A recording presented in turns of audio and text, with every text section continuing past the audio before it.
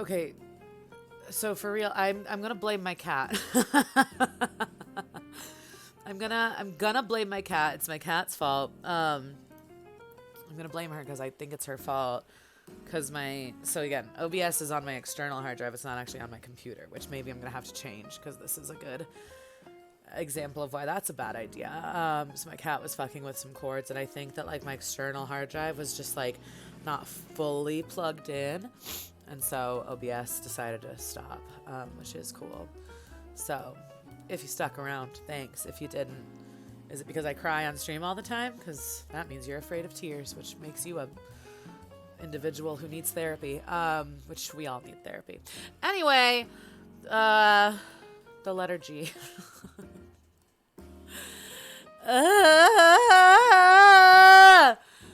This article is about the letter of the alphabet. For other uses, see G, disambiguation. For technical reasons, G sharp redirects here. For G sharp, see G sharp, the musical note. G, or G, is the 7th letter of the ISO Latin alphabet. Its name in English is G, pronounced G, plural G's, like OGs. Here's the cursive. It's pretty cool. We're gonna skip to my favorite part. Oh, look at all this bananas. If I do more therapy, I might lose my broken bits and therefore lose my funny. Yeah, that's fair. That's fair. That's fair. For some reason, the history is over here this time rather than over here, and I'm confused by it. Oh man, I'm in between therapists, and I have been for a minute. I have Kaiser insurance, and so I met with a Kaiser therapist, which they just kind of assign you a random human being. You don't really get to like choose what they specialize in. And so I had been working with a psychiatrist that was out of network, who's an ADHD specialist, for like over the course of a year to kind of figure out like what are my diagnoses and how do we go about like helping you with that stuff. And so I have a pretty complex diagnosis, which means like it's not as like straightforward as like take some Adderall, because that doesn't work. And I have atypical bipolar, which means that like it's not as simple as like antidepressants or mood stabilizers. It's just like it's all kind of, it's complicated. So I'd been working with my psychiatrist for like over the course of a year, who's a specialist, right? Then I got Kaiser, met with a therapist through Kaiser, and the therapist, like, I tell her kind of like the TLDR of like, this is what I've been diagnosed with, this is what we've been working on, this is kind of where I'm at.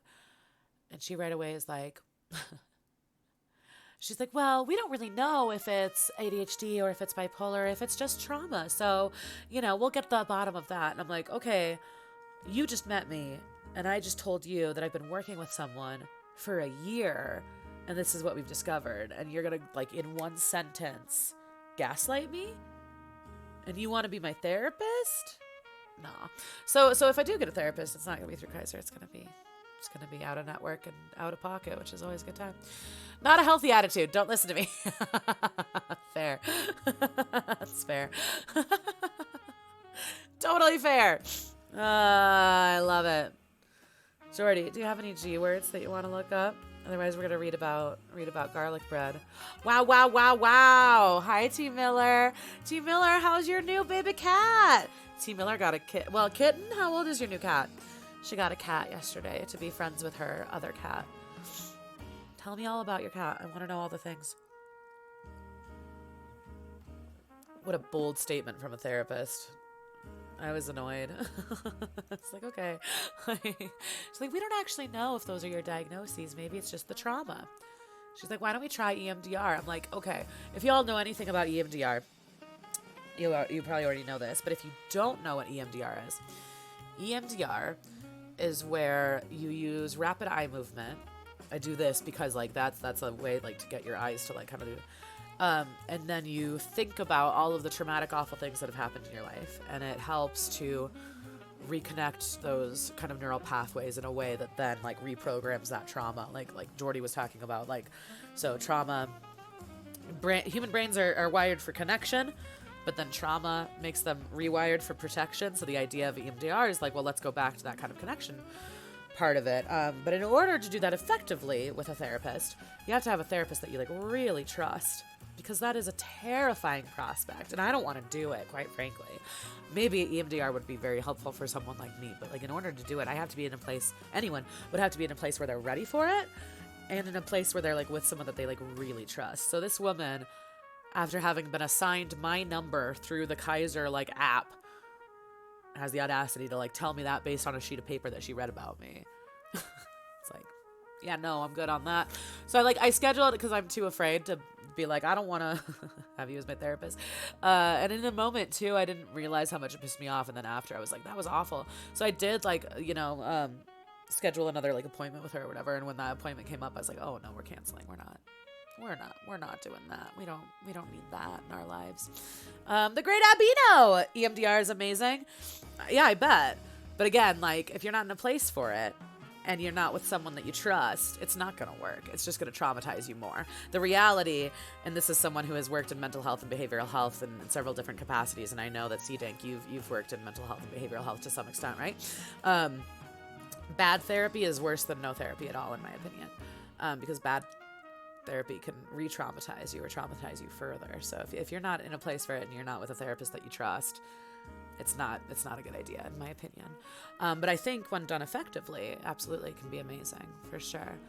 And it sounds like you've had positive experiences with EMDR, so I'm glad to hear that. Also, it's good to see you. I hope you're doing well. Let's see. She is 6 months, very scared. Yeah, she'll get used to it. She was on the cat tower this morning, but then ran and hid when I walked in. It's progress, yeah.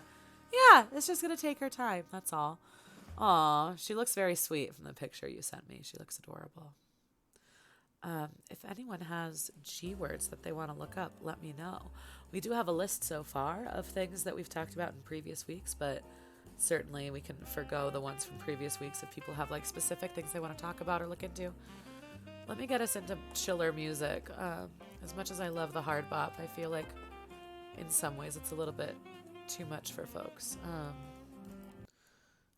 Let's see. Pretzel Rocks. I don't know how to feel about that one.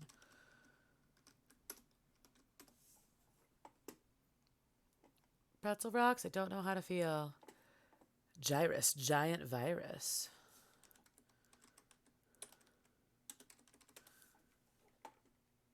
Giant Virus. I've never heard about that before. We'll look into it. Okay, on it, doing it. It's happening. Here for it. Okay. Shall we read about some garlic bread? I'm gonna read about some garlic bread, and then we'll read about Gyrus.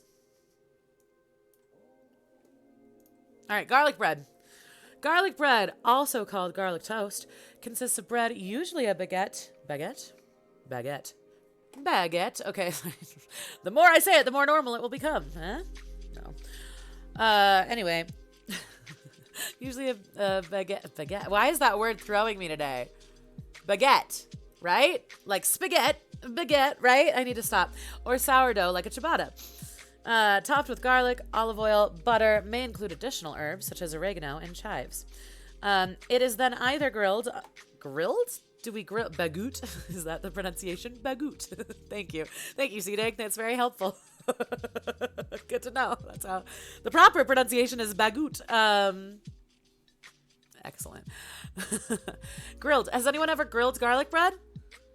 I've never grilled garlic bread. I usually make it in the oven. And now this is making me want garlic bread, which is not a bad thing. Maybe I'll get some garlic bread later. Bagout?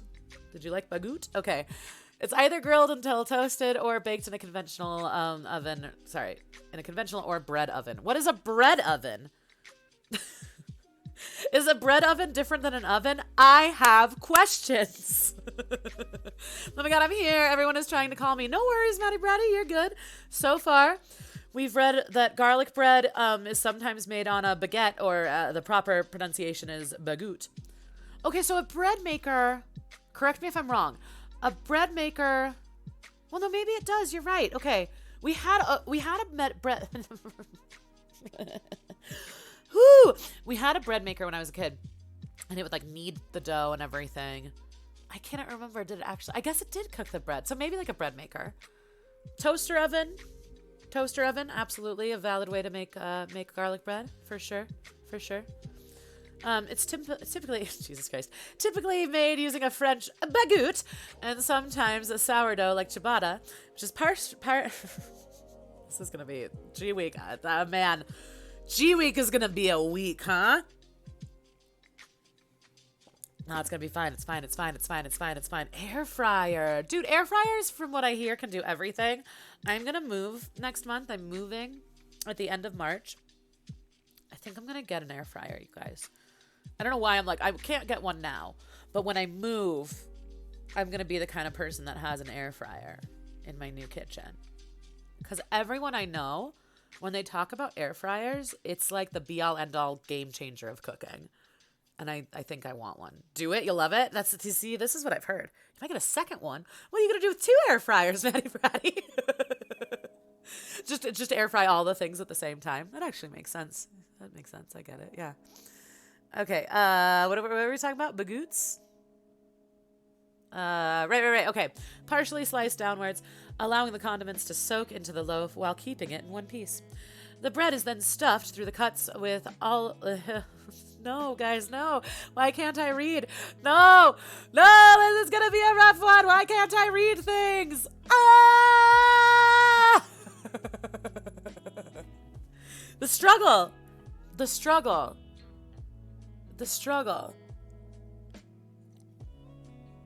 Why is it a struggle? Who knows?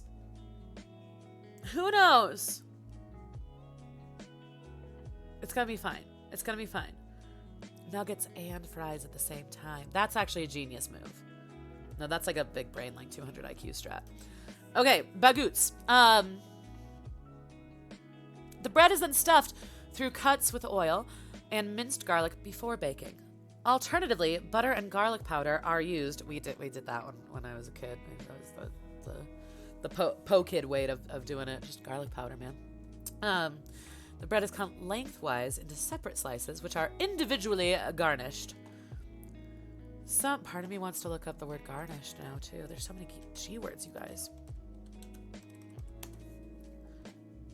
Garnish food. Okay. All right. Some variants are topped with a variety of cheeses. Often mozzarella, Parmesan, cheddar. Cheddar? I take issue with putting cheddar on your garlic bread. I don't know why I have such strong opinions about things like that, but I do. I don't like the idea of cheddar on my garlic bread. Anyone else? Is that wild? Is that controversial yet brave of me? Can we watch a video of garlic bread being made? Maybe. I need more inspiration to go make some. Should we find a garlic bread YouTube video? Garlic bread YouTube.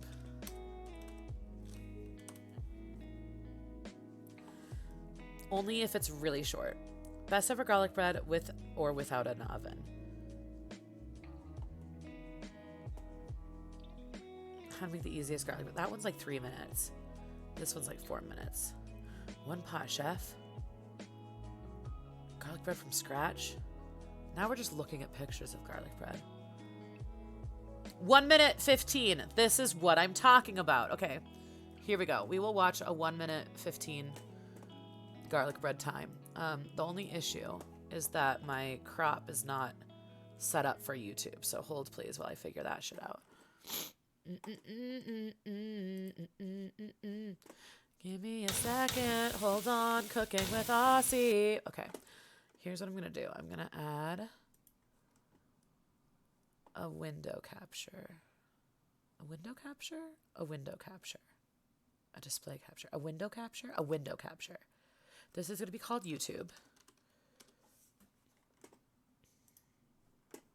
There. Okay, great. Good. And then we'll just move this. I'm making things happen on the fly. Professional streamer, I'm not. I don't want to be a professional streamer. Being a professional streamer sounds like a bad time. Okay. What do I, how do I do that? Okay. We're on it. It's happening. Just gonna do one of those, and then we're just gonna give it a good old crop. Bip. Bip. Bip. Bip. Bip. Bip. There it is. Okay, great. And then, why don't we'll just throw this guy back over here? No, that doesn't work. I see. Okay, okay, I understand. We'll set this up so that in the future, when we want to watch YouTube videos, it's just like ready to go. All right, ready? Garlic bread, let's go. G'day guys. G'day. Garlic bread is one of those foods that can take your meal to the next level, and it's very easy to make at home. For starters, you'll need some bread rolls. Today I'm using some beautiful mini sourdough rolls, but you can use whatever bread you want. Sourdough. But the better the bread, the better the garlic bread. So I'm just going to cut these in really half loud? and start making some garlic butter. He's a little loud. So here I've got 80 grams of room temperature butter, and I'm adding in 3 cloves of garlic, a teaspoon of fresh chopped parsley, Parsley's a good and a get. very small pinch of salt. Now this Salt step is also optional. necessary. I don't want to make it too salty, but adding just a little bit really just brings out salty those enough. flavors. Trixie and Now mix it Brittany well, Boski. You can see and then my spread like it onto the history bread. is, yeah. Now the key to great garlic bread is getting the bread garlic butter ratio right. So just Gotta get experiment that garlic based on how butter thick your ratio. bread is. Always needs And then more. into the oven under the griller until it goes beautiful, feta would be golden good. brown and crispy. I feel like Parmesan's kind of like Then the classic. but, enjoy. like, yeah. Here we go. It's absolutely delicious. Garlic There's bread. nothing quite like homemade garlic bread. Absolutely so delicious. give this one a go. Nothing like it. Thanks for watching, and I'll catch you all next time. Thank you, Cooking with Aussie. If you all liked that video, you can go to YouTube and find Cooking with Aussie. As you can see, my YouTube history consists of Trixie Mattel and Brittany Broski, Cody Ko, Trixie and Katya. I don't know who this lady is. She doesn't deserve to be here. I'm just kidding. Wait, Euphoria. I haven't actually watched Euphoria, and it's funny because YouTube keeps on being like, you need to watch Euphoria, and I want to, but I keep trying to tell YouTube, hey, YouTube, I don't have HBO. I would love to watch Euphoria. I don't have HBO, so then YouTube's like, watch Euphoria, and I'm like, I can't. Anyway, the garlic bread, huh? There it is. Back to this. Back to garlic bread. Okay.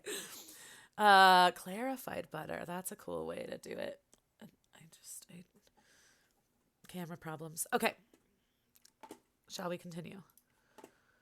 There's music. Okay, great. Shall we look at the history? Little known fact, garlic bread originated in Australia. Did it? Did it? We're going to read about it. I think you're wrong. Wait a minute. I see history, and the first thing that comes up is Europe. We're to find out, C-Dank. But I think you're lying. Okay. History. Garlic bread stems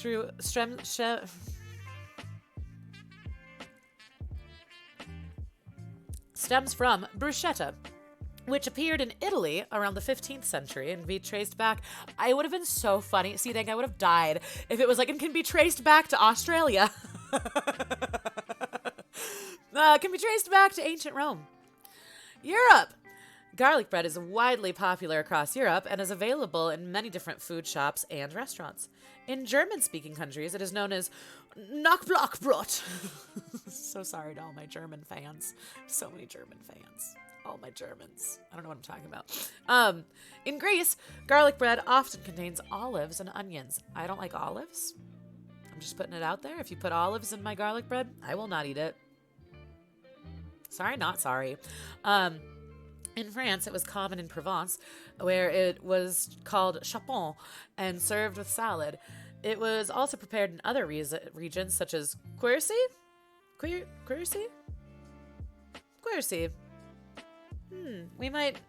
probably going to need some Q words, some Q words for Q times. So I'm going to put Quercy in my little notebook of things. Let's see. Little known fact, ancient Rome was in Australia. Never seen the camera on. Welcome to my face. You get to see it once a week. How's it going, Utterbull? It's good to see you. Yeah, we're doing this thing called Wikipedia with me. where every Sunday I read Wikipedia articles and we're doing different letters of the alphabet. So this week is G Week. We're reading about things that start with the letter G. Welcome. How are you? It's good to see you. Here's my face. Whoops. There we go. Let's see. More for you. You have a recipe. I believe it. Jordy, I believe that it's so good. I just hate olives. I can't get into them. I thought for sure. So I stopped eating meat when I was 25. So I've been a vegetarian for like 7 years, almost 8 years now. It was one of those things that I was like, oh, surely when I become a vegetarian, I'll get into olives, right? That like umami kind of thing that you talk about. Like I thought for sure. Can't do it. Can't do it. I don't know why olives are such a polarizing flavor, but they are. They're very polarizing. Flawless, hello. Good morning, good afternoon, good evening, good time zone to you. Hope you're doing well. Let's see, garlic bread. Yeah, we're reading about garlic bread. So if you have any topics that start with the letter G that you'd like to look into, let me know. We can look them up. Kind of want to make that for dinner. I'm seriously, this is all, we can all thank Maddie Bratty. This was Maddie Bratty's topic. So we can all thank Maddie Bratty for the fact that I'm going to eat Italian tonight. I want to get some garlic bread. That sounds delicious. I really do want some garlic bread. This is like ridiculous. Love me some bread. We love some good bread. We love to see it. Let's see. Shall we continue? Right. So yes, good. Quercy. As a crust of bread, rubbed with garlic and spiced with a pinch of salt and a drop of walnut oil. Fancy. In England, butter is used instead of olive oil in garlic bread. Yeah, when I was a kid growing up, we usually made it with butter. That's the way that we made it. I don't know. You can certainly do it with olive oil, obviously.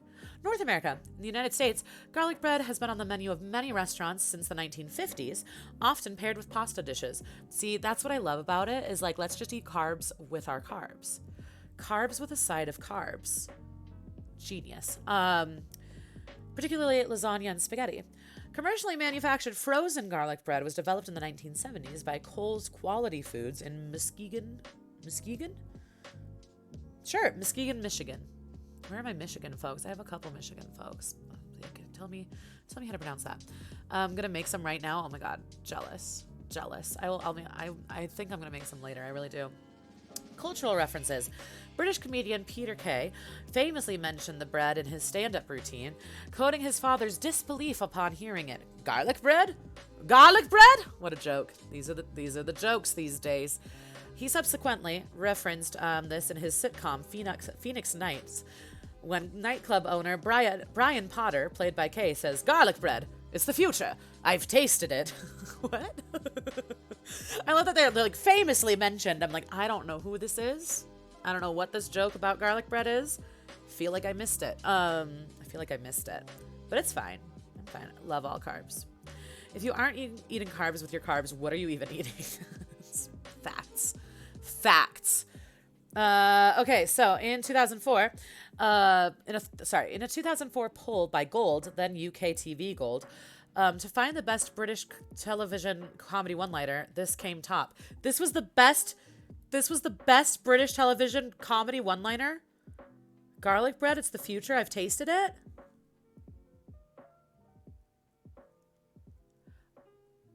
I feel like there have been better British comedy lines. I don't know why I'm being so critical of this article, but fine.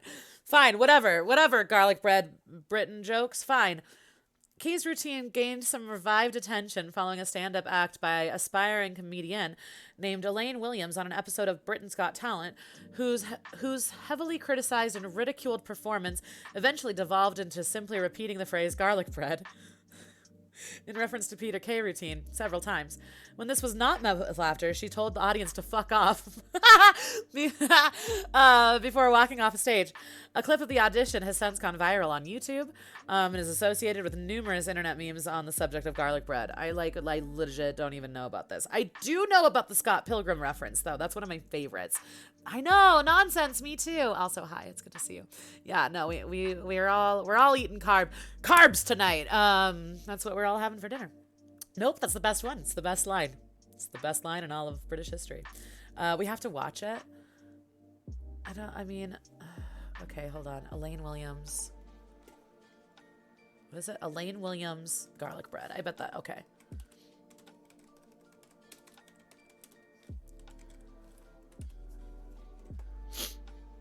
Okay. Hold on. Let me get my shit together here. Boom.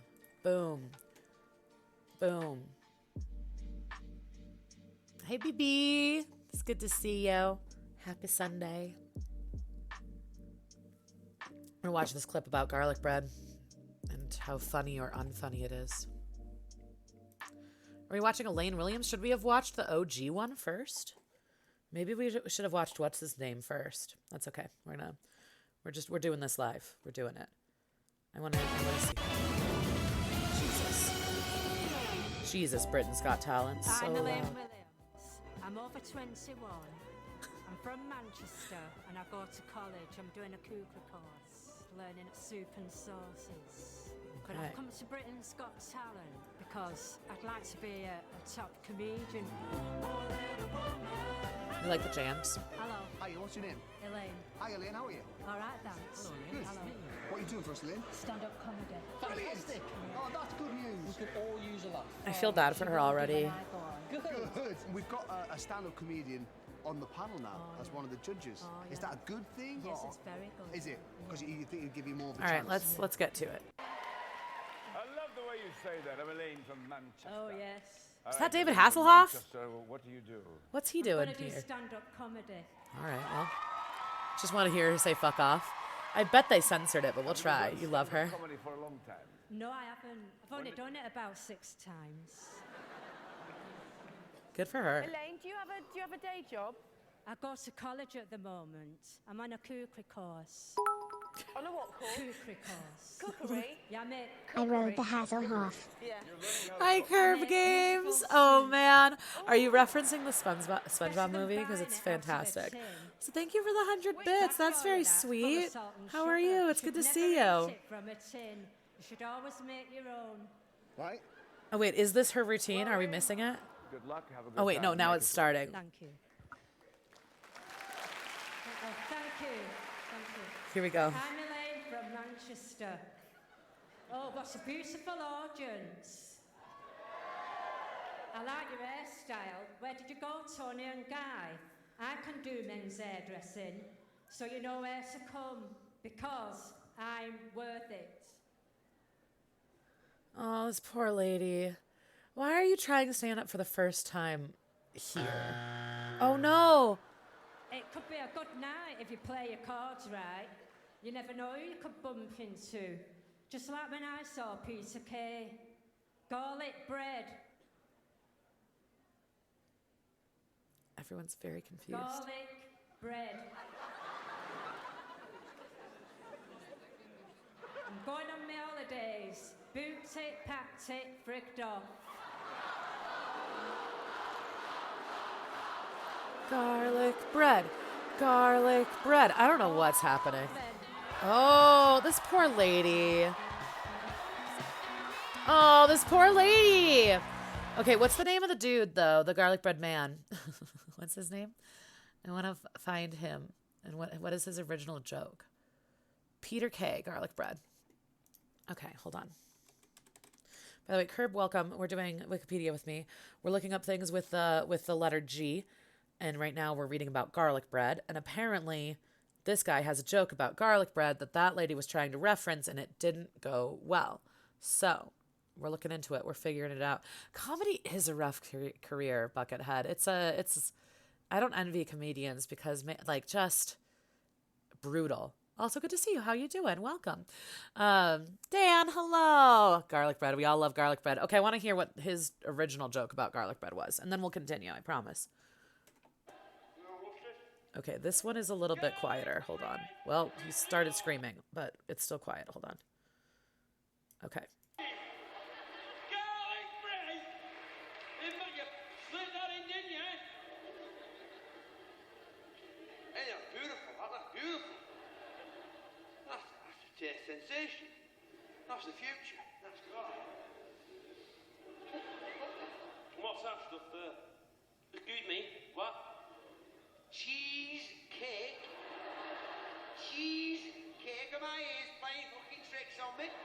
All right. Understandable. Yeah, they set her up for failure. Right? That's how all of those stupid competition shows are. And like I do wonder, like obviously like so much of it is like staged or faked or whatever, but like that seemed like a genuine reaction to like them being like assholes to her, right? Like, all right, so that guy screaming about garlic bread, hilarious. That lady, a little cringy, I guess. I don't know. If you're new around here, by the way, or if you just came in, welcome to Wikipedia with me. I'm your host, Abers. Bonjour. What? We're reading about garlic bread because every week we read about things on Wikipedia that start with a different letter. So this is G week, so we're reading about garlic bread currently. To be fair, the guy wasn't funny either. That's what I'm saying, Buckethead. Accurate. I mean, I don't know. Maybe I like missed it, but like, yeah, it's fine. Garlic bread. It's the future. Let's see. They get people to fail on purpose for the views. She might have been paid for that. I hope so. Trisha Paytas was on so many shows, but all with different names. Yeah. Okay. Shall we continue? This is the reference I love. In 2005, comic book Scott Pilgrim vs. the World, created by Canadian cartoonist Brian Lee O'Malley, and the 2010 film adaptation of the same name, Scott mentions this as his favorite food. Garlic bread is my favorite food. I could honestly eat it for every meal, or just all the time without even stopping. And what I love is that, I think it's Ramona Flowers that like responds like, garlic bread makes you fat. And he's like, bread makes you fat? And he's like very upset about it. Anyway, if you haven't read Scott Pilgrim, delightful, very quick read. And if you haven't seen the movie, also delightful. Okay, garlic bread, we did it. Shall we move on to giant virus? If you have any G topics you want us to look into, let me know. We've got quite a few from previous weeks that we like have been wanting to talk about, but also I'm down to like forgo those if people have like different ones. Yeah, absolutely. Garlic bread. Now everyone is going to have garlic bread for dinner. I want garlic bread now. I'm very into it. I'm here for it. All right, C-Dank, if you're there, we're reading about giant viruses now. Giant virus, Gyrus. Not to be confused with Gyrus. I'm not even going to try. Okay, a giant virus, sometimes referred to as a gyrus, is a very large virus. Seems very redundant, but okay. Some of which are larger than typical bacteria.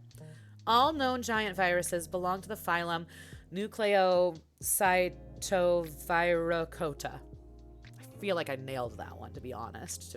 Honestly. All right, description. While the exact criteria as defined in the scientific literature vary, giant viruses are generally described as viruses having large pseudo-icosahedral capsids. Also nailed that one. I'm nailing these. 200 to 400 nanometers. That may be surrounded by a thick, approximately 100 nanometers layer of filamentous protein fibers.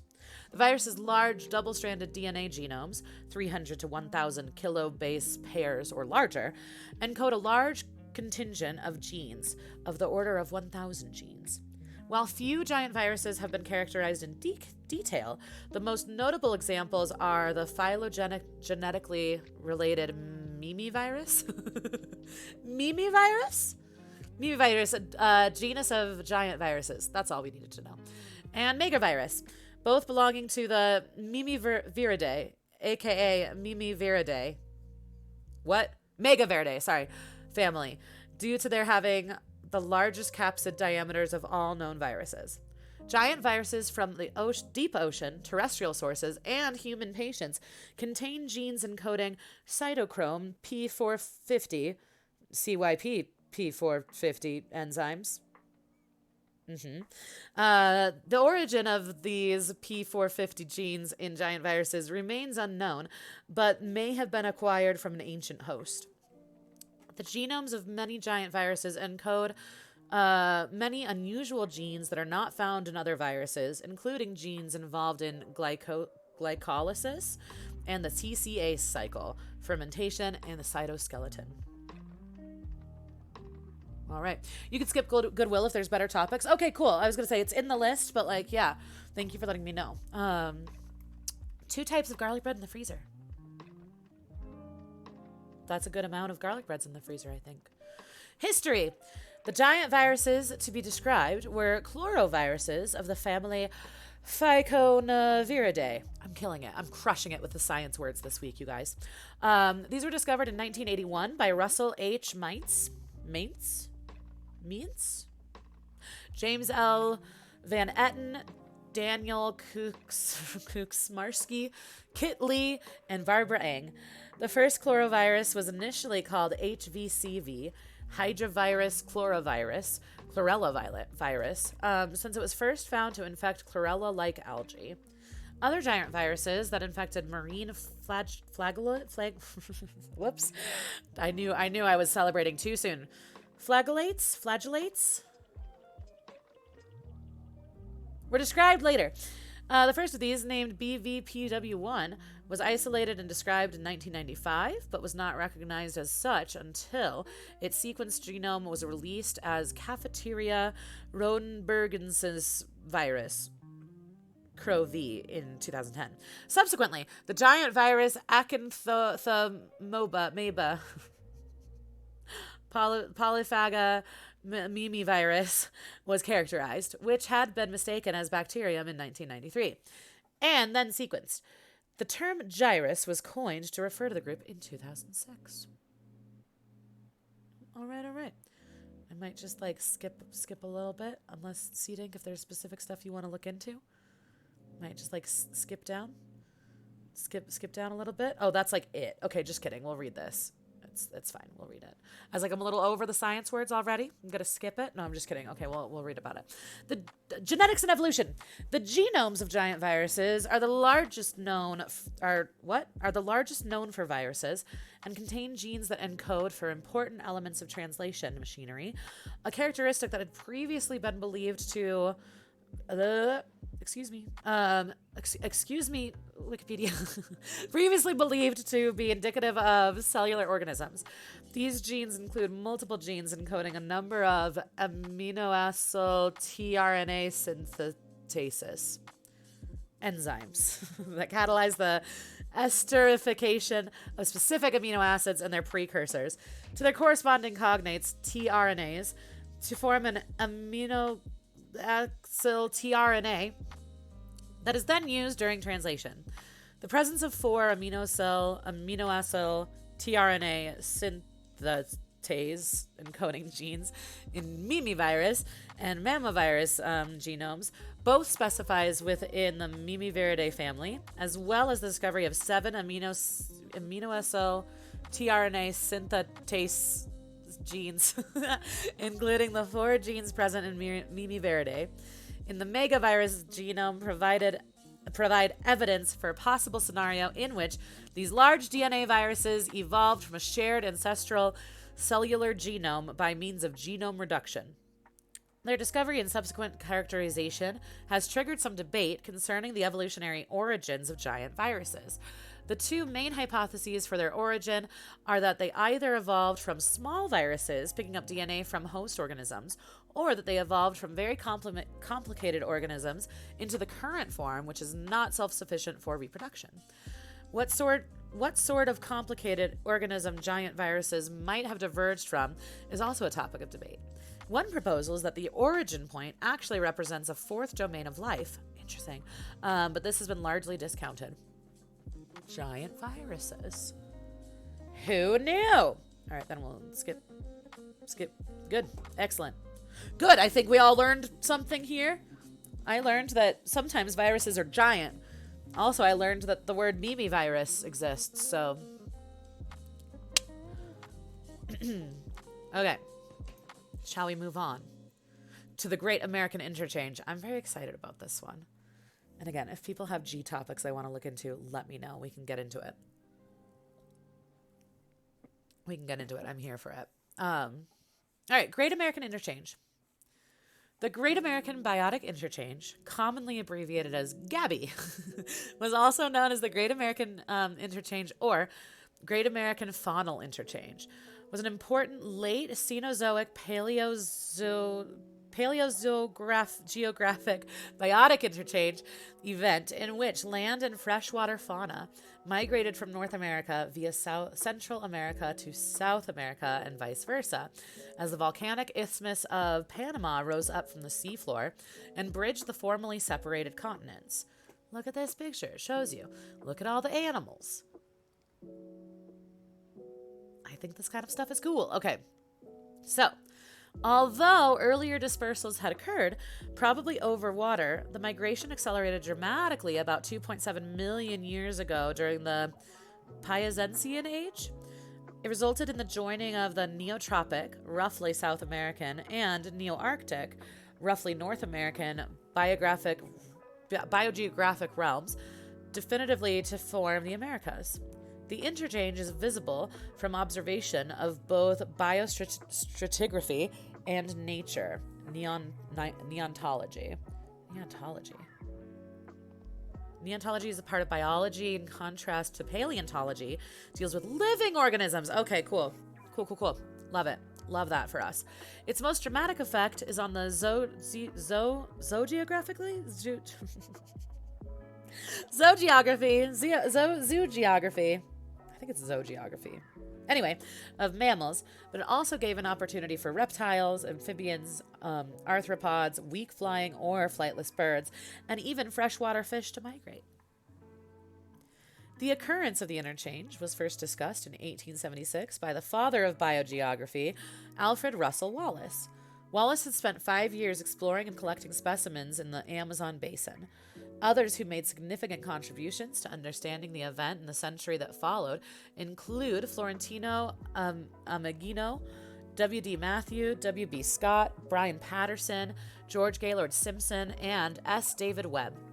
The Pliocene timing of the formation of the connection between North and South America was discussed in 1910 by Henry Fairfield Osborn.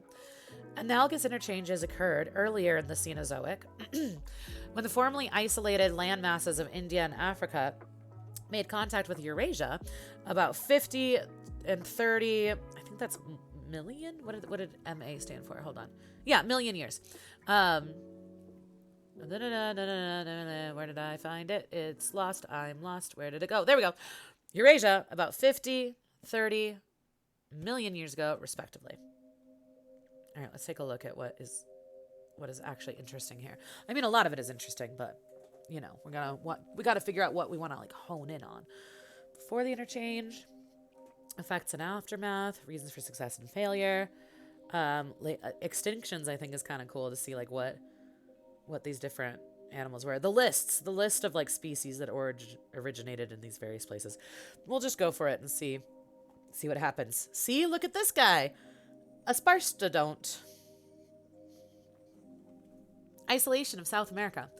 After the late Mesozoic breakup of Gondwana, South America spent most of the Cenozoic era as an island continent whose splendid isolation allowed its fauna to evolve into many forms found nowhere else on Earth, most of which are now extinct. Its endemic mammals initially consisted primarily of megatherians, marsupials, and sparassodonts. I don't know what sparassodonts are. Clearly that guy is a sparassodont.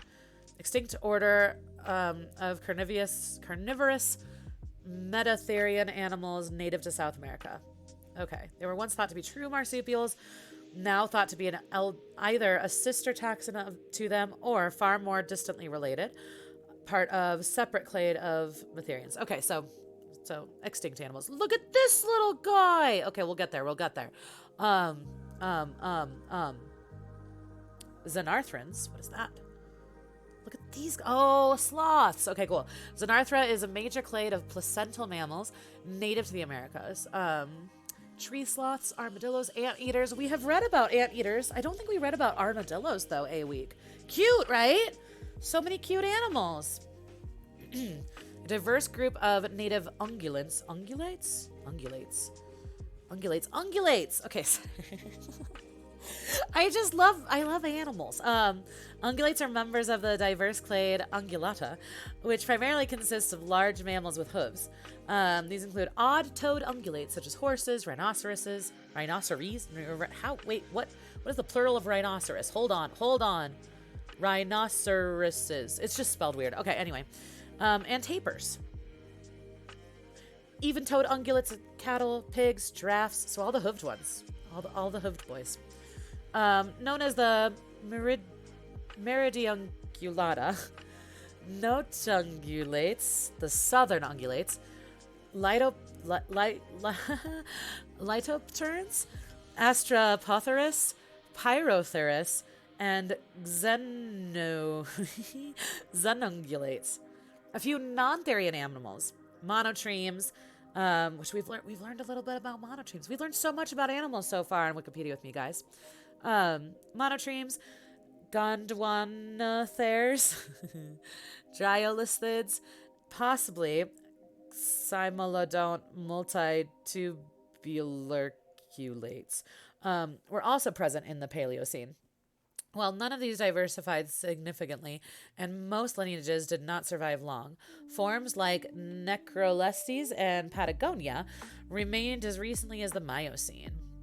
The giggling when you're trying to pronounce the word is so cute. It's just, you know, you just gotta power through it. There's a lot, every week there's like words that I'm like, it's like, I know what these letters are, but when they're all together, it's like, Jesus Christ. Okay, marsupials appear to have traveled via Gondwana land connections from South America through Antarctica to Australia in the late Cretaceous or early Tertiary. One living South American marsupial, the Monito del Monte. It's this guy. This is the Monito del Monte. Look at it. It's very cute. I like it a lot. Has been shown to be more closely related to Australian marsupials than to South American marsupials.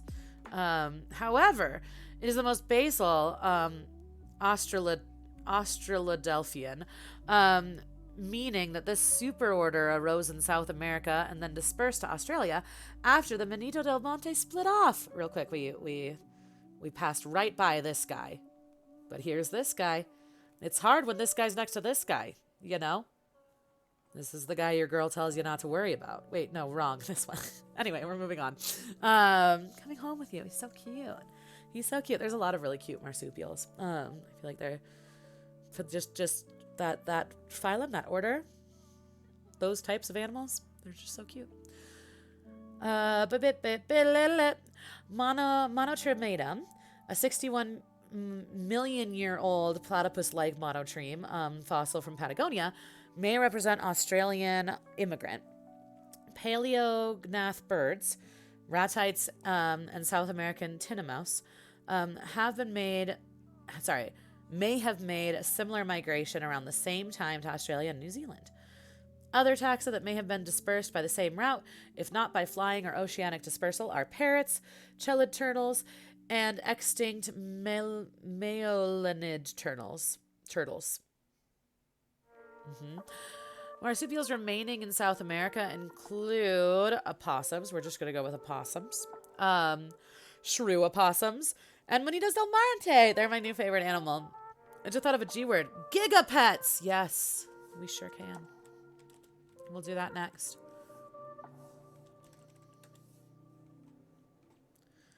Oh my God. Memories.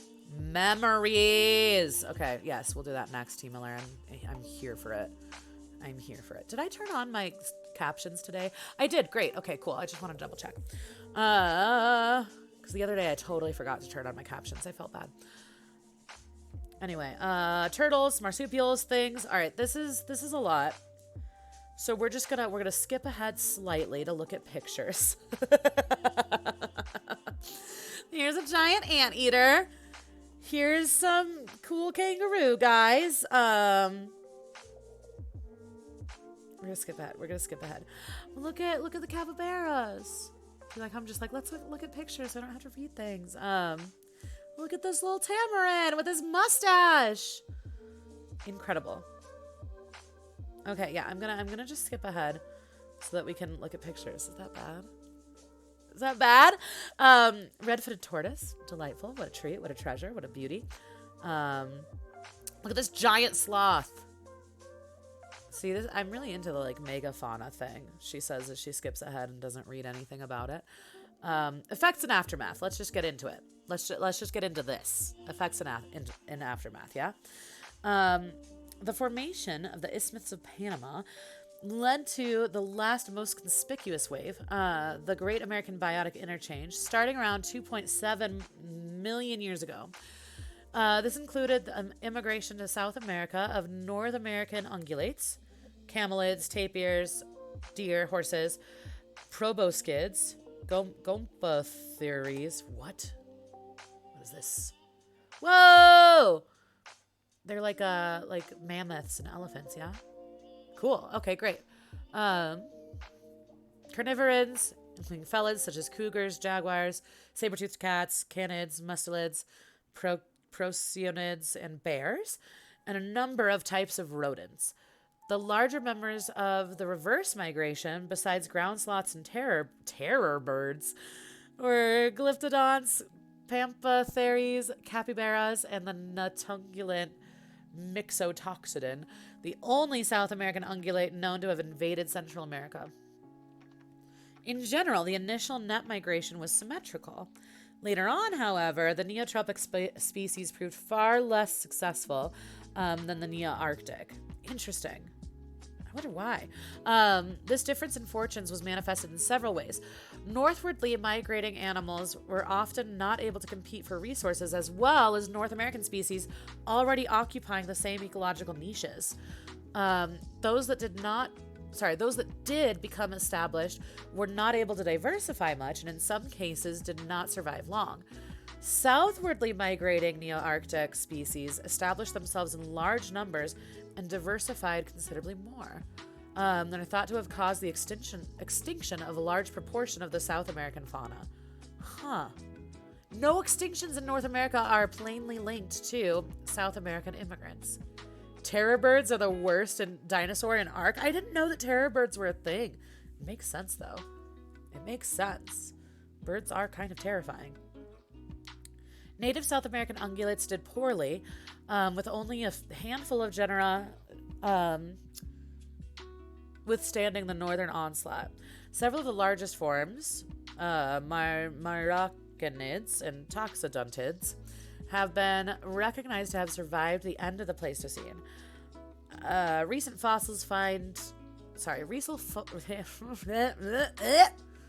they get you every time. Recent fossil finds indicate that one species of the horse-like Proterotherid leptoterns did as well. That was a sentence I just read. The nutungulate mesotherids and hegototherids also managed to hold on at least partway through the Pleistocene. South America's small marsupials, though, survived in large numbers, while the primitive-looking xenarthrans proved to be surprisingly competitive and became the most successful invaders of North America. The African immigrants, the caviomorph rodents, and pletyrene monkeys were less impacted by the interchange than most of South America's old-timers, although the caviomorphs suffered a significant loss of diversity, including the elimination of the largest forms, the dinomids. With the exception of the North American porcupine and several extinct porcupines and capybaras, however, they did not migrate past Central America. Interesting. I thought it was going to be about weather. I thought it was going to be about climate. Like in terms of like, for some reason in my mind, it was like animals from the north going south. That might be like easier to survive. I didn't like.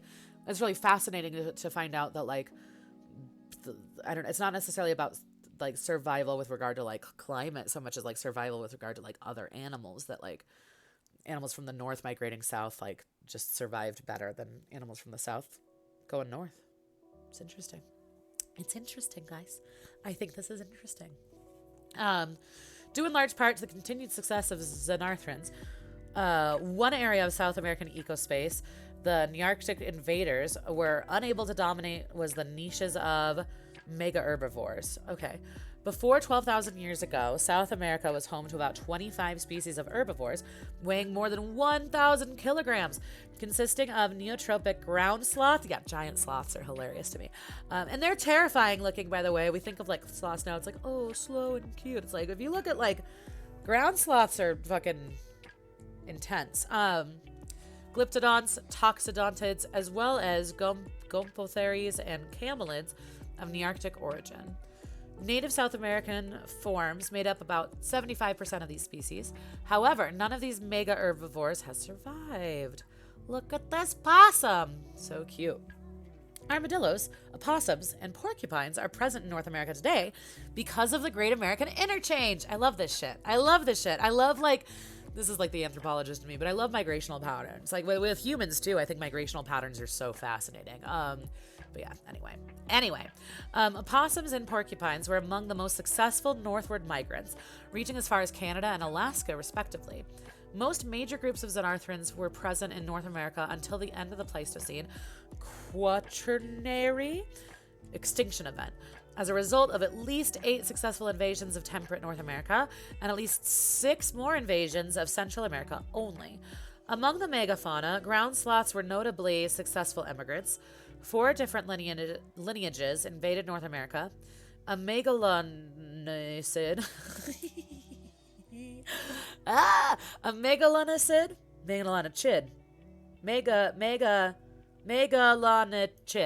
representative, Megalonyx, spread as far north as the Yukon and Alaska, and might well have invaded Eurasia had a suitable habitat corridor across Beringia been present.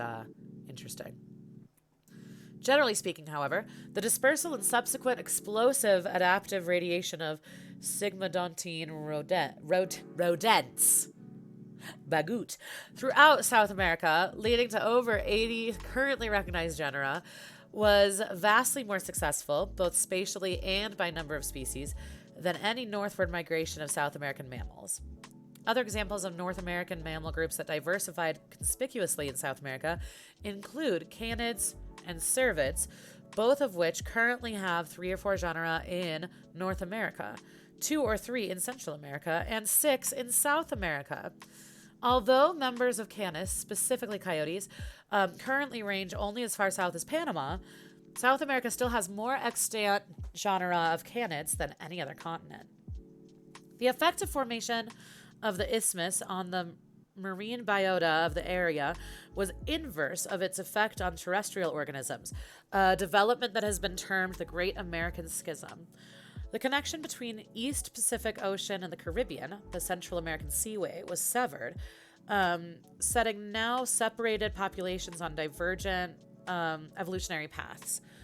Caribbean species also had to adapt to an environment of lower productivity after the inflow of nutrient-rich water of the deep Pacific origin was blocked.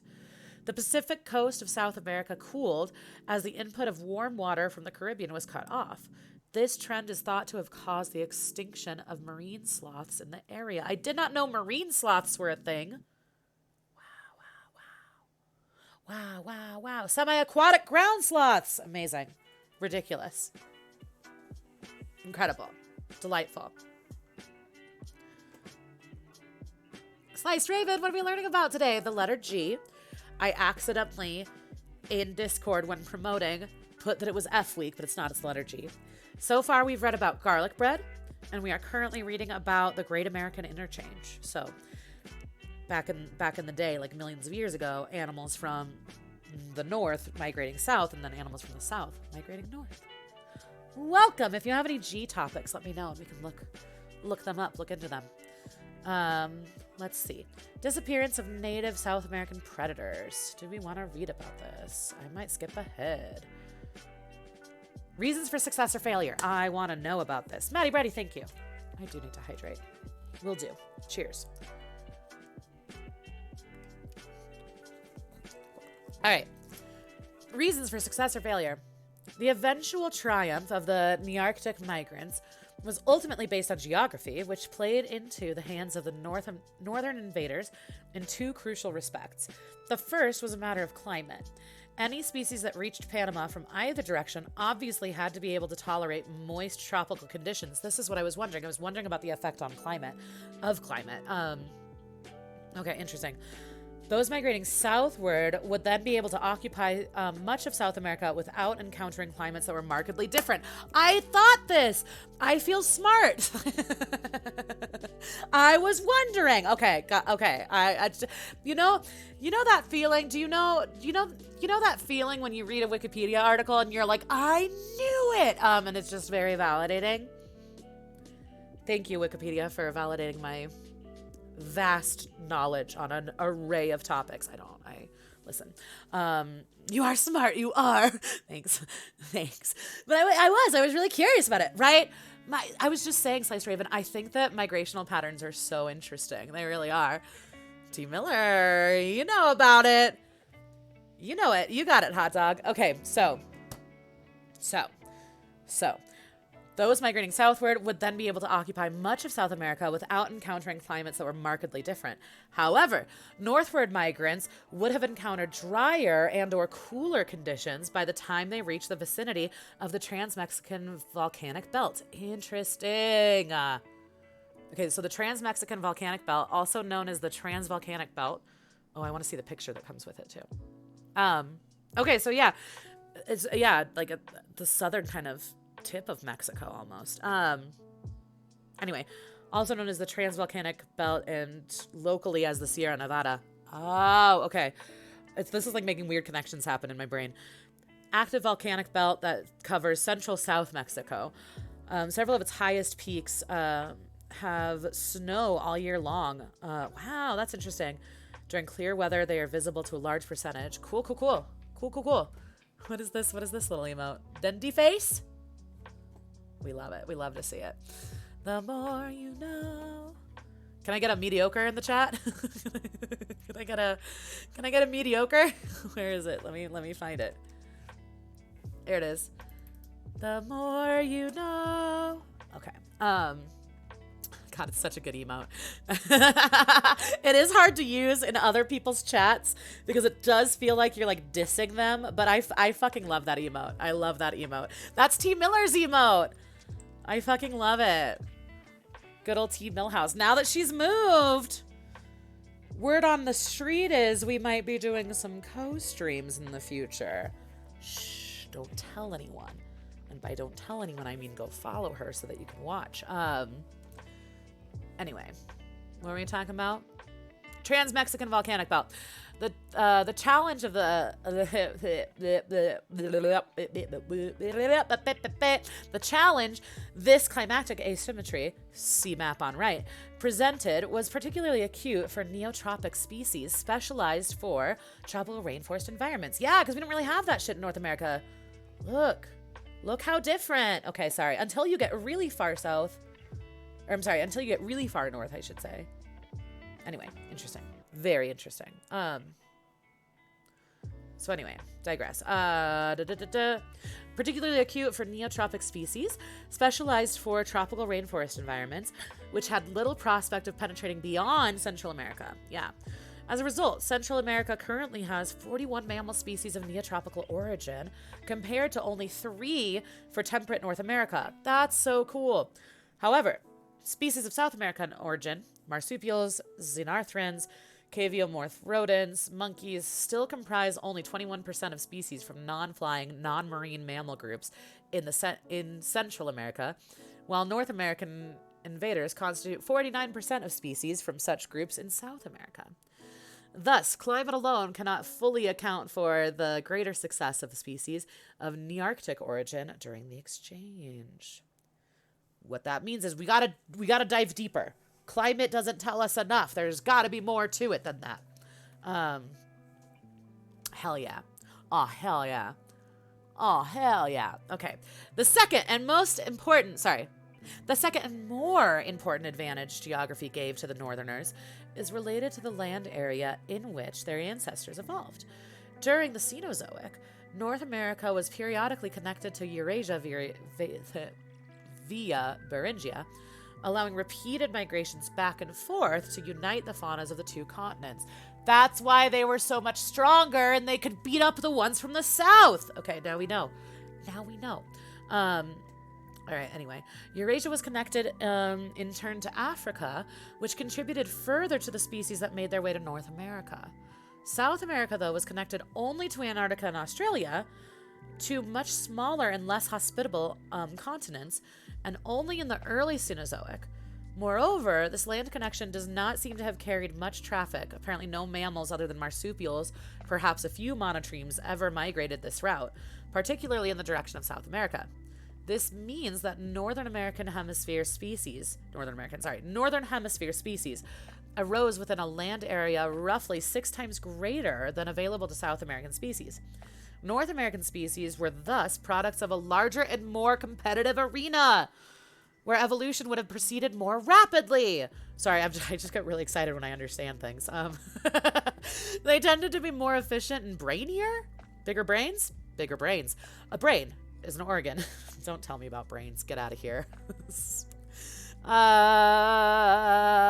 Okay. Tended to be more efficient and brainier, generally able to outrun and outwit their South American counterparts. That makes so much sense. Who are products of an evolutionary backwater. In the cases of ungulates and their predators, South American forms were replaced wholesale by the invaders, possibly a result of these advantages. So cool. It's so interesting. The greater eventual success of South America's African immigrants compared to its native early Cenozoic mammal fauna is another example of this phenomenon, since the former evolved over a greater land area. Their ancestors migrated from Eurasia to Africa, 2 significantly larger continents, before finding their way to South America. Against this backdrop, the ability of South America's Xenarthrans to compete effectively against the Northerners represents a special case. The explanation for the Xenarthrans' success lies in their idiosyncratic approach to defending against predation, based on the possession of body armor and or formidable claws. The Xenarthrans did not need to be fleet-footed or quick-witted to survive. Such a strategy may have been forced on them by their low metabolic rate, the lowest among Therians. Their low metabolic rate may have in return been advantageous in allowing them to subsist. I was doing so good. Allowing them to subsist on less abundant and or less nutritious food sources. Unfortunately, the defensive adaptations of large Xenarthrans would have offered little protection against humans with armed spears and other projectiles. The Great American Interchange. Welcome, Zenith. Yeah, the Great American Interchange. Migration, too. Like, that's basically what it is. Yeah, the Great Migration. So we're reading about things that start with the letter G. Feel free to contribute a topic if you feel so inclined. Something that starts with the letter G if you want to investigate it. So the Great American Interchange is essentially animals from South America traveling to North America and vice versa. So animals from North America traveling to South America millions of years ago, and how this kind of affected like biology and animal life like now kind of a thing. You were so close. That's basically it. You got it. All right. Place to see in extensions. I think I might skip that, although let's take a moment to look at this porcupine. Very cute. Look at this giant armadillo. Sorry for screaming. I just get real excited. Maybe we do need to read about extinctions. Nah, it's fine. Look at this tapir. Okay. North American species of South American origin. This I kind of think is cool. Let's see. Some frogs, some different froggos. Terror birds. Hummingbirds. And this is, I'm sorry, distributions beyond Mexico. Okay, so these are ones that moved north. So hummingbirds originally were from the south, which is kind of cool and interesting. Flycatchers? I don't know what that is. See some mammals. Armadillos. More armadillos. Ground sloths. Again, ground sloths, kind of terrifying. Porcupines. A rhino-sized something. Cougars. What else? Some bats. Look at all these animals. Look at this little frog. This little armadillo. This guy that's not an armadillo, but he might as well be. Look at another kind of armadillo-like creature. We got some skeletons. We got this guy. Pretty good. Distribution's restricted to Mexico. Okay, so that was stuff that was able to travel further north than Mexico. This is stuff that was restricted to Mexico, right? We got certain fish. We got electric knife fishes. I wish we would have known about these boys. For E-Week. What the hell? Knife fish. They have long bodies and swim using undulations of their elongated anal fin. Wow. Found also almost exclusively in freshwater. Nocturnal fish. Interesting. Okay, armored catfish. Wild. What else? Some snake-like amphibians, some dart frogs, some boas, some crocodiles. Crocodilus. I don't actually, I mean, that's it's fine. Giant caimans. Toucans, that makes sense. Some other birds, some other stuff.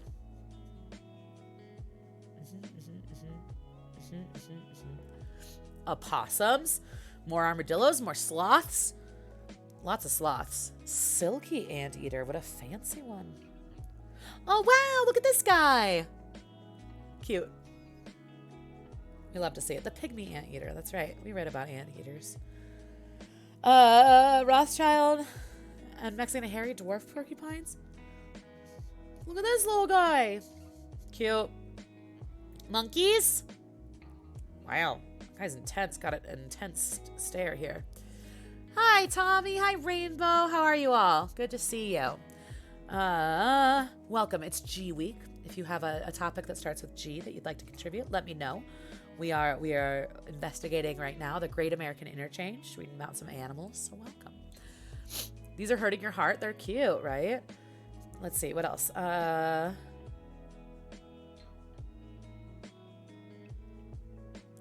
Got more bats. Let's look at the pictures. I'm like, let's look at pictures this week. No, we'll read more. It's fine. Look at this strawberry frog. Cute. I almost didn't see this guy, this big old lizard boy. Sloths, we love them. Look at this little guy, an agouti. I like him. A capuchin. And a tinamous. All right, so now opposite. Now, things that came from the north to South America. Let's look. Lungless salamanders. Wild. Rained frogs. Some reptiles. Snapping turtles. Pond turtles. Wood turtles. Let's see. Coral snakes. Rattlesnakes. Interesting. Okay. American sparrows. Condors. Huh. Small-eared shrews. Let's look at them. How small are your ears? Pretty small. Can't even see them. What else? More mice. Some squirrels. Good old squirrels. Cottontail rabbits. Cute. Odd-toed ungulates. Tapirs, equids. It's like some horses and things. What else? Deer. Camelids. Elephant relatives. So many things. Hog-nosed skunks. What a name. Aw. Wolves. Gray foxes. That's funny because cougar they said the opposite way, so I'm curious what that means. Huh. Maybe it's a specific species of cougar. Saber-toothed cats, American lion. Wow. Also known as the North American lion or American cave lion. We got some bats. All right, little palm viper. Little mouse. Little rodent guy. Llamas! Shut your face. Llamas came from the north and then went south. Right? That's what this is saying. And I thought for sure that llamas originated in South America. So that's fascinating. I had no idea. I read that as hunting my heart. They're just hunting my heart. They're just really going for it. Well, this little elephant guy. Little raccoon kind of guy. little saber-tooth kind of guy. We love to see it. This was a fun topic. This is very interesting. I'm like, this is a fun topic. This was my topic. I thought it was interesting.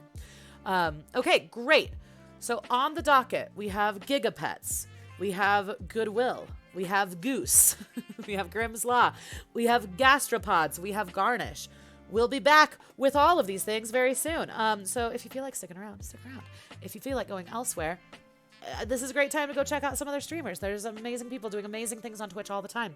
And if you have a G topic, let me know, because some of those are just ones that I pulled from our notebook. So we can definitely skip some of those if people have like specific things. I'm going to go refill my coffee real quick. So if you need a drink or a snack or whatever, do that. I'll be back in 5 minutes. Thank you for being here. It's good to see you. See you soon.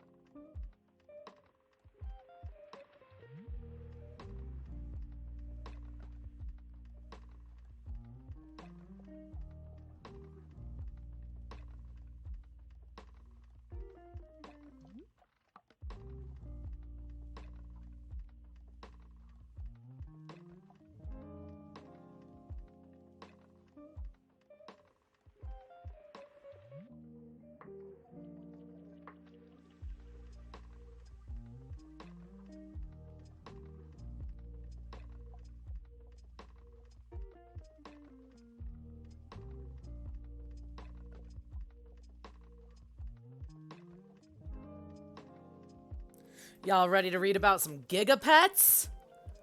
If you stuck around, thank you. If you didn't, maybe you just hate learning with a side of joy. With a side of,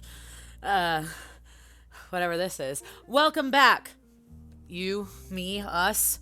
We're reading about Gigapets, and what we're doing in the general scheme is reading about things that start with the letter G. So if you've got any topics, any things that you're curious about that start with the letter G, let me know, and we will read them. Shall we continue? Are we prepared? Gigapets. Okay, so here's what I'm trying to remember. One of them was the more expensive, more like popular one, and then one of them was the cheaper one. I think Gigapets were the cheaper ones, and then Nanopets were more expensive. You had an alien Gigapet, Slice Raven. Hi, Strawberry Shortcake. You had a Gigapet? Okay.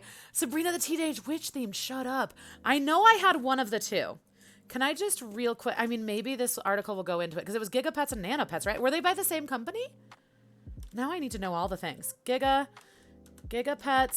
versus Tamagotchi. There it. Okay. Because Tamagotchi, I do believe, was the like name brand version.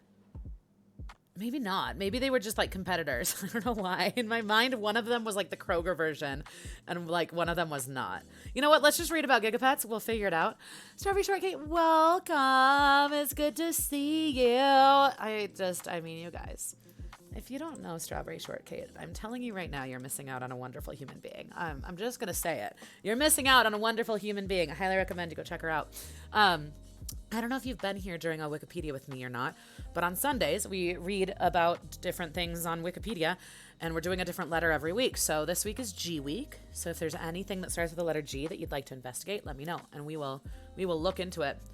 By the way, love the new Sabrina Chilling Adventures. Okay, so let's get into it real quick before we read about Gigapets. I wanted to like it. I did not watch more than a couple episodes, Dan, and here's why. I could not get behind the girl playing Sabrina. I found her to be so obnoxious, like so annoying. Like if it weren't for the amazing side characters in that show, like you know what it reminds me of? It reminds me of Orange is the New Black, which I watched probably far too much of, and it's problematic in many rights and also really good. Like it's just one of those. It's a problematic fave, although you get past a certain season and I'm just like, I can't. But like Piper's the fucking worst. Your main character sucks. And so it's so hard for me to watch a show when your main character is just like annoying. So I couldn't get into it. Am I the only one? I couldn't get into it. I mean, don't get me wrong. I don't think it's about her acting. I just found her to be annoying. Like, I just found Sabrina to be annoying. Maybe it is about her acting. Like those were like acting choices that she made. Like, so I'm not saying she's a bad actress. I just thought that the way that she played Sabrina was really fucking annoying. But it's okay, Maddie. We can have different opinions. It's okay. T. Miller, are you with me? I couldn't do it. So I watched a few episodes and I was like, I can't. I love the side characters. I love the idea. I love me a like goth romantic kind of witchy moment. I'm a big fan. I couldn't do it. Maybe I should try again. But yeah, very much like Piper vibes from Orange is the New Black. We're about to fight. I'm sorry, Maddie. I watched it for a while, but it got bad, did it? The Teenage Witch, that's the one. Hi, Lovertown. How are you? It's good to see you. Cheesy. Hello. I love... that's one of my favorite emotes. It's just because of the expression on Duran's face. It's so good. Cheesy, it's good to see you. Mr. Lavender Town, good to see you. I was more mad that Salem didn't speak. Interesting. Okay. Only watched season 1 because of Sabrina. The other seasons do suck. Okay, fair. That's fair. Yeah, I couldn't get behind Sabrina. I just found her to be really annoying. I don't know why even. I just was like, this girl. I do think there's something about... Again, I don't know why, but the Orange is the New Black Piper comparison is like really helpful. I'm like, you are like peak privilege, blonde, white, cis, thin girl. and like, there's something, I don't know. There's something about her. I didn't like her. But but Maddie Brady, you're valid in liking her. It's fine. I miss the old school Sabrina. Man, okay, so when I was a kid, I was raised in a kind of like Christian-ish household. And so there was so much stuff we like weren't allowed to watch. So like anything that was like witchcraft, like it was like no. Just gotten gayer and witchier as I've gotten older. My poor parents. But yeah, so I never really watched it when it was on. I remember thinking that Caroline Rhea was real cute though. Let's see, didn't finish season 3, but now that you mention it, is she annoying, Dan? You think she's annoying? And here's what's rough about it. I don't think she's supposed to be annoying. But for whatever reason, she just grinds my gears. I can't do it. By the way, folks that are just joining, welcome to G Week. If you have any topics that start with the letter G, we will read about them. We got from Gigapets to Sabrina, the Teenage Witch, which maybe, you know what? Should we put that down for a topic for S Week, perhaps? Yeah, just gayer and witchier, Zenith. You know what I mean? You know what I mean. Like, anytime I say that, there's either people are like, oh, that's interesting, or people are like, yes. Like, it's just true. It's just true. Sabrina, the Teenage Witch. We might have to investigate that on S Week. Let's see. In the newer Lifetime version of Flowers in the Attic, she's really good. Oh, I think I have seen that. I know I've seen a few of the like newer like Flowers in the Attic movies, which is like those are very disturbing and weird, and also kind of campy and funny. Like I don't know how to feel. Okay, yeah. Maddie Brady, I don't know that it's the actress necessarily, but the way in which she portrays Sabrina, I'm just like, Sabrina is annoying. Like Sabrina, the character in that show, is really annoying to me. And so again, if Sabrina is supposed to be annoying, great. But like, I couldn't do it.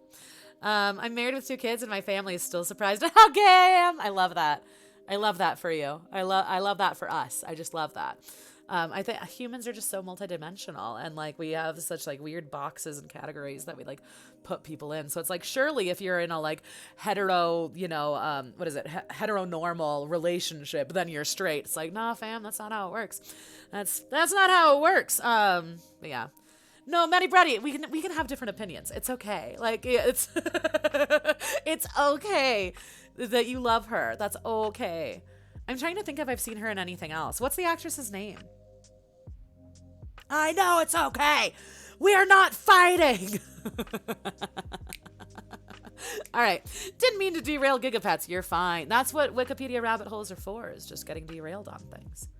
That said, Gigapets are a digital pet toy that were released by Tiger Electronics in the United States in 1997 in the midst of a virtual pet toy fad. Yes, I remember these. I'm trying to remember which one I had.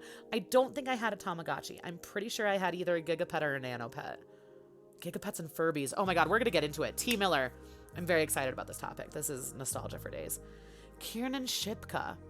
Mad Men! That's right. She's in Mad Men. Okay. It's definitely your default, yeah?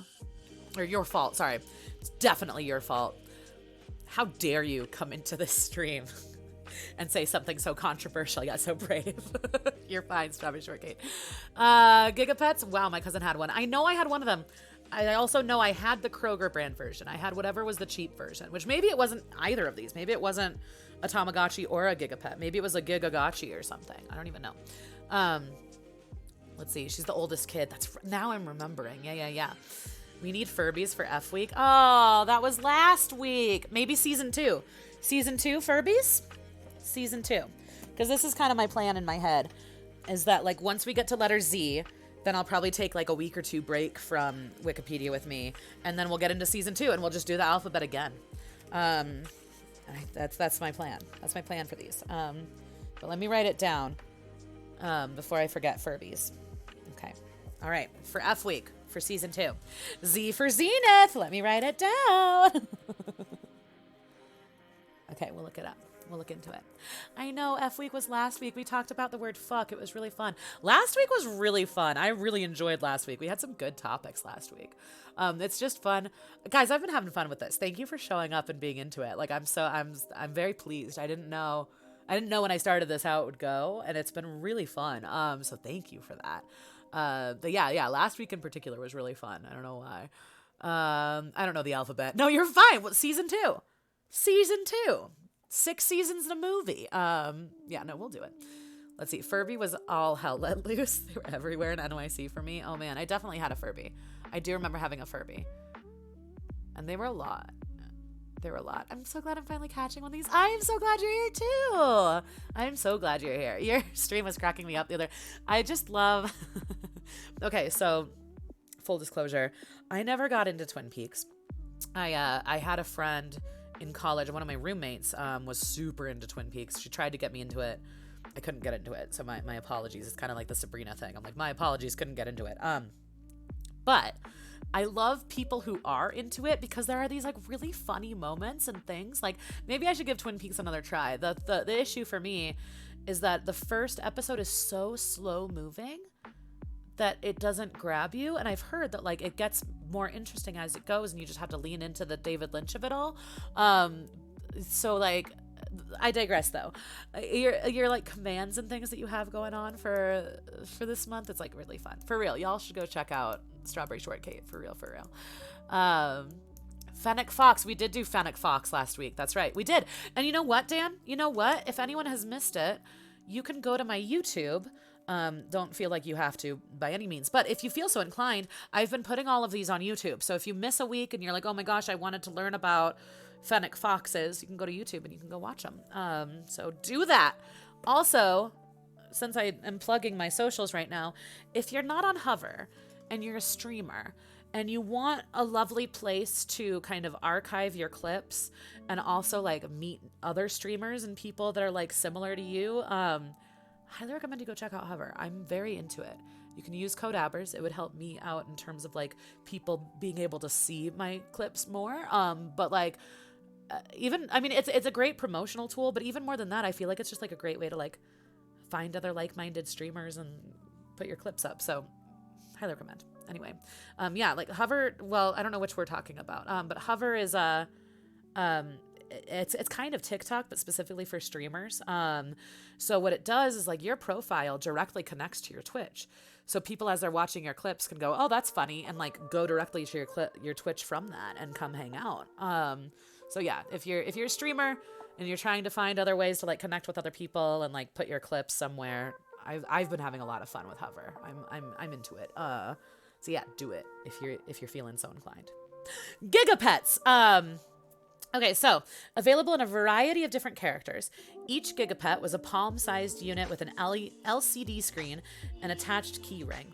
To ensure a happy, healthy pet, its owner has to take care of it similar to how one might care for a real animal, including feeding, cleaning, and playing with their Gigapet. Maybe I did have a Gigapet. God, now I really want to know which one I had. All right, but here it is. Here's a little baby T-Rex. Very cute. Very cute. You'll love to see it. Operation. Gigapets are born on a tiny LCD screen after the owner pulls back a tab on the back. The pets come to life in different ways. For example, baby T-Rex hatches from an egg. Compu Kitty is delivered by a stork. A beep sound and an alert icon notify the owner that the pet requires attention. To determine what the Gigapet needs, owners must scroll through various activities and push a button to select one. Activities include, but are not limited to, bathing, exercising, and disciplining the pet. I don't remember disciplining the pet, so maybe I didn't have this one. Do y'all remember disciplining your Gigapets? I don't think I did. Maybe I did. I don't think I did. Okay, anyway. Sometimes a selected activity is refused and the owner has to try a different one. A running score determines the pet's overall well-being. Neglect leads to the pet's demise. I do remember that they can die. I do remember that. Yeah, why would you discipline it? It's in Tamagotchi too? Did I just choose not to discipline my pets? I do get in fights with my real-life cat sometimes. I wouldn't say that I discipline her, but I do think we get into fights. Because sometimes, my laptop's right here, right? Because I use the laptop camera. Boop. And then I have a Blue Yeti mic over here that I only use for when I'm doing like music stuff. I just prefer my headset. I just feel like it's easier when I'm streaming. But that's just me. But I'll use my Blue Yeti for like, you know, when I'm doing music streams or whatever. And then I have a second monitor over here. So I have my laptop up here, and then I have like a keyboard down here, because like typing up here would be ridiculous, right? So she just loves, and my kitchen's over there. Let me just like acquaint you with my apartment real quick. So my kitchen's over there. She just loves when I'm like cooking or like making coffee in the morning, stomping all over my laptop and my keyboard and then like looking at me. Such a dick. And then today, I had to restart the stream twice because she like was fucking with some of my cords, and so one of the cords was just like jostled a little bit. My external hard drive was jostled, and so the stream kept on quitting. So we do get into fights, me and my cat. I do get mad at her, and sometimes I'll like I don't spray her. I don't use a spray bottle with water because I have this like cat shampoo stuff, and I don't want her to be afraid of the spray bottle. But I will like flick water at her if she's pissing me off. So I guess I do discipline her. But really, it just feels like us getting in a fight. I don't feel like she's like... Then I just feel like she's mad at me. I don't think she learns anything from it. Cats these days. Oh, but I think part of why she stomps on it is because she wants to rub her face on my microphone. Anyway, there you go. If they poop all over... That's spoken like someone that disciplined their Gigapet, T. Miller. All right, anyway. Sometimes the selected activity is refused. The owner has to try a different one. A running score determines the pet's overall well-being. Neglect leads to the pet's demise. The average life of a Gigapet is 2 weeks. What? Okay, but very healthy pets can live longer. When a Gigapet dies, it grows angel wings. I do remember that. When Gigapets were initially tested, it was reported that the first thing most girls did was name their pets, whereas most boys opted to discipline the digital creatures. That tells us something about the way we raise AFAB folks and AMAB folks, right? Oh my god, you too nonsense? That's so funny. That's so funny. If you discipline your pets in Tamagotchi at the right time, and if you do it a number of times, it evolves into different pets. That's wild. Okay, so maybe I had a Gigapet and not a Tamagotchi. I don't remember. All right, so Gigapets were first created in 1995 as V-Pets by a Chicago toy inventing firm, Recco LLC. Recco quickly licensed the concept to Tiger Electronics, and the product was later launched as Gigapets. In 1996, Tamagotchi, egg-shaped virtual pets, were introduced in Japan by Bandai and were widely credited with initiating the virtual pet craze in the US. In the UK and other countries... Sorry, didn't read that right. In the US, UK, and other countries. In May 1997, Gigapets debuted in the United States. They were reported to be more readily available than Tamagotchis. Okay, so I think that's why I thought Tamagotchis were like more special or more expensive, maybe. And at a price of approximately $10 US, roughly $5 less. Okay, so that answers it. So I had a Gigapet, not a Tamagotchi. $5 less than the suggested retail price for their Japanese counterpart. Yeah, let's be real. Like, my parents wouldn't pay $15, especially when they had 4 children and my mom was the one that was working. Like, there's no way you can feed a family of 4 and buy them all Tamagotchis. Let's be real. So cheap. Well, inflation, right? I feel like in today's day and age, it would probably be, I mean, I don't actually know, but I would imagine it's probably closer to like $20-$30, right? Maybe. Like, as a like cheap video game alternative, perhaps. But I don't know. Let's see. 3 versions were initially available at release: Digital Doggy, CompuKitty, Microchimp, and summer of 1997, 3 additional versions were released in order to appeal to more boys: Baby T-Rex, Virtual Alien, and Bit Critter. Slice Raven, were you saying you had a Virtual Alien? I think I had a dog or a T-Rex, which is funny to me that I'm mixing them up. In my mind, I had a T-Rex, but also part of me is like remembering a dog. Too many drugs ago, you guys. I don't remember.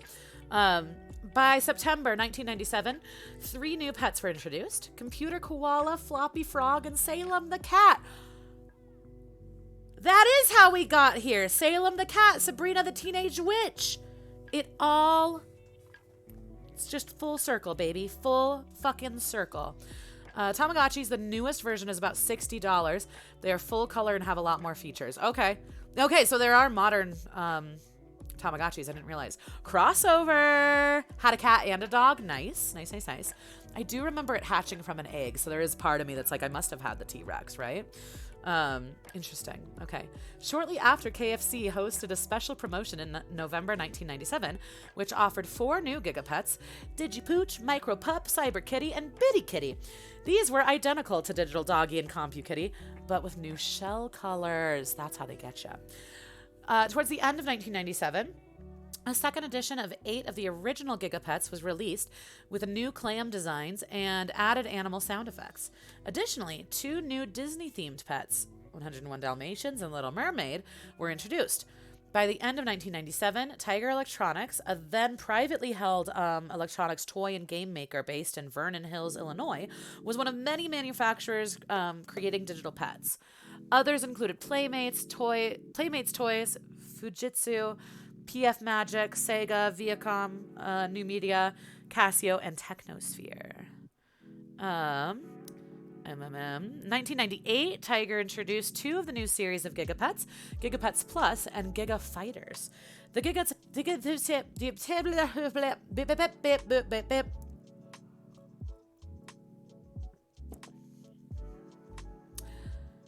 Cool.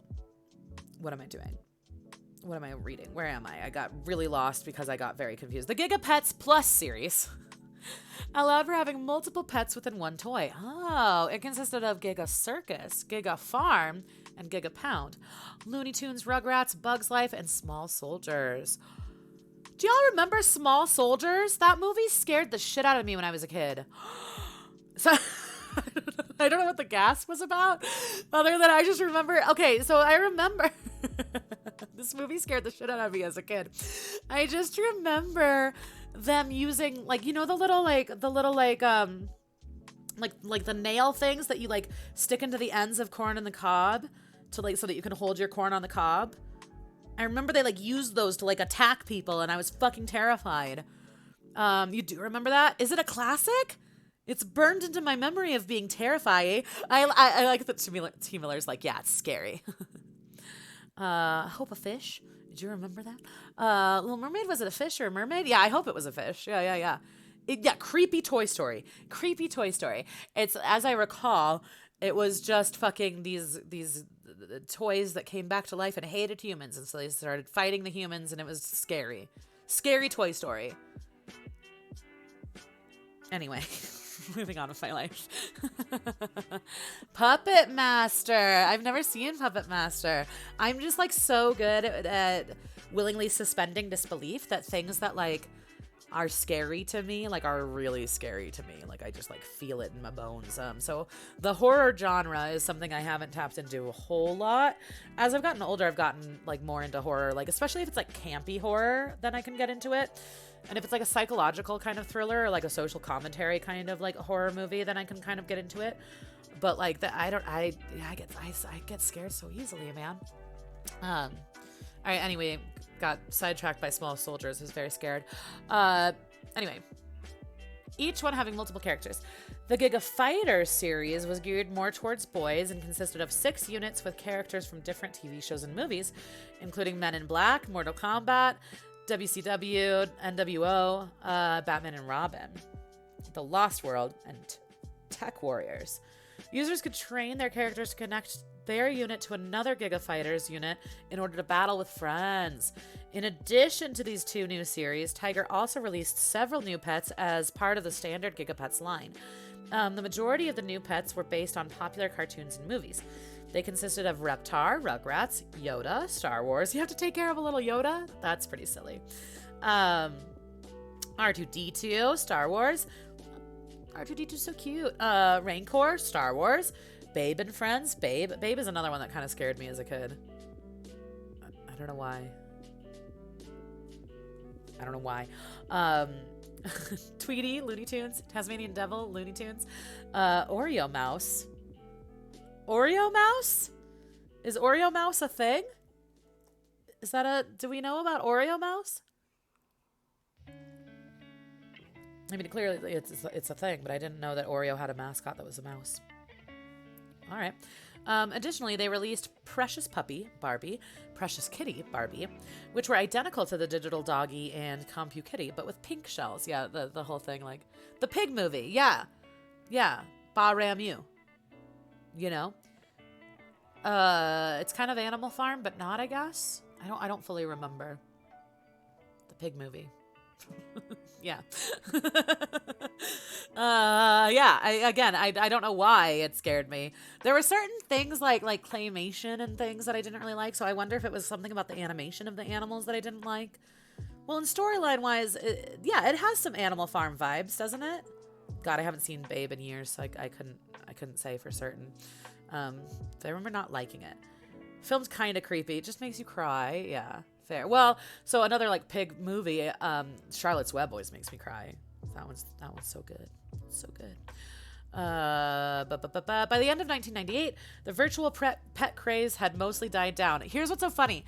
What they said at the beginning of the article was that the virtual pet craze started in 1997. It died down in 1998. It was like 1 year of kids just being obsessed with, these digital pet toys. It's really funny to me. Sales of virtual pets plunged nearly 80% in the United States. Gigapets and Furby. Weren't you saying that, Maddie Brady, that Tiger made both of them? Let's see. Roger Schiffman, a Chicago native and co-founder of Tiger Electronics, is credited as being the driving force behind Gigapets and Furby, a furry interactive pet with big eyes and pointed ears that could talk, shuffle, and sneeze. Intended to be a follow-up to Gigapets, Schiffman included Furby in the deal he made with Hasbro when Tiger Electronics was sold to the giant toy manufacturer in 1998 for US $335 million. Approximately 20 million Furbies were sold in the first 6 months following its 1998 release. God damn. What a craze. What a craze. Well, and I feel like now I'm curious where Tickle Me Elmo lines up with these, because I feel like it's all kind of mid to late 90s. Those were all kind of the craze, right? Let's see. TV game system and new handheld launches in 2006. I did not know that they rebooted them. It makes sense.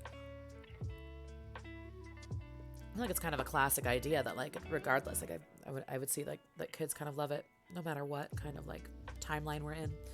In 2006, Hasbro launched the Gigapets Explorer TV game system, and new Gigapets handheld devices.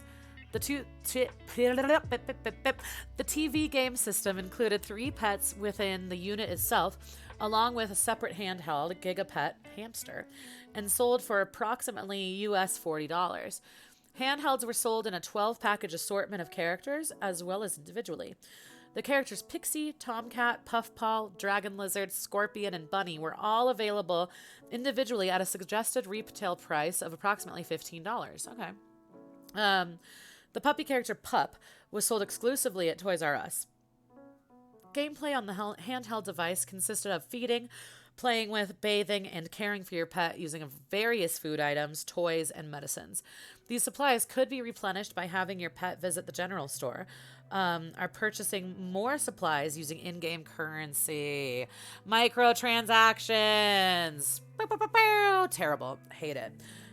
Oh gosh, I'm destroying my desk. But anyway, in-game currency, bucks. Bucks could be found by having your pet dig up items in the ground. Okay. Much like video game cartridge, the handheld Gigapets unit could also be inserted into the TV game system, allowing users to see their pet on TV. Worst thing to ever happen to games. Yo, Mr. Lavender Town. Real talk, though. Real talk, though. Microtransactions are the fucking worst. Absolutely. Yeah, that's, bold statement, but I agree. Yeah. I'm hard-pressed to find anything else that would be worse than that. Okay, Gigapets 2018 relaunch. So 2 relaunches. Top Secret Toys LLC, formed by the owners of Layco LLC, relaunched Gigapets on August 1st, 2018. I had no idea. That's how it shows that I'm an adult, I guess. I'm like, what? Since when? The new line of virtual pets are made from the same manufacturer, programmers, and game designers from the 1990s. That's kind of cool. Top Secret Toys aim to renew customer engagement and nostalgia through design contests, allowing the winners to have their pet designs manufactured and sold.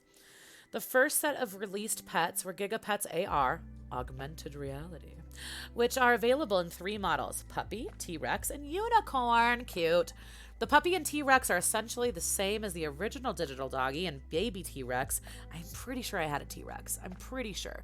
Because it didn't mention that any of the other ones hatched from an egg. So I think T-Rex is probably the one that I had. While the Unicorn is a brand new pet. They have nearly identical features as the original Gigapets, but with newer animations and the addition of trophies, they can be earned for completing certain tasks. The new augmented reality feature allows users to download a compatible cell phone app. Oh! And I don't know why I got so excited about that. In which you can scan your trophies in order to view your pet perform actions in augmented reality and unlock new games. Following the initial set of pets, Top Secret Toys released their Gigapets Trolls line, which came in 3 colors and did not include the augmented reality feature. This was followed by a customer-designed model, Gigapets Pixie, that also came in 3 colors. 2 additional customer-designed models, Starcat and Baby Bigfoot, are currently in production. Controversy! Let's go. Spill the tea, sis. Gigapets, along with their other virtual pets, were banned in some schools. They sure were. Okay, Gigapets, Nanopets, Tamagotchis, Pokemon cards. I remember me and my friends were very upset when Pokemon cards were banned from school because we were trading them, and then there's always that moment where a kid like feels like pressured into trading a card or whatever, and then they're like sad that they traded it, or you get hustled. You trade a card that's actually like, more value. Yeah, I remember Pokemon cards, no good. That Pokemon cards and Digipets were, like, when I was a kid, that was, like, the fidget spinner of 1996, Okay, anyway, so. Banned in some schools in different countries around the world, including Iceland, Thailand, United States, and Canada, primarily because they were deemed a distraction in the classroom. I mean, yeah. Common complaints included annoying beeping sounds and children's constant worry over their pets' well-being. Some parents felt Gigapets were an ideal learning toy that taught children responsibility. Others worried that their children were becoming too attached. I can see both of those arguments, honestly. Yo-yos! I can see that too. Okay, for me in NYC, Yu-Gi-Oh! Replaced Pokemon cards. I mean, yeah. Whichever one you were into. Like, I was super into Pokemon cards, but, like, Yu-Gi-Oh! Cards, it's a similar idea, right? And I remember that we were, there was, like, once a month or something we were allowed to, like, bring toys to school. I don't know why. And so I brought a Game Boy with Pokemon Gold, and a kid stole it from me. Stole it from my, like, backpack. And so I told the teacher. And the teacher, like, knew, like, which group of boys it probably was and got it back for me.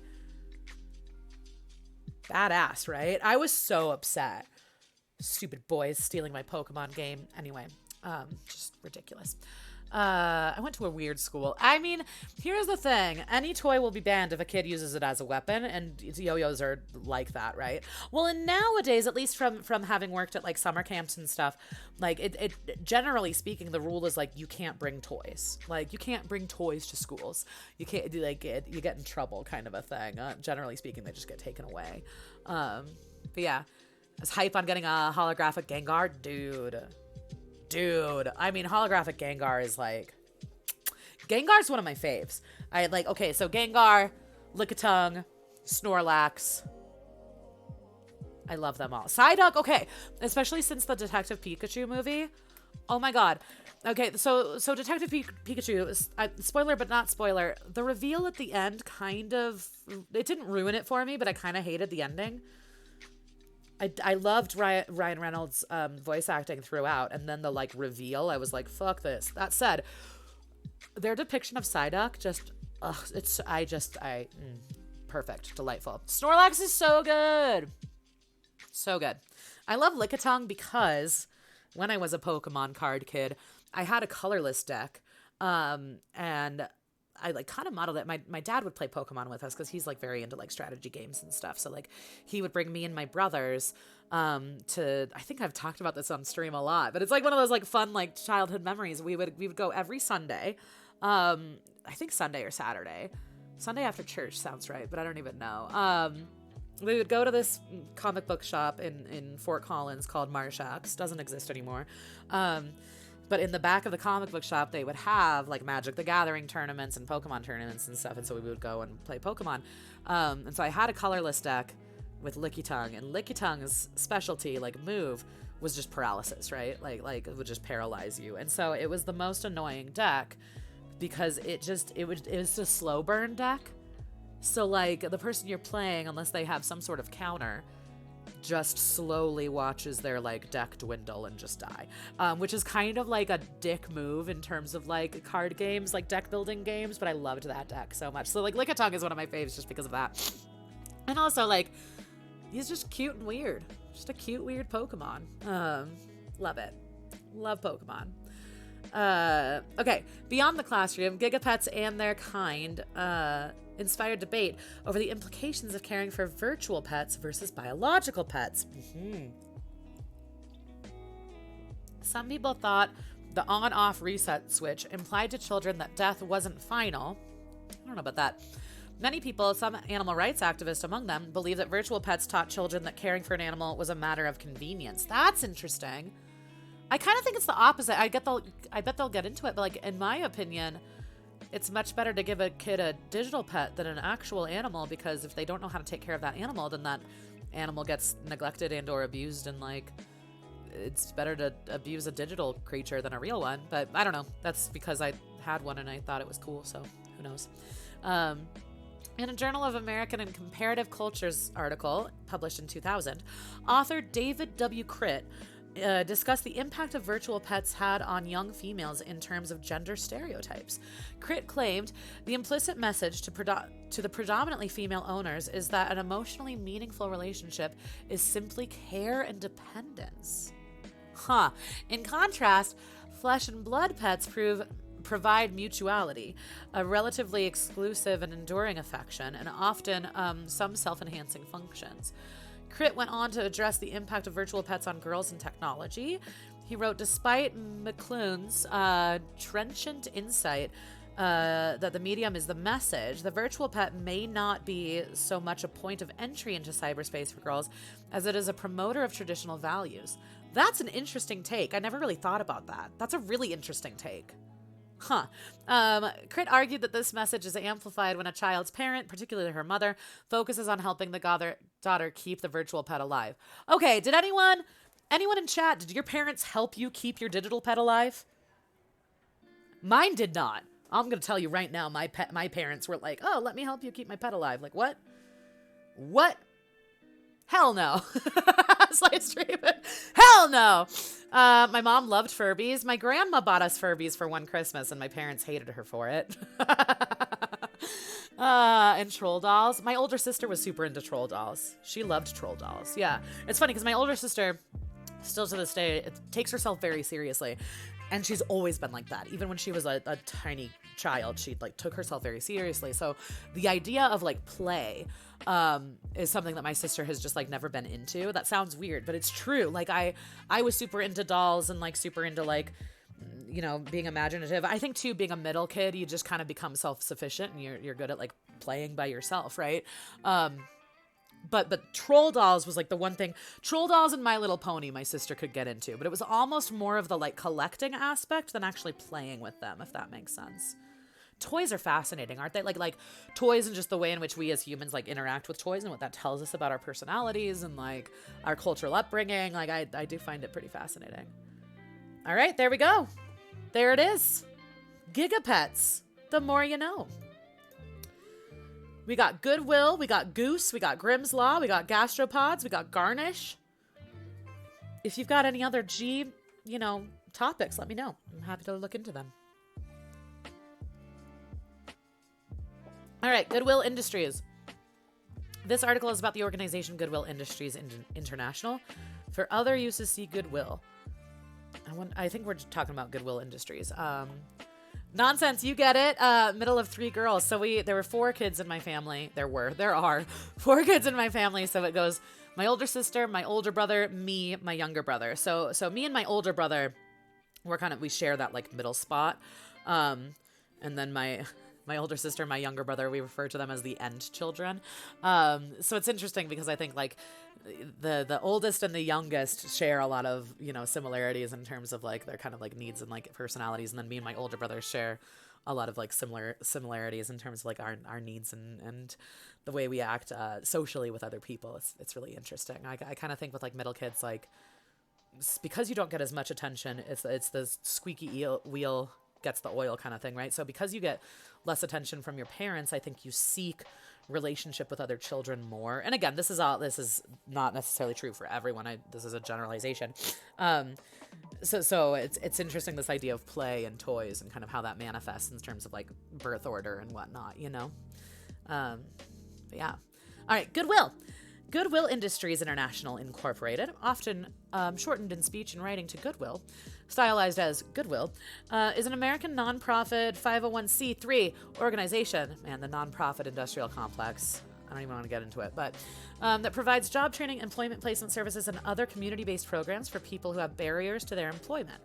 Goodwill Industries also hires veterans and individuals who lack either education, job experience, or face employment challenges.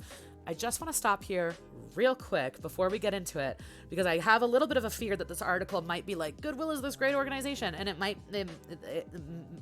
aspects of it are, and the way in which it formed initially might be, but also they don't pay their employees enough, and they're not as accessible as they like to like say they are. So just, I feel the need to like PSA this one real quick. But anyway, I digress.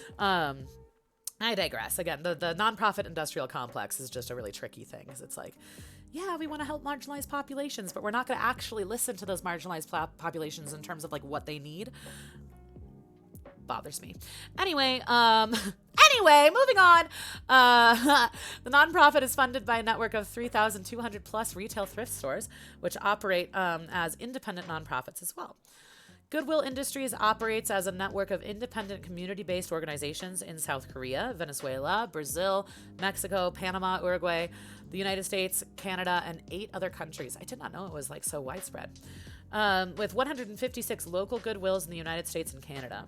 It slowly expanded from its founding in 1902 and was first called Goodwill in 1915. It's been around forever. It's kind of like, sorry not to go on this tangent, but I'm gonna, Salvation Army. Salvation Army is like notoriously like anti-LGBTQ rights, which is just like, every time I see a Santa ringing a bell, like I'm not gonna be mean to that Santa. They're just trying to like help out and get their money and whatever, but like, I'm not gonna give you money for this organization. Anyway, moving on. In fiscal year 2018, Goodwill organizations generated a total of $6.1 billion in revenue, of which $5.27 billion was spent on charitable services, and $646 million, oh gosh, Gimp, hi! Thank you for the raid! How are you? It's good to see you. Guys, not only should you follow Gimp on his Twitch channel, you should follow Gimp on his YouTube, because he's been editing more. And I'm liking your edited stuff, man. I really am. How was your stream? Binding of Isaac. Okay, nice. Thank you for the raid. It's good to see you. Gimp fans, I'm Abers. I am currently not playing video games, but I often play video games on here. We're doing Wikipedia with me. So we're looking up things that start with the letter G. If you have any topics that you're particularly interested in, I am happy to investigate them, so let me know. Gimp, it's good to see you. Welcome. It was good. Finished the Souls games, played some Isaac. Nice! Congrats on finishing Souls. So are you prepared for next week? It's next week when the next Dark Souls comes out, right? What is it, Elden Ring? Let's see. Spatty, hi! How you doing? I know, the Gimp raid on G-Day. It's perfect. It's perfect. Let me see. I think a couple things got lost in chat. Okay. Maddie Brady, I also work for Goodwill, and I'd like to say that every district acts as its own separate unit. This is a really good point. So they are all different, operate differently, pay employees differently. That's a really good point, Maddie Brady. So it's like some of them might be fucking awesome in terms of like the way in which they're like helping out their communities, right? So yeah, I think that's a really good point. And also love to have your perspective since you actually work for Goodwill. So yeah, feel free to share. Elden Ring, there it is. What did I call it? Did I call it the wrong thing? Friday, it's happening. Nice. Well, welcome. It's good to see you. Spatty, I hope you're doing well. Gimp, Thanks again for the raid. Yeah, we're reading about Goodwill right now. So here you are. What have you missed so far? The Great American Interchange, garlic bread, and Gigapets is what we've read about so far. So there you go. Did I read this one already? In 2015, the group served more than 37 million people, with more than 312,000 people placed into employment. Goodwill Industries logo is a stylized letter G, resembling a smiling face. Can we go back to it? Oh, it is a little. I never realized. I knew that this was a little smiling face, but I didn't realize this was the same G as down here. So that's some cute graphic design right there. I'm not gonna lie. It was designed by Joseph Salame in 1968. Nice. You love to see it. All right. So history, operations, donation policies, criticism, and compensation. Hey, they are going to talk about it. Okay, good. I was a little nervous, but we'll get into it. Okay, cool. Good. Let's get into it then. History. And you missed garlic bread. I know. All of us really want garlic bread for dinner now. Some people were actually making garlic bread while we were talking about it. Yeah, garlic bread. Good shit. I'm going to make some garlic bread later. All right. In 1902, the Reverend Edgar J. Helms of Morgan Methodist Chapel in Boston started Goodwill as part of his ministry. Helms, his congregation, collected used household goods and clothing being discarded in wealthier areas of the city, then trained and hired the unemployed or impoverished to mend and repair them. The products were then distributed to those in need and were given to the needy people who helped repair them. In 1915, Helms hosted a visit to Morgan Memorial by representatives of a workshop mission in Brooklyn, New York, so they could learn the innovative programs and operating techniques of the Morgan Memorial Cooperative Industries and Stores Incorporated. Helms was subsequently invited to visit New York. Out of these exchanges came Brooklyn's willingness to adopt and adapt the Morgan Memorial's way of doing things, while Helms was persuaded Brooklyn's names for its workshop, Goodwill Industries, it's weird grammar, was preferable to the Morgan Memorial name. Thus was officially born Morgan Memorial Goodwill Industries, plus Brooklyn's interest and ties. This became the foundation on which Goodwill Industries was built as an international movement. Today, Goodwill has become an international nonprofit organization that takes in more than $4.8 billion in annual revenue and provides more than 300,000 people with job training and community services each year.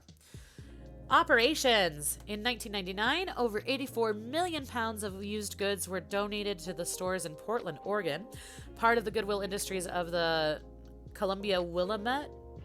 Around the same year, Goodwill launched the first nonprofit internet auction site. That's what you do, right, Maddie? In the United States. By 2006, Goodwill Industries International had a network of 207 member organizations in the United States, Canada, and 23 other countries. As a result of July 2011, there are 164 full Goodwill members in the United States and Canada.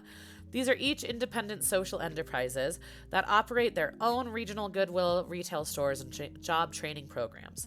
Morgan Memorial Goodwill Industries Boston is the enterprise operated in Boston where Goodwill was founded. The clothing and household goods donated to Goodwill are sold in more than 3,200 Goodwill retail stores, on its internet auction site shopgoodwill.com, and eBay by a number of its regional stores. Most of the items on www.shopgoodwill.com are either considered collectible or more valuable than their auction price, and bidding can be fierce. Each regional store lists on the site what they believe will sell at an initial auction or buy it now price, so the items are purchased for fair market value. Antiques, collectibles ranging from baskets to books, jewelry, comic books, furniture, small electronics, appliances, and even automobiles are listed. The revenues fund job training and other services to prepare people for job success. Examples of Goodwill's presence on eBay are Goodwill Industries of Maine, Seattle, San Francisco, and other locations. Goodwill locations that operate on eBay research donated items for higher profit than could be brought in store, and instead list those items on eBay for auction. In 2010, through their involvement in Goodwill's program, more than 170,000 people were placed into employment. They earned $2.7 billion in salaries and wages as tax-paying citizens. They contributed to the community. This amount to an average annual earning of less than $16,000. Goodwill also generates income to help businesses and the federal government fill gaps caused by labor shortages, time constraints, and limited space or equipment. Local Goodwill branches train and employ contract workers to fill outsourced needs for document management, assembly, mailing, custodial work, groundskeeping, and more. Goodwill claims that more than 84% of its total revenue is used to fund education and career services and other critical community programs. Also, in 2010, Goodwill provided people with training careers in industries such as banking, IT, and healthcare, as well as offering English language training, education, transportation, and childcare services. Let's see. Our district starts everything at $9.99, so it's just like bid what this is worth to you. Interesting. Okay. Let's see. When merchandise cannot be sold at a normal Goodwill store, it is taken to a Goodwill outlet or bargain store where items are mostly sold by weight, with prices ranging from 49 cents to $1.69 per pound, depending on the location. The wide selection and massive discounts on a variety of household goods typically attract a fervent following of regular customers, some of whom make a full-time living buying and reselling goods. There are also many vendors who buy this merchandise in bulk, and they send the merchandise to third world countries. Charity Watch rates the Goodwill Industries as an A. Interesting. In January 2016, Charity Watch, by the way, just FYI, if you are looking into charities to donate to, or like if you want to do like a charity stream with Tiltify, I highly recommend looking up that charity on Charity Watch, because Charity Watch does a really good job of investigating like how much of that money is actually being used for what this organization says it is versus like promotional material and paying the CEO, etc. So just another PSA, if you're looking to do charity streams or if you're looking to donate to a charity, look up the charity on Charity Watch. Highly recommend. The third world country thing is true. They call them pacas, and they were not sold, given away. I have Under Armour hoodie I bought in Guatemala for 50 cents. God damn. Let's see. In January 2016, Goodwill Industries of Toronto, Eastern Central, and Northern Ontario closed its 16 stores and 10 donation centers after 80 years of operations, citing cash problems. The 6 other Canadian Goodwill Industries branches remain operational. In 2019, Goodwill Industries of Northern Michigan announced that it's receiving $1.25 million grant fund from the Amazon CEO's Day One Families Fund. In 2021, Mackenzie Scott, ex-wife of Amazon CEO Jeff Bezos, donated $10 million to Goodwill Industries of Middle Georgia, the only Goodwill that includes an accredited vocational college. That's interesting. I didn't know that there was a vocational college that was started by Goodwill. That's really interesting. Yeah, just has money lying around. I mean, I hope she made bank from that divorce, honestly. Just has that money lying around, that Bezos money. Castro Pop-Up. In November 2010, for the first time, Goodwill opened a store in San Francisco, California, specifically designed to hire employees who are transgender, gay, or lesbian. Cool. The temporary or pop-up store was a unique partnership between Goodwill of San Francisco and Transgender Economic Empowerment Initiative. The Castro pop-up store closed in April 2011, and staff were transferred to various Goodwill stores throughout the San Francisco area. Let's see, Bezos bucks. There it is, Bezos bucks. Some of that Bezos alimony, yeah? Goodwill Industries International and Goodwill Industries of Central Texas, Austin, hosted their first pop-up retail shop, Pop, at South by Southwest in 2013. Interesting. Okay, so I used to be a professional musician. I guess I was a professional musician. And I played at South by Southwest twice. So I played in 2011 and 2012. So I wasn't there the year that this happened, but the 2 years prior. South by Southwest in 2013. Goodwill has been around for 120 years, but in recent years has revamped its retail strategy to include boutiques, trunk shows, and other revenues that appeal to a younger audience. During the Pop Shop, consumers chose from a selection of unique items, including vintage and contemporary fashions and accessories and designer labels. Revenues generated from the shop are helping put people to work in Austin. Spokespeople Evet Rios and Lori Marrero were on hand for the event. Donate movement. In 2010, Goodwill launched the Donate movement to demonstrate the value that donated goods have for people and the planet. Goodwill's vision for the Donate icon is a universal reminder to recycle through responsible donation, helping provide opportunities for others while diverting usable items from landfills. Yeah, in terms of like reuse, reduce, recycle kind of stuff, like it's, buying secondhand and all of that is smart. 21st Century Initiative. On the occasion of its 100th anniversary in 2002, Goodwill Industries launched an international workforce development initiative designed to integrate 20 million people into the workplace by the year 2020.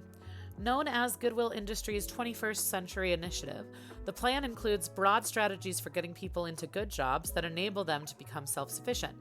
These strategies include providing job and technology training for a 21st century workforce, offering family strengthening services to support workers and their families, and developing business opportunities to employ individuals who were previously considered unemployable. Women's Veterans Initiative. As part of the Joining Forces campaign of First Ladies Michelle Obama and Jill Biden, Goodwill has nearly 1,800 veterans and military family members and served nearly 100,000 more with job training and placement services. In June 2013, Goodwill announced an initiative with a goal of engaging 3,000 women veterans over the next 2 years with services and support that led to economic self-sufficiency.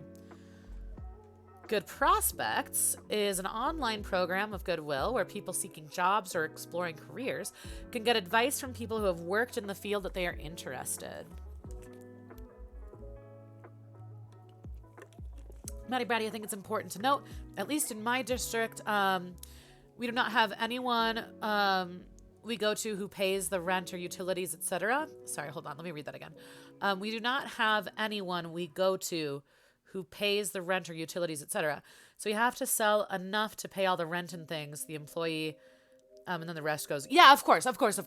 Because, yeah, so whenever they're talking about, like, revenue and whatnot, you have to pay to keep the lights on, obviously. Like, it's not possible to run a nonprofit or any kind of business if you're not paying rent and stuff, right? So certainly, yeah, of course, like, that money, you can't allocate that money for career services because you wouldn't be able to have an organization if you didn't pay for those like basic things like that. Yeah, totally. So that's probably not unique to your district necessarily. Like I think that's just necessary in order to like, yeah, keep a business alive, right? Let's see. So Good Prospects, career mentors advising users are online volunteers. Good Prospects was launched in the fall of 2011, funded by a grant from the U.S. Department of Labor, Employment, and Training Administration. It is currently supported by Accenture and SafeLink Wireless. Donation policy is Goodwill has policies on donations, including items that it can accept. It will only accept items that can be resold, whether the retail store is online or as bulk lots. Goodwill stores generally do not accept donations such as automotive parts, furniture showing signs of damage, large appliances including stoves, refrigerators, washers, dryers, or exercise equipment. Most stores also do not accept hazardous materials such as paint, medications, or building materials such as doors, wood, nails, etc. For liability reasons, Goodwill generally does not accept baby cribs or car seats. That makes sense. Sanitary regulations prohibit accepting mattress donations, although some Goodwill stores sell brand new mattresses. I've seen that in various like thrift stores around. Yeah. Most locations are unable. Recently, because of safety concerns, particularly lead content and painted products, some Goodwill stores do not accept certain toys. That makes sense in terms of like safety and whatnot. Not defending Goodwill in any way. Shitty things do happen. Just your experience. Oh, totally. Well, and again, I really value like your experience since you actually work for Goodwill. So yeah, like, and like you said, I think to your point, everyone is different, right? But we'll get into the criticism and compensation in a minute. I don't know if they're going to talk about the ableism. And the reason that I'm kind of defensive of it is that I have a friend with osteogenesis imperfecta, and she's in a wheelchair, and she's had like really negative experiences with Goodwill in terms of like the way in which they like treat the disabled community. So I think that there's many different perspectives that you know can contribute to like what one feels about Goodwill, you know. But yeah, like you're totally good, and also you're welcome to defend your workplace if your workplace is a place that you believe in and you see good happening there, you know. So I don't want to like deter you from, you know, sharing your opinion that way, because again, I think your advice is really, or not your advice, but your perspective is really valuable. Okay, let's see. Goodwill will generally accept donations of clothing, shoes, books, accessories, handbags, belts, dishes, furniture in good condition, household decorations, small appliances, including vacuum cleaners, and consumer electronics, including alarm clocks. Even if they are deemed unfit to be sold in a store, these items can be sold as bulk lots and they can still generate income. Depending on local laws, the value of the goods donated can be used as a tax deduction. That's true in Colorado. There was a story on Reddit recently of a homeless man who took some jeans out of a donation bin. The Goodwill manager went after him and called the cops. It's that kind of shit, right? And again, like this goes beyond Goodwill. It's just part of the nonprofit industrial complex. These various organizations that are built in the name and with the intent of helping marginalized populations, but then so out of touch with what those marginalized populations actually need, right? So again, it's not exclusive to Goodwill by any means. It's a lot of nonprofit organizations that just don't. Yeah, that's the best way I can put it. Just don't actually listen to or uplift the people that they're supposedly trying to help.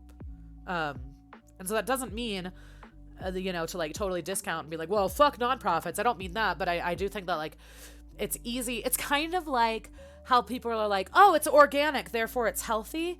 It's not necessarily how things work, right? And so I think often there's this kind of belief, and this is someone who like works in the nonprofit industrial complex, and I have my like the majority of my like adult career, that just because it says nonprofit doesn't mean that they're actually like helping the population they supposedly serve, or at the very least not helping them in a way that is actually like sustainable or functional or uplifting the voices that they're trying to help, you know. Generally speaking, it's like a white cis person, like white cis hetero person that's like the CEO. So like it's like white cis able-bodied like neurotypical middle class like person, like, you know, so like peak privilege is the CEO, generally speaking, and if you look at like the board members, it's like generally speaking it's like a bunch of white men, right? So anytime you kind of see a company like that, like I always think it's fascinating to look up like who's the CEO, who's on the board, because that tells you a lot about the way that organization's going to be run. Even when we have like the best of intentions, if you're not actually including marginalized populations in the leadership of said organization, you're going to miss shit. That's what privilege is, right? We're going to miss shit because we don't have those experiences on a personal level, you know?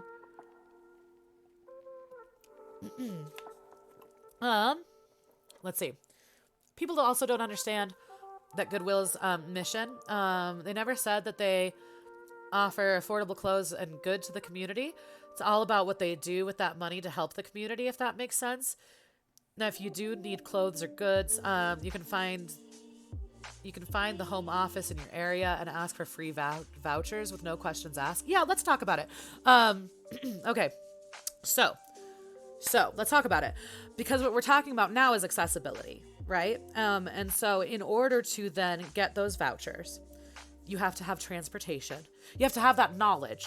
So where do you get that knowledge from if you don't know someone who works for Goodwill, right? Where do you get that knowledge from that that's actually available? Because I had no idea, by the way, Maddie Reddy. I think that's great that is a thing, right? Accessibility. So then you have to have transportation to actually go and do that. Like, so there's a lot of things that's like great intentions, but also not actually helping the people that you're supposedly trying to help. You know what I mean? So there's a lot of things like that it's like, yes, in theory. And so this idea of like, well, they never said that they were giving it to affordable people. Like, theoretically, no, but we just read about how this organization started. And so this organization started from a Judeo-Christian perspective in terms of how we like treat the poor. So there's a lot to be said there that we could unpack. But there is a kind of like Jesus like savior complex kind of a thing that then immediately like pits the people that are you know, part of said organization. And this is not an attack on you by any means, Maddie Browdy, but just again, nonprofit industrial complex at large. Like, so that then we have this kind of like leveling of like the people in power versus the people being helped. And so all of a sudden, again, we've got this like stratification of like privilege in those moments, right? So like when we look at like things like that, like I used to work for a preschool program that was designed to help impoverished parents give their children daycare services. And so impoverished people, generally speaking, have to take public transportation. Public transportation in Colorado sucks.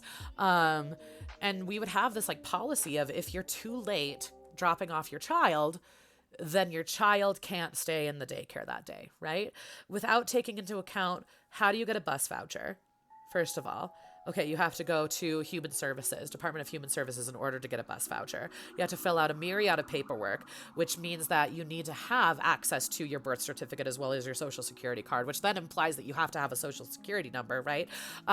So then in order to actually be able to afford to ride the bus, then we have to talk about bus schedules. And the reality in Colorado is that our weather makes it so that like, there are various times throughout the year that like snow removal is a thing that like doesn't really happen. So buses run late, right? So what I'm saying is, again, the best of intentions can still have negative impacts. That's it. So it's not to villainize Goodwill or the people that work for Goodwill. Again, I think this is nonprofit industrial complex in general.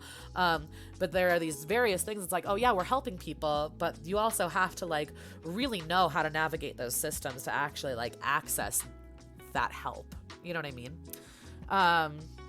Even ask why they don't advertise it more or share more. Maybe they do. I just work in a smaller part. Yeah, I've never heard about it.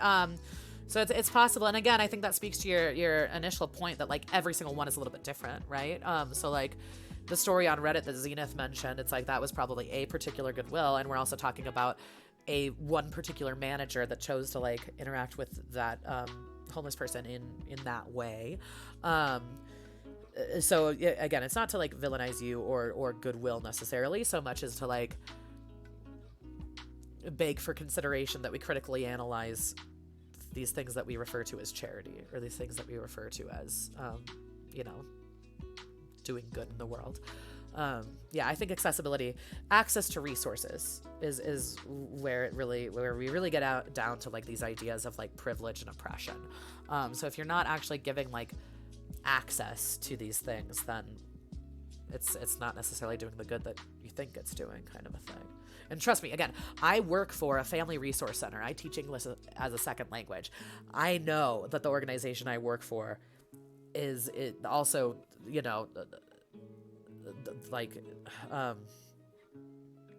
does the same kind of shit, right? It is out of touch in very similar ways. Our CEO is a well-meaning white woman. A well-meaning white woman with an anthropology degree. So like and she's woefully out of touch with what the employees like actually on the front lines are experiencing. She's woefully out of touch with what the people that are accessing our services need and everything. And so that's not to say that it's a bad organization, but there's always room for improvement on that stuff. And so if we don't like critically analyze it, then we can't improve these things, But again, Goodwill's not the only one. I'm gonna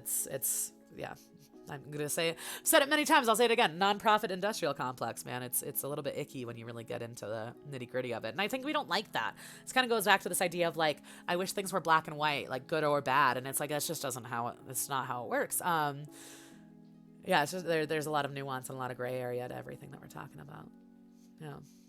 All right. Almost all Goodwill locations closed during statewide mandates at the beginning of COVID-19 pandemic. Yeah.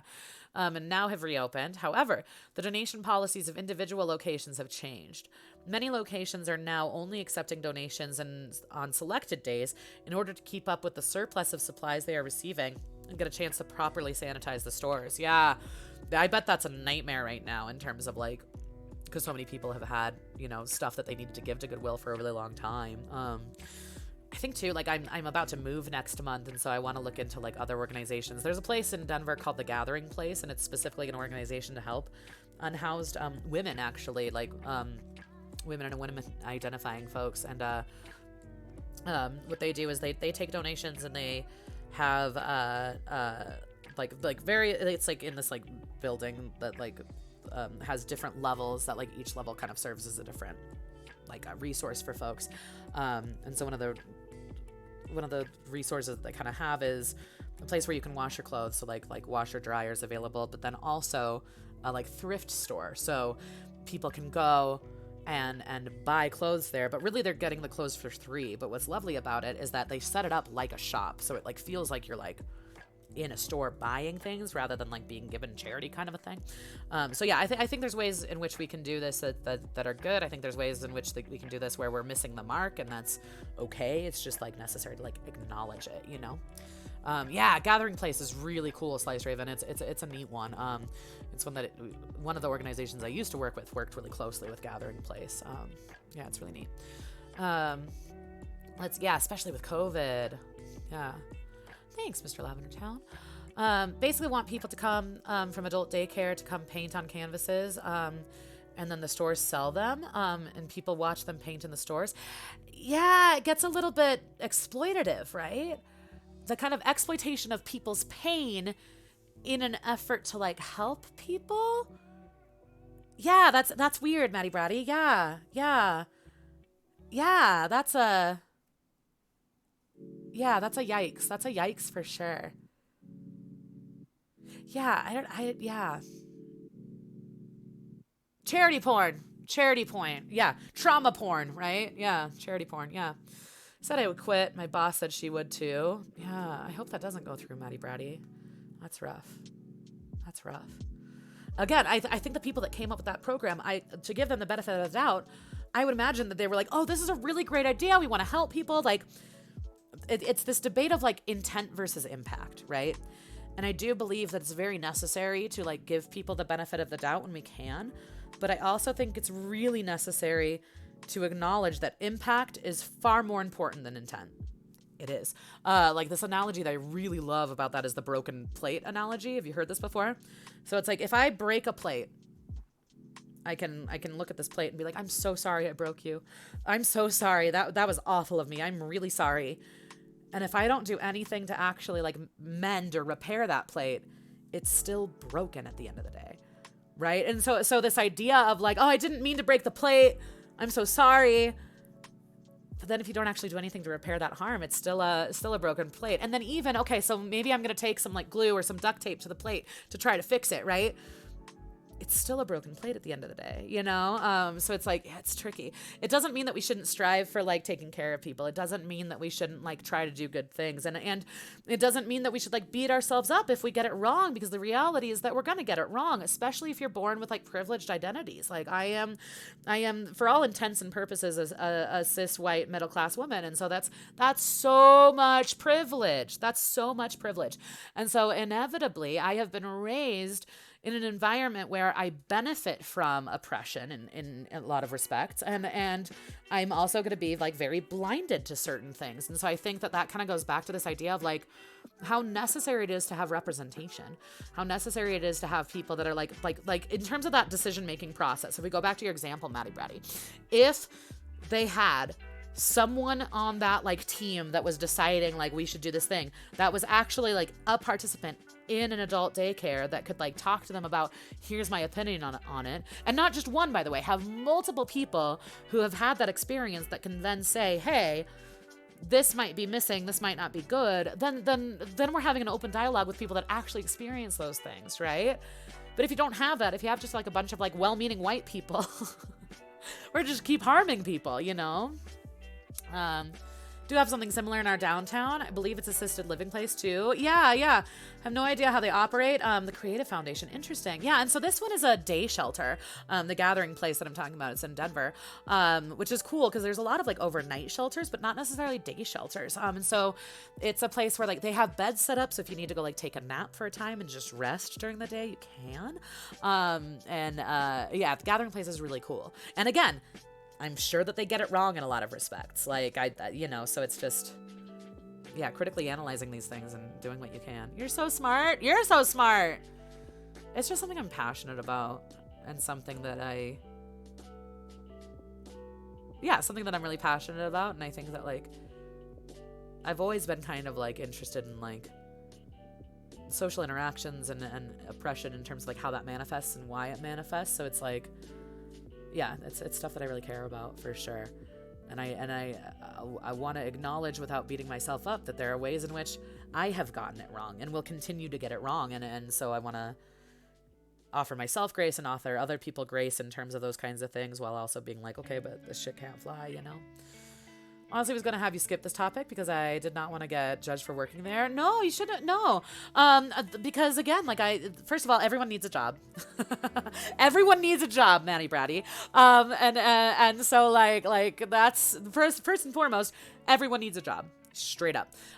Second of all, there's nuance to this stuff. So it's not like, oh, this is bad. Like you brought up a really good example a couple weeks ago. We were talking about Amazon, and we were talking about Jeff Bezos and the myriad of evil that exists within our capitalistic society. And you were like, but also, it gives disabled folks and folks that have like neurodivergence that like can't go into stores. It helps with accessibility, right? Because before Amazon, there were so many things that people that didn't have access to because of their ability or because of their like brain differences and things. So like the fact that like Amazon has provided a way for people to get things delivered to them that they wouldn't have had otherwise is huge. And so we can't just say this corporation is evil, this corporation is good, because it's just not that simple. And I think that it's difficult because we don't like living in ambiguity. We don't. Again, like our brains neurologically are designed to categorize things as what they are and what they are not. So our brains are like neurologically designed to put things into binary opposition. So it's really hard on this like cellular level to like be okay with the fact that like things aren't that clear. 'Cause they're not that clear. Everyone must be a wage slave. Like, no, Maddie Brady, please don't feel, no, Maddie Brady, don't feel judged for that. And quite frankly, having someone like you who is kind-hearted and like self-reflective and cares about these things, like it's really important to have people like you working for these kinds of organizations, right? Like in my opinion. Don't have to like everything about your employer. Totally. I hate my CEO. I really do. And honestly, she's a nice lady. She means well, like, you know, but yeah, I don't like her. Don't have to like everything about your employer, etc. Just have to do the best we can. Yeah. And try to encourage positive change. Exactly. Well said, nonsense. Yeah, for sure. I'm glad we're talking about it. Yeah, no, please don't feel judged for working there. No, not at all. Because like I said, the organization I work for all the good that they do, it's also not, you know, not perfect by any means. If you look at our DEI committee, we have a DEI committee, diversity and inclusion, or I'm sorry, what is it? Oh God. What does the E stand for?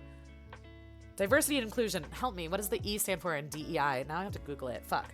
But anyway, it's a committee specifically designed to be like, what are the like things that we're missing in terms of like being inclusive, like racially and gender wise and blah, blah, blah. You would imagine there's like one or two Hispanic people on that board and like one black person. And then like everyone else is white. It's like, okay. Like, and again, it's like not like, the fact that we have a DEI committee is equity. Thank you, Jesus Christ. Diversity, equity, and inclusion. So the fact that we have a DEI committee is huge, but even then it's like, well, look at who we're like uplifting within that committee. We don't have any trans folks on that committee, right? There's a gay dude, he's a white cis gay dude, but like, okay, so kind of some queerness on there, but even within regard to the like the queer kind of spectrum, that's like one of the most like privileged like identities. So it's you know, so again, like it's not evil to have a DEI committee that doesn't have, you know, enough diversity, but at the same time, there's room for improvement there, right? So, yeah. Zenith, we all know Maddie Bratty wouldn't hunt down a homeless man who needed jeans, 100%. I work for Walmart. Yeah, hugely corrupt company, exploits thousands of workers, also makes a lot of things very affordable for a lot of people. Totally. Well, so I teach English to speakers of other languages, and I have several students that work for places like Walmart, and it's like, am I going to say that, like, they're evil for working for Walmart? I used to work at a halfway house teaching GED prep. Same thing, like for people who have been convicted with felonies, Amazon hires so many people that were convicted of felonies. Now, granted, the way in which they treat their employees is absolutely terrible, but at the same time, there are not a lot of other places that will hire convicted felons. So like, yeah, it's there's so much nuance to what we're talking about. There's so much nuance to it. Yeah. Okay, we were talking about COVID. Okay, so now we're gonna get into criticism and compensation. Let's get into it. Here we go. Okay, so executive compensation. Here we go. Let's talk about how much money the CEOs make. Here we go. This is where, see, and we're not talking about the employees like on the floor like you, Maddie Bratty. What I'm talking about is the CEOs. This'll be gross. Get ready. In 2005, Goodwill Industries of Columbia Willamette, Goodwill's Portland, Oregon branch, came under scrutiny due to executive compensation that the Oregon Attorney's General Office concluded was unreasonable. The president of the Portland branch, Michael Miller, received $838,000, $508 in pay and benefits for fiscal year 2004. $800,000. Sorry, I don't mean to scream about it, but like, holy fucking shit. That's what I'm talking about. This right here. So I'm not talking about the employees that work in the stores. I'm talking about this shit. Like, the fuck is that? That's so much money. Absurd. Okay, anyway. Sorry. Yeah, $838,508 in pay and benefits for the fiscal year of 2004, which was reportedly out of line comparison to other charity executives and placed him at the top 1% of American wage earners. After being confronted with this day, okay, can I just not to harp on my CEO again, but I imagine she gets six figures. I imagine, and if not, it's probably close to that. She has a master's, so I guess there's that. But even then, having accessibility to higher education, that tells you a lot. And I, as a teacher in my organization, technically qualify for low-income housing. What does that tell you about my organization, right? So it's just, there's. Blah, blah, blah. Anyway, okay. After being confronted with the state's findings, Miller agreed to a 24% reduction in pay. What's 24% of $800,000? Real quick. You do some math, because I need to know. Where's my calculator app? I can't do math in my head that is that hard. What is 24%?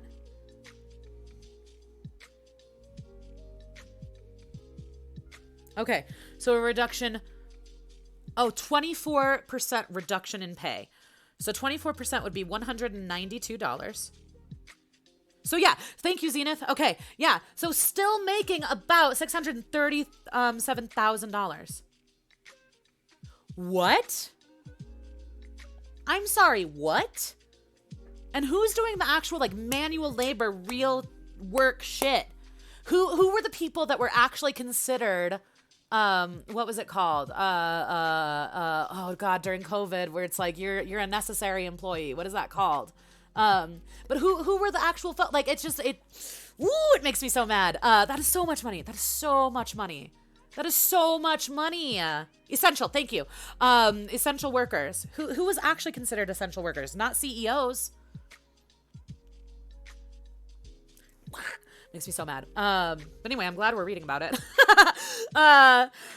Let's see. And then formed a new committee and policy for handling matters of employee compensation. Still making $637. I'm just like, ugh. Blah. Teachers, doctors, nurses, thank you. Food employees, thank you. Right? Janitorial staff, construction workers, all of the people in our society that get paid the least. Fucking bullshit, dude. Fucking bullshit. Anyway, so again, Maddie Ratty, I'm not talking about you. I'm talking about this shit. A 2013 article on watchdog.org reported that Goodwill's tax returns showed that more than 100 Goodwills pay less than minimum wage. That's the thing. So then their employees get shit for pay, right? While simultaneously paying more than $53.7 million in total compensation to top executives. Douglas Barr, former CEO of Goodwill of Southern California, was the highest paid Goodwill executive in the country. I'm going to puke. He received a total compensation worth of $1,188,733, including a base salary of $350,200 in bonuses worth $87,550, retirement benefits of $71,050, which, by the way, in terms of the like hourly employees, they probably don't get any benefits whatsoever. They're not getting health insurance and they're not getting fucking retirement plans. I can guarantee you that. Sorry. Mad. Sorry. How can you pay less than minimum wage? Great question. I don't fucking know. I don't know. I don't know. Let's see. $637,864 in other reportable compensation. In 2011, the Columbia Willamette Goodwill, one of the largest in the country, says it paid $922,444 in commensurate wages to approximately 250 people with developmental disabilities. These employees worked 159,584 hours for an average hourly wage of $5.78. Here we go. This is what my friend Kaylin is so pissed about, which makes sense, right? This is absurd. This is absurd with developmental disabilities. So I wonder if it's because, this is a guess, Zenith, I could be wrong, but I wonder if it's because they qualify for disability income, and so then they compensate their wages based on their disability income. That's my guess. Fanaria, welcome. We are yelling, and by we, I mean me, about CEOs in the nonprofit industrial complex making hundreds of thousands of dollars while their employees make $5 an hour. Welcome. We're reading about Goodwill. So for, again, not to negate the various good things that Goodwill has done, but this injustice, this inequity exists in nonprofit organizations always. Welcome, Fun. It's good to see you. I'm glad you didn't miss G Week either. And if you have a G topic, let me know. We can definitely get into it. Dude, an hourly wage of $5.78. The lowest paid worker received $1.40 per hour. Yeah, so that's my guess. My guess is that those employees qualify for disability benefits, and therefore there's some sort of legal loophole in which Goodwill can pay disabled employees less. Blech. Okay, anyway. 2018, CEO Rich Kantz of Goodwill Northern New England put out a video statement addressing the false think before you donate rumors that alleged over Mark Curran's profits $2.3 million a year from the organization, and no money was going to charity. In the statement, he says that Goodwill NNE does in fact give to charities and works to provide resources for brain injury rehabilitation centers, those with disabilities and veterans seeking work. Further, the website states that Mark Curran is neither the owner nor the CEO. As of 2020, Stephen Preston is the CEO of Goodwill Industries International and has to report to a volunteer board of directors. In 2020, the stores in New England still running a voiceover during shopping hours that reiterated this message to shoppers. That's some Big Brother shit. The claims appeared in a longer email covering several for-profit and non-profit organizations, which was also debunked by Snopes. Okay, interesting. Workers' wages. Here we go. This is a genuine question because I don't know how disability works. But if you have Atari? Atari. I'm reading it wrong.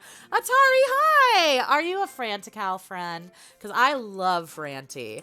Atari, thank you for the raid. How's it going? Thank you for the follow. Welcome. How are you? Listen, if you're friends with Franti, then you gotta be good people. You gotta be. Let me see. Atari, what were you up to? What were you playing? What were you doing? What were you streaming? How's it going? Also, Jay, hi. How are you? It's good to see you. Atari, love to see it. Just chatting. Love it. Franti suggested me. Franti is an absolute gem.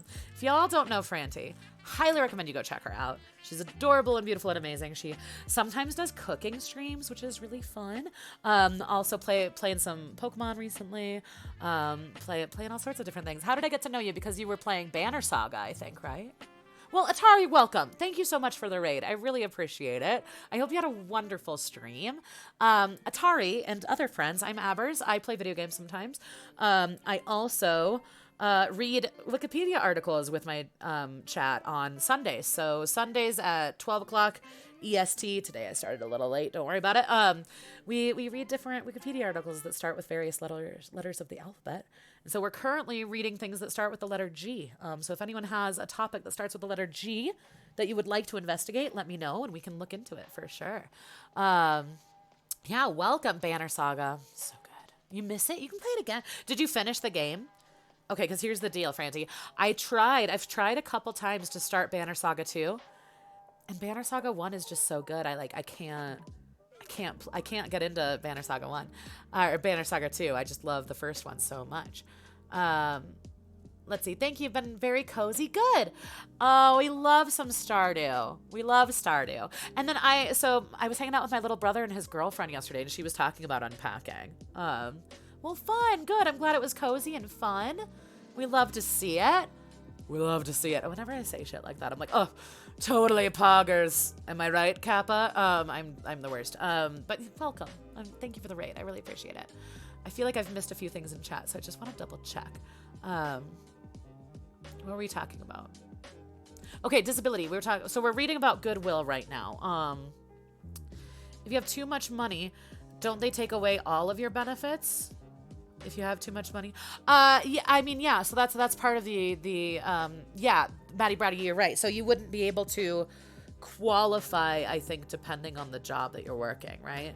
But if you've ever seen what someone actually makes from disability pay, it's like nothing. It's like nothing. So maybe combined that income and then their disability would put them at like minimum wage kind of a thing. And so that's another thing in terms of like disability benefits, at least in the United States and other places. I'm not sure how disability benefits work, or if it's probably completely different systems. But disability income in the United States is fucked up too. Like it's not great either. So yeah, not good.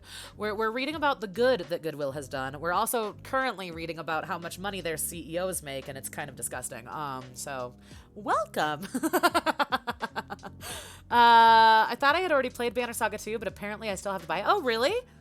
I mean, give it a try. Tell me what you think. I just loved the first one so much. I would almost rather replay the first one and try to make different decisions just to see how things ended up than playing the second one. But that's probably just me. That's probably just me. All right, workers' wages. I hope that answered your question, Maddie Browdy. But also, yeah, to your point, I think that if they do pay you too much, then you will no longer be able to qualify for disability. I think that's probably true. All right, Goodwill Industries International has been criticized by some for using a provision of by using a provision of federal labor law to pay workers with disabilities less than federal minimum wage. Under Section 14C of the Fair Labor Standards Act of 1938, organizations can obtain a special wage certificate to pay workers with disabilities a commensurate wage based on performance evaluations. Some ableist fucking bullshit, man. Of Goodwill's 105,000 employees, 7,300 are paid under the special wage certificate program. The National Federation of Blind consider it unfair, discriminatory, and immoral. Yep. Other disability rights advocates have defended Goodwill's use of the special wage certificate to employ workers with disabilities. It's kind of like how companies will exploit undocumented folks because they know that they can pay them less and that legally they can get away with it. It's kind of disgusting. And by kind of, I mean, it's like really disgusting. Absolutely get it. Absolutely get it. Might replay the first one when I get the second one. But anyways, Goodwill, huh? Yeah, Goodwill, huh?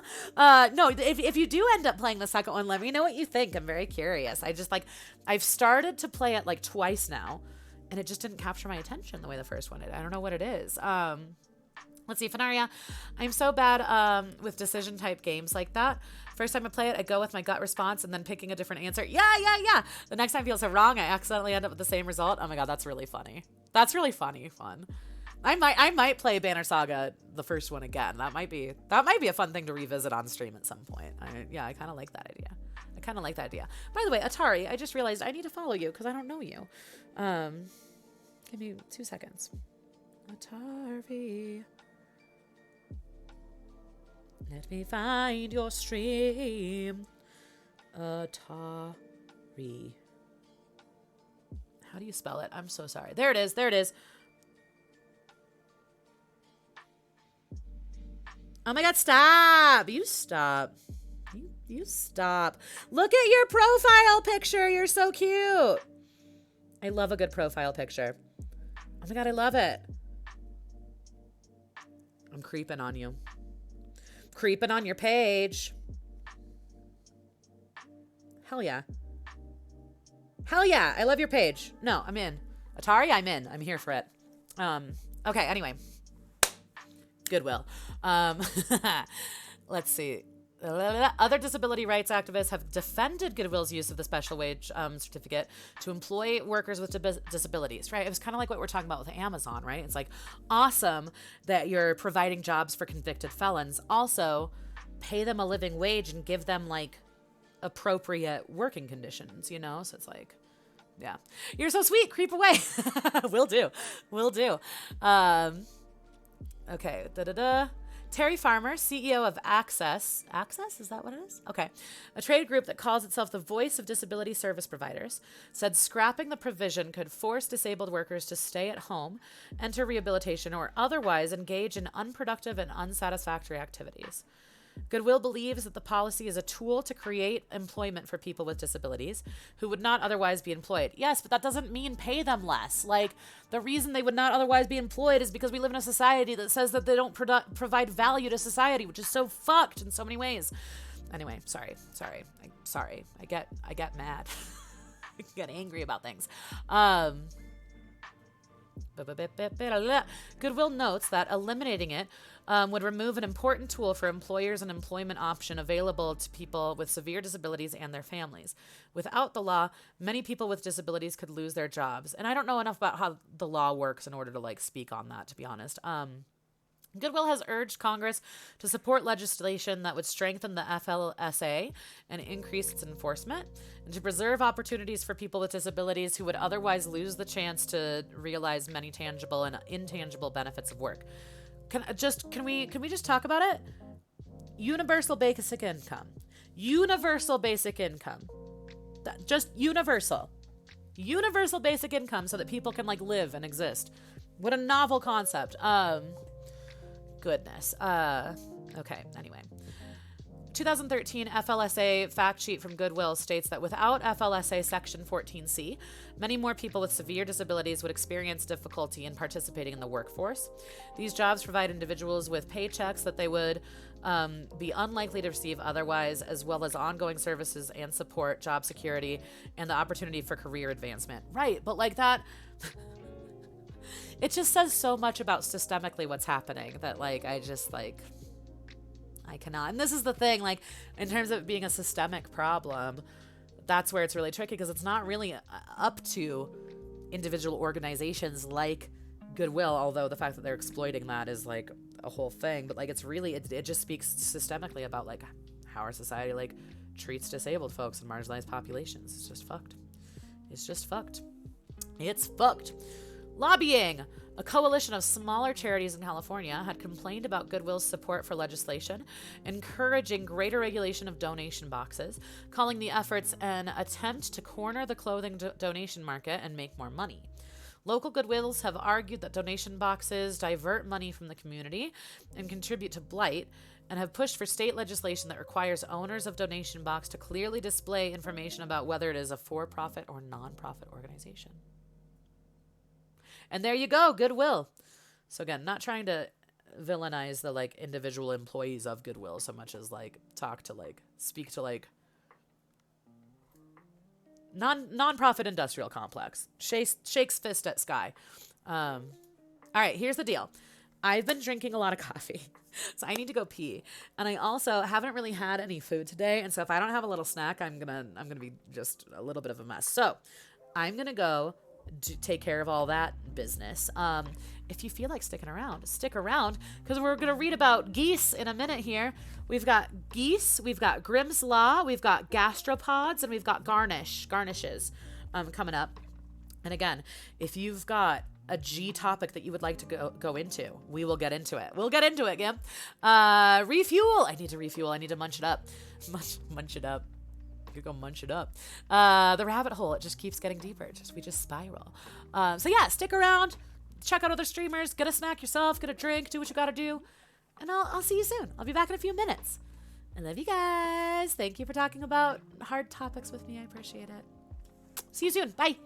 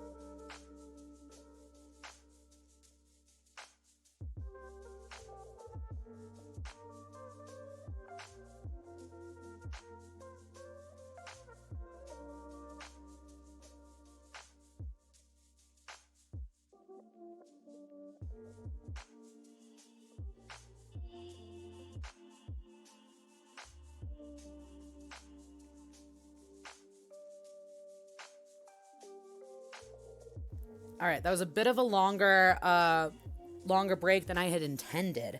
But you know what? Can we just like normalize taking breaks during your stream? Can we? Can we normalize it? If you stuck around, thank you so much. If you didn't, I don't blame you. Yes, normalize taking breaks, okay? I feel like there's this pressure because of numbers and whatever to be like, I'm just gonna like hold my pee and not eat and all of these things. Normalize taking breaks. I shouldn't do that hand gesture. Maddie Brady, thanks for being here. Liz Lavender Town, thanks for being here. Anyone lurking and hanging out, thank you for being here. Shall we read about geese? You want to read about gooses?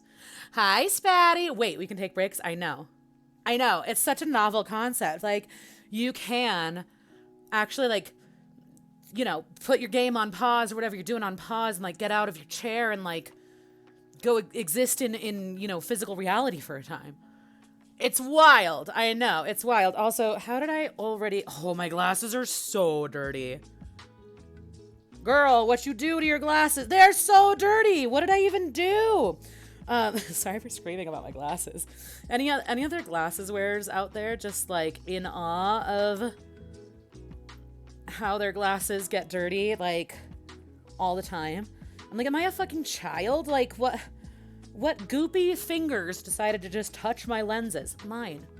My goopy fingers. It was me. I don't know why I'm calling my fingers goopy. You're telling me we're allowed to take care of our bodies and be happy during a stream? Yes! Yes, you are! You're allowed to take care of your human body, your physical form during a stream. And in fact, I think it's required. We're all just like, you know, emotional cucumbers over here. We need our water and our food and our, you know, sanity. I clean my glasses 3 times a day. I believe it. I should. I probably clean them once a day, but like... they're still kind of dirty. They're better, I guess. I don't even know. Clean your dishes 3 times again. Made garlic bread. Ooh, with bagels on the skillet. That's kind of fun. It's a fun variation on garlic bread. They didn't mention bagels. Now they just feel smeary. You guys. We're just gonna try. We're gonna do that old method. Hank always slobbers on my glasses. So they're constantly getting cleaned. Yeah, fair. Oh, good old Hank. Sanity? Never heard of it. Yeah, I didn't mean to be sanist. That's, you know, we're all mad here. We're all mad and queer here. Okay. All right, better. It'll do. Good enough for reading about geese. Goose, plural geese, is a bird of several waterfowl species in the family Anatidae. I don't know why I'm saying it in that weird. Gorgeous. Hey, thanks. Goosen, you know, like oxen. Sure, why not? This group comprises of the genre Answer, the gray geese and white geese. Branta, the black geese. Atari, thank you for the lurk. Gonna go eat things. Do it. Normalize eating things. Yes, go take care of your human body. Absolutely. Thank you again for the raid. I really appreciate it. Y'all should go hang out with Atari sometime. I'm excited to hang out in your stream sometime. For sure, for sure. Yeah, go take care of yourself. It was so good to see you. Thank you for the raid.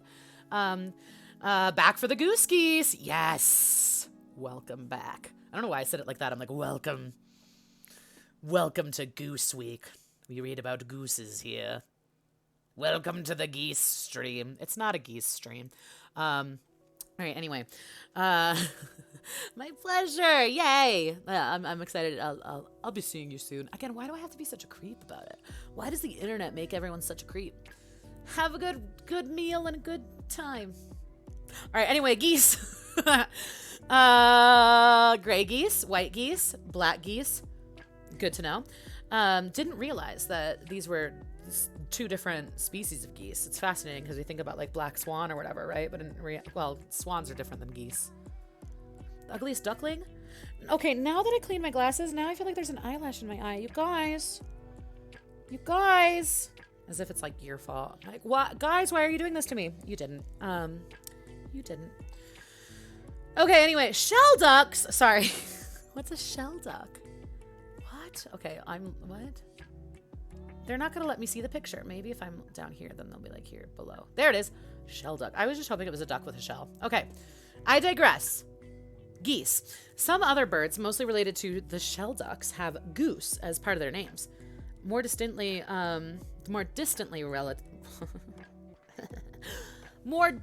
related members of the family Anaeidae are swans. Okay, so swans are geese. Well, they're not. Shelduck is a Pokemon. Thank you. I was very confused. Thank you. Of course, Mr. Lavender Town. This is another person you should go hang out with. I was gonna say, yeah, you got Pokemon written all over you, Mr. Lavender Town. Go hang out with Mr. Lavender Town. Go do it. It was fun watching you play Lost Ark a little bit yesterday. All right. So Shelducks are a real animal. I think for Pokemon they maybe should have found a different word because like there's not a Pokemon that's just like dog. Although there could be, so I don't know. Fun going down this rabbit hole with you in stream. Yay! I'm glad you're liking it. It's been fun. I've been very into it. I'm enjoying it. So I'm glad other people are too. This is gonna now this is gonna bother me. Why are you in frame darker than the other one? The curtain feels better. Okay. All right. Geese, swans, shell ducks.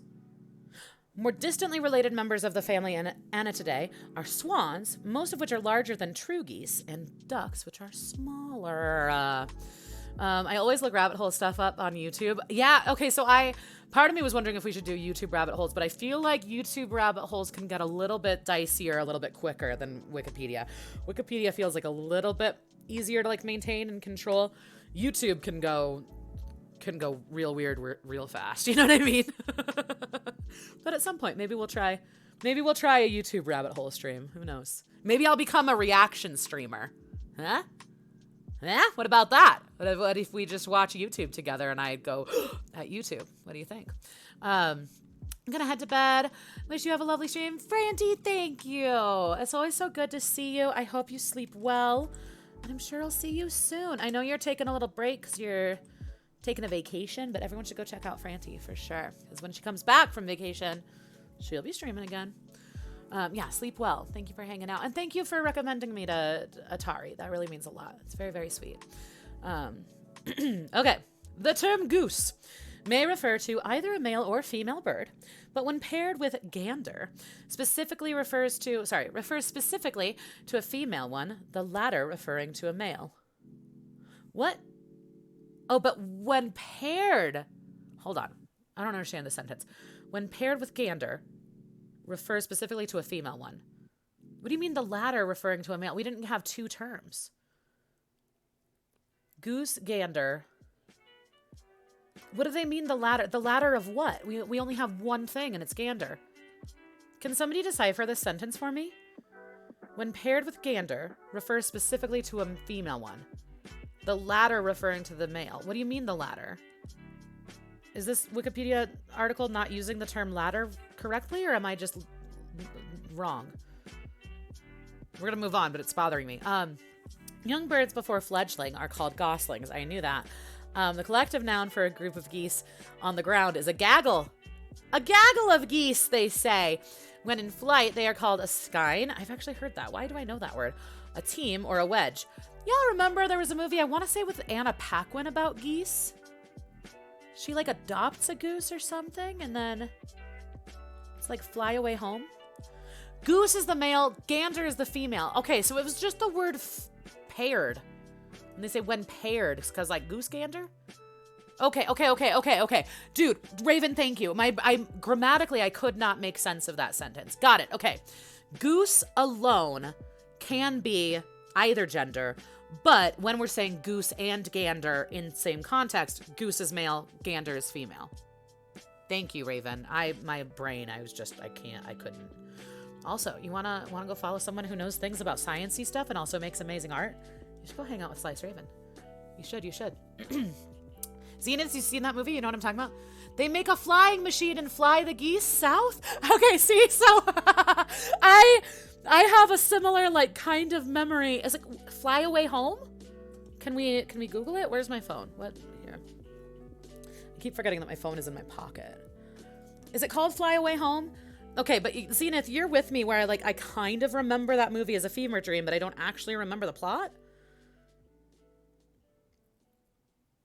Fly Away Home. Okay, wait, can we just... Oh my god. Okay, so yeah, how does this work? How does this work as in what is this movie? Okay, after Anna Paquin loses her mother in a car accident, she must uproot her life and move to Canada to live with her father, Thomas Jeff Daniels. An oddball inventor with whom she has no relationship. She initially struggles to find her place in her new home, but things change when she stumbles upon a collection of abandoned goose eggs. That's right. She becomes the goose mother. Okay. It's all coming back to me now. When the eggs hatch, Amy and her dad work together, teaching the motherless birds how to fly south for the winter, and their relationship blooms. You nailed it, Zenith. That's it. Yeah, they make a flying machine and fly the geese south. No, you nailed it. That's basically what it's about. That was good. That was very good. Lots of good Jeffs. Yeah. Okay, geese, gander, goslings, gaggles, skein, team, wedge. When flying close together, they're called a plump. I like that. A plump of geese. All right, etymology. Hold, please. The word goose is a direct descendant of the Proto-Indo-European root gons. In Germanic languages, the root gave Old English gus, with the plural ges, and gandris, becoming the modern English goose, geese, gander, and goslings, respectively. Frisian, goes, geese, gusk, New High German, gons, ganza. Oh man, I'm glad Franti went to bed because Franti's first language is German, and let me tell you, so sorry, Franti. Ganter and Old Norse, gas. This term also gave Lithuanian zasius, Irish ge, goose, from Old Irish ges, Latin answer, Spanish gonzo. I knew that because duck duck goose in Spanish is pato pato gonzo. Anyway, ancient Greek, kin, Dutch gons, Albanian gate, heron. Oh, it's like the same word for heron. Okay, this eyelash thing is gonna drive me up the wall, you guys. Why? Okay. I keep thinking I got it, and then I close my eyes, and it's like, nope, your eye is still mad at you. And then I'm like, why do I have fingerprints on my glasses? Because of that kind of shit. Das gut, das ist sehr gut. Das Geest. Geeses have the best nomenclature. 10 out of 10. 10 out of 10 for being such brutal animals, yes. Okay, let's see. Where are we at? Gander, Sanskrit. Okay, Albanian, gate, heron. Sanskrit, hamsa, hamsi, gander, goose. Also the words for male and female swans. Finnish, honey. I wish Iron Biscuit were here, because I'd be like, is that true, Iron Biscuit? Iron Biscuit is Finnish. Avestan, zau. Polish, gis. Romanian, gaska, gansak.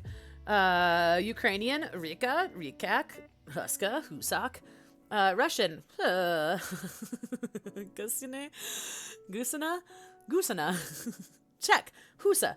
Persian, gaz. There you go. True geese and their relatives. The two living genera of true geese are answer, gray geese, and white geese, such as the gray log goose, snow goose, and Bronta. Black geese, such as the Canada goose. Can we watch at the look at all those chicken memes? It has geese in it.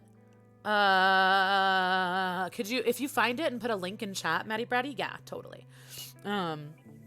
Totally. Two genera of geese are only tentatively placed in the Anserinae. They may belong to the shell ducks. Again, mind blown that shell duck is like an actual fucking animal and not just a Pokemon. Or form a subfamily on their own. Cereopsis, the Cape Barren goose, Snemnirnosis, the prehistoric New Zealand goose. Prehistoric New Zealand goose is a whole thing. Oh, is it a video? How long is this video?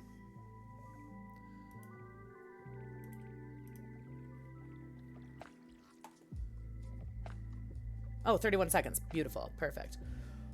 Hold, please, while I figure things out. Stop. Stop. Fucking stop. Stop, YouTube! You like how I just, like, yell at YouTube to stop? Here we go. Okay, we're gonna start it over. Ready? Here we go.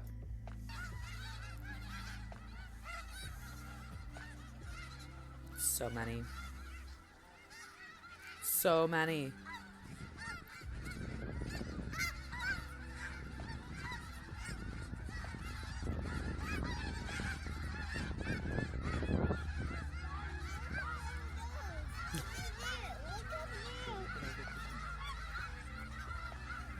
Look at all those chickens. 10 out of 10 meme. 10 out of 10 meme. And also, let's just respect and enjoy my YouTube history. It includes I don't know who this lady is, but chill hop, lo-fi hip hop, the Shia LaBeouf Rob Cantor musical, SpongeBob, Trixie Mattel, Zach Galifianakis, a gorilla driving to a banana store. I don't know who this is. Trixie and Brittany Broski, this child. Potter Puppet Pals. That's my YouTube history is not even my history, but like algorithm of like, this is shit you would like. That was beautiful. Maddie Brady, worth it. 100% worth it. 100% amazing. 100% we stand. We're here for it. We're into it. We love it. Look at all those chickens. Okay. Let's see. Now, honey, you got a storm coming. Feature film, so cute. It was really cute. Yeah, that was very cute, very cute. Okay, two genre of geese. Yeah, the shell ducks. Okay, so we read about that.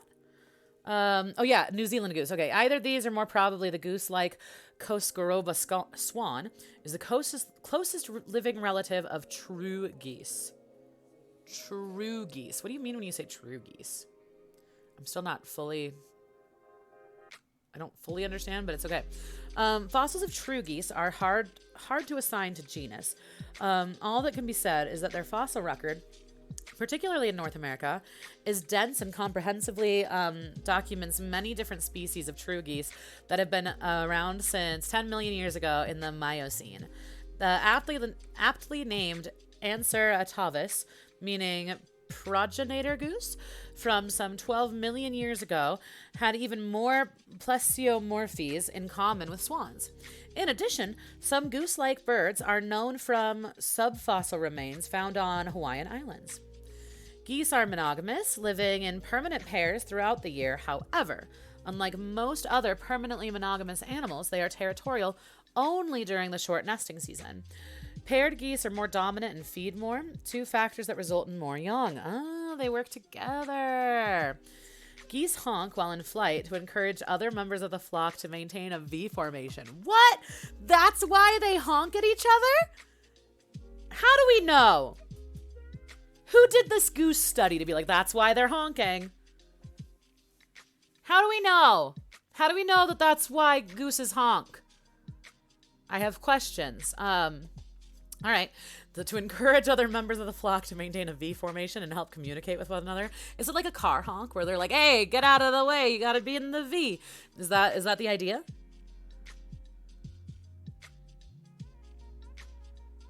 All right, anyway. History. Geese fossils have been found ranging from 10 to 12 million years ago.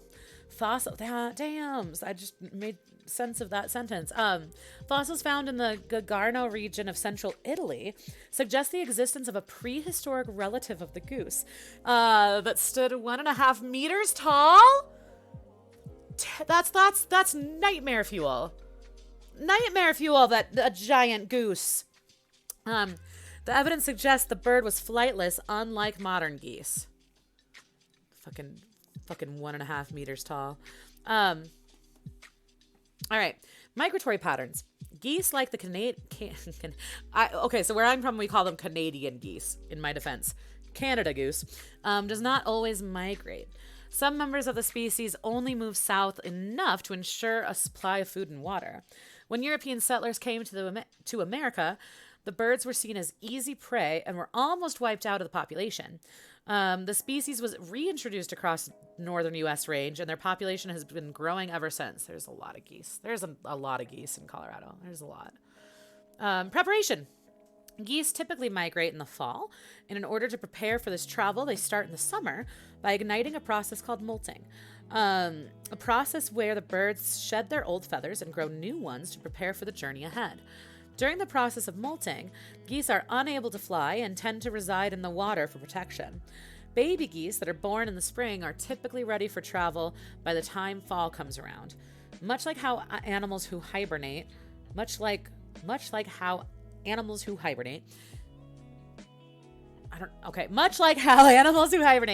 geese eat more during the time they prepare for migration. That makes sense.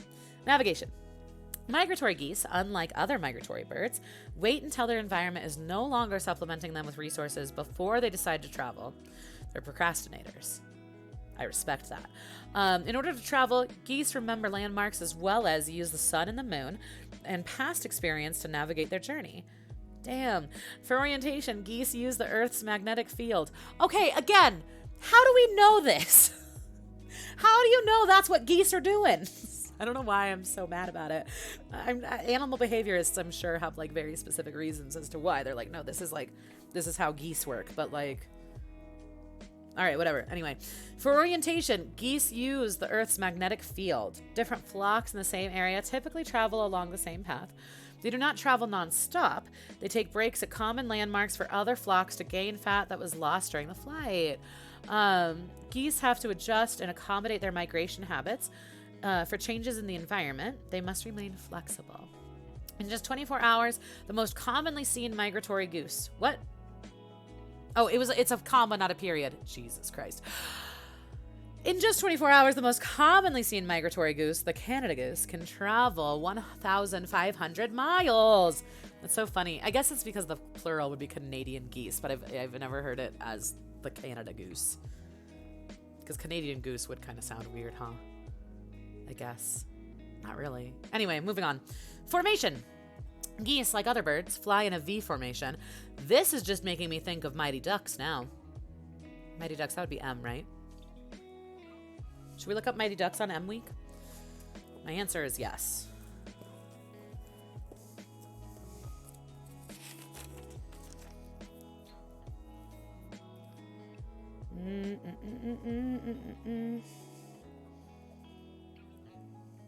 Okay.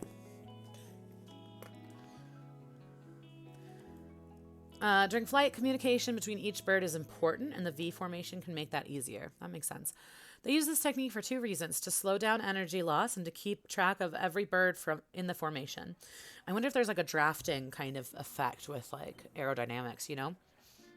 The birds in the back of the formation use pockets of air. Oh my God, I'm so smart. The birds in the back of the formation use pockets of air from the movement of the birds in front to help keep them aloft. Okay, so not necessarily for speed, but for keeping them aloft. That's cool. Each bird takes a turn in the front of the formation to ensure longer flights with fewer stops.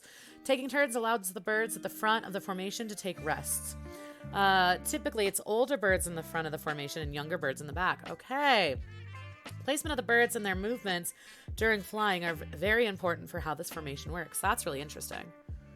Here are the geese.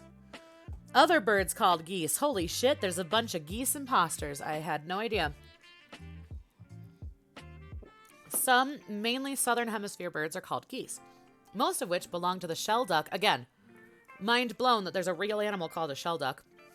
The shelduck subfamily Tadorninae. Tadordinae.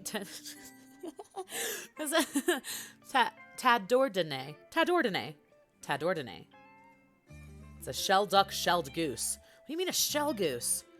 Guys, are we going to have to look up shelducks on S Week? Because I'm thinking yes. All right. Shelduck.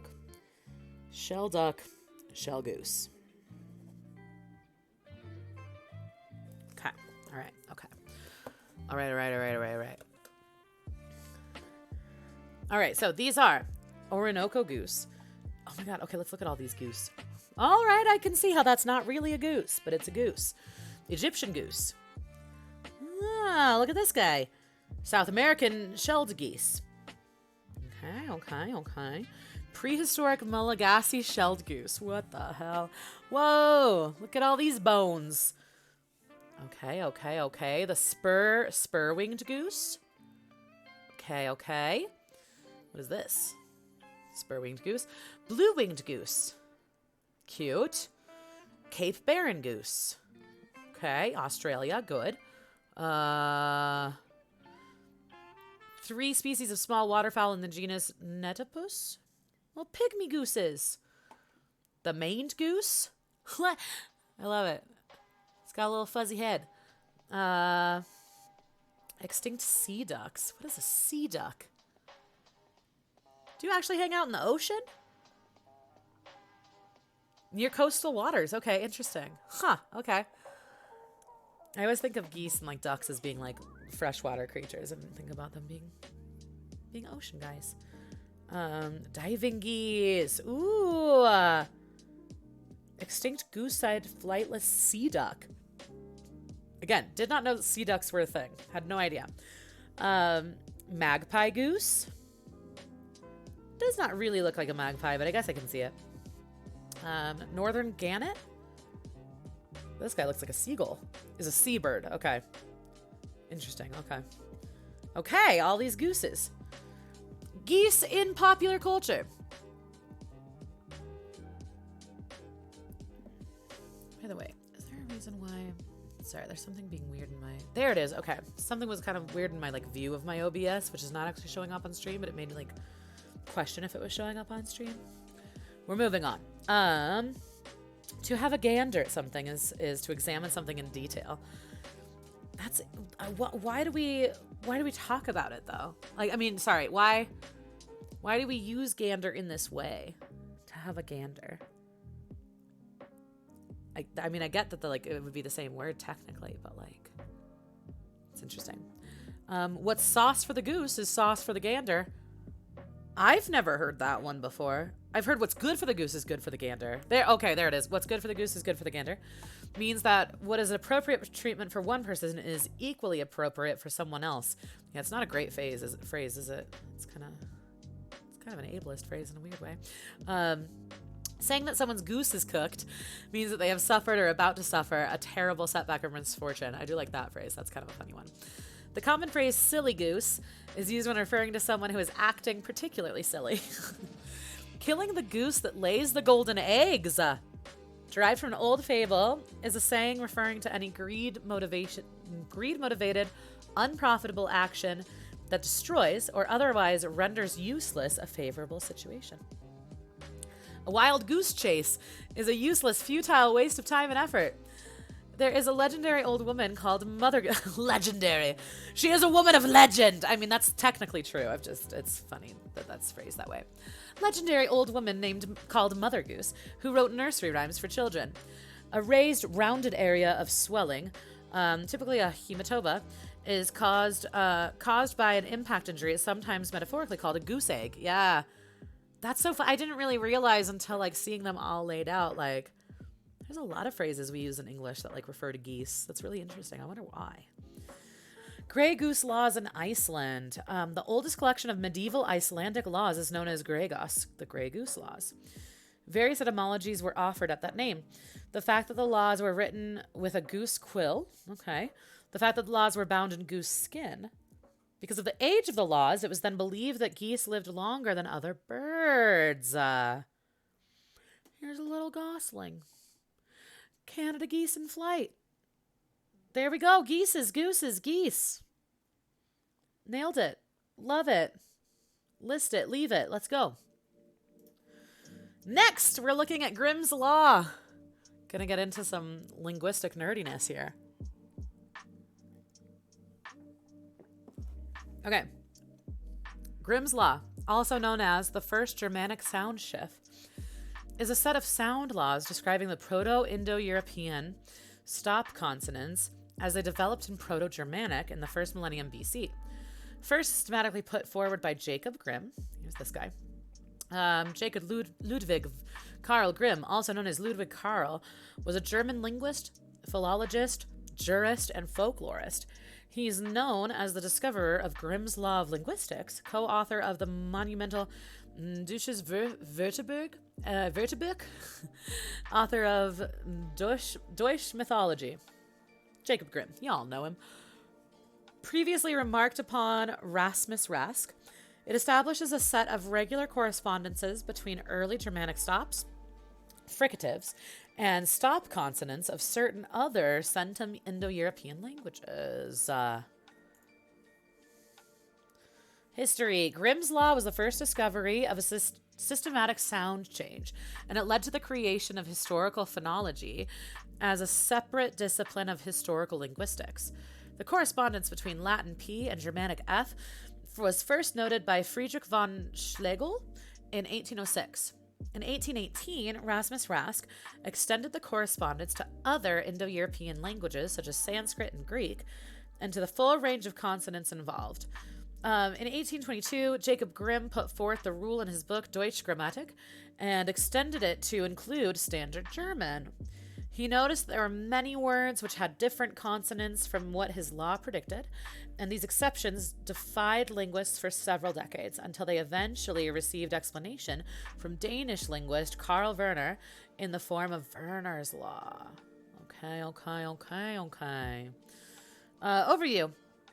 Grimm's Law consists of 3 parts which form consecutive phases in the sense of the chain shift.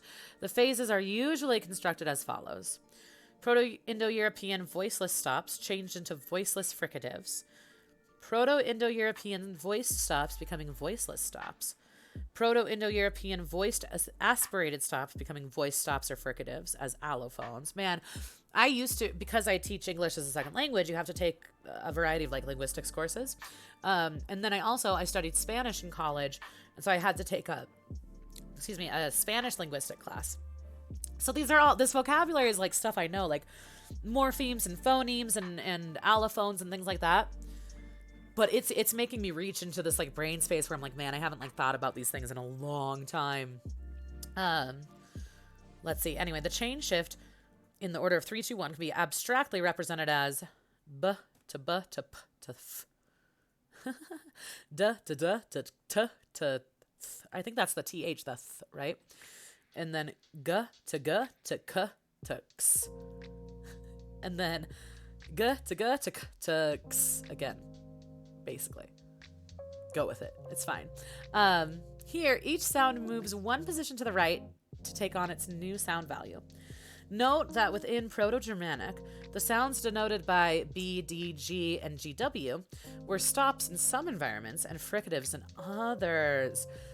I want to say a fricative is when you do when you have to have air to make it, and then oh god, I don't remember. I remember some of these things. Man, I wish Alina was here. Alina is a linguist. She could decipher this for us. But let's see. We're stops in some environments. So b versus f. I don't even know. G versus I don't even know. Let's just keep going. So B should be understood here as BH or B. Okay, so but I thought this symbol was a double S in German. go with it. And likewise for others, the voiceless fricatives are customarily spelled F, B-ish, H, and HW in the context of Germanic. The exact details of the shift are unknown, and it may have progressed in a variety of ways before arriving at the final situation. The 3 stages listed above show the progression of a pull chain in which each change leaves a gap in the phonological system that pulls other phonemes to fill in the gap. Okay. It's also conceivable that the shift happened as a push change, where the changes happened in reverse order, with each change pushing the next forward to avoid merging the phonemes. The steps could have occurred somewhat differently. Another possible sequence of events could have been: 1, voiceless stops are allophonically aspirated under most conditions. 2, voiced stops become unaspirated voiceless stops. All aspirated stops become fricatives. This sequence will lead to the same end result. This variety of Grimm's law is often suggested in context of glottalic theory. Yeah, so glottal noises like that, g, which is the G noise, right? In Proto-Indo-European, which is followed by a minority of linguists. This theoretical framework assumes that voiced stops in Proto-Indo-European were actually voiceless to begin with. So voiced, by the way, if it's voiced or voiceless, it's like the difference between F, like the F noise, and then V. So like the difference is whether or not you create vibration in order to create that sound, right? So if it's voiced, there's vibration you can like feel in your throat, like V versus F, there's like no vibration. It's like one thing I understand in this article or know about in this article. So we're actually voiceless to begin with. So the second phase did not actually exist as such, or was not actually devoicing, but a loss of some other articulatory feature, such as glottalization or ejectiveness. This alternative sequence also accounts for the phonetics of Werner's law, see below, which are easier to explain with glottalic theory framework when Grimm's law is formulated in this manner. Additionally, a change from aspirated stops to fricatives is known to have happened in the transition between Proto-Indo-European and Proto-Italic. So it represents a plausible potential change from Proto-Indo-European to Proto-Germanic. And now we know. Further changes. I might skip ahead a little bit here to see if we can. Here we go. Examples. This is what I want. Okay. Further changes following Grimm's law, as well as sound changes in other Indo-European languages, can occasionally obscure its own effects. The most illustrative examples are used here. Okay, so we have the word pods, which means foot. And so, okay. Oh my God, this is, okay, mind blown. Okay, so here's the change, right? So we go from p to then the fricative. There we go. Okay. So we go from p to f. That's fascinating. Pods to foot. Tres to 3. Oh my God. Okay, so the t, this is the th noise. I was right. Some of this stuff, sorry, I get really excited when like things that I like learned a long time ago like are relevant in our Wikipedia times together. Okay, so tres to 3, so that t to f, which by the way, this noise, f, it's the fucking worst. It's one of those, like, again, teaching English for a living in terms of like how to speak English. That noise is so hard to pronounce. Like, it's so hard for people to understand how to like put your tongue, in order to make the th noise, you have to put your tongue between your teeth, right? And then create noise, like create air. That's weird. That noise doesn't occur in many other languages. So anyway, from t to th, that's pretty cool. Quan to dog. That's such a weird shift. That's weird to get from like quan or k to h. Qua, dog. This one confuses me. The other one's made sense to me. This one's a little bit, like hound. So k to dog to hound, hunds. Interesting. This one's a little bit more confusing, but the rest of them made sense. I understood the rest of them. Okay. Quad to what? Oh, like qua? Ah, okay. So the qua to hua. That's interesting. Okay, so hebel to apple. Hebel. Oh, wait a minute. Okay, if we go back to dog for a second. Is it the end sound? No. hound, dog. Okay, I still don't understand that one. The rest, getting it though. Hapel to apple. So b to p. Applause. That makes sense. Okay, all right, okay. So deck, like deca. It's a 10. So D to T again. The D to T. Interesting. Gel to cold. Is it gel to cold? So G to K.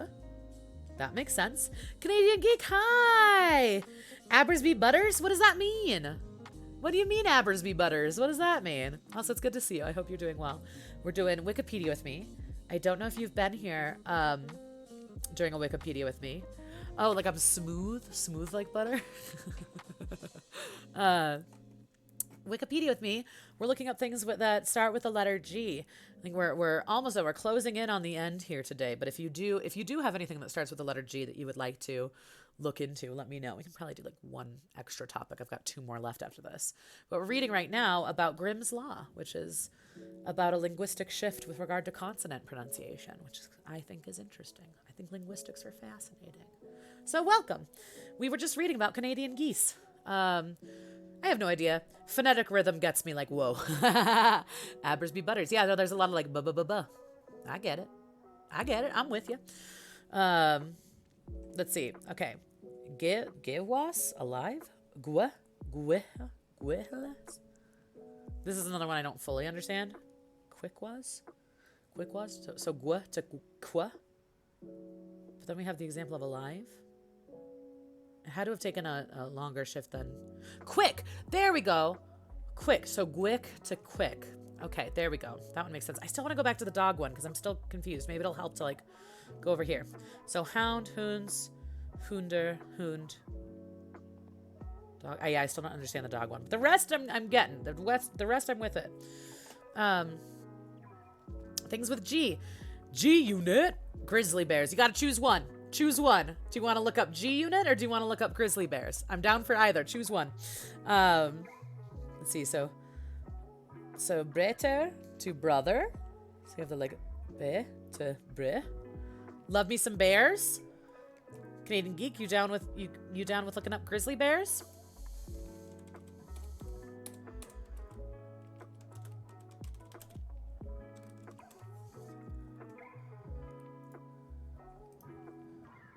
That's not what I meant.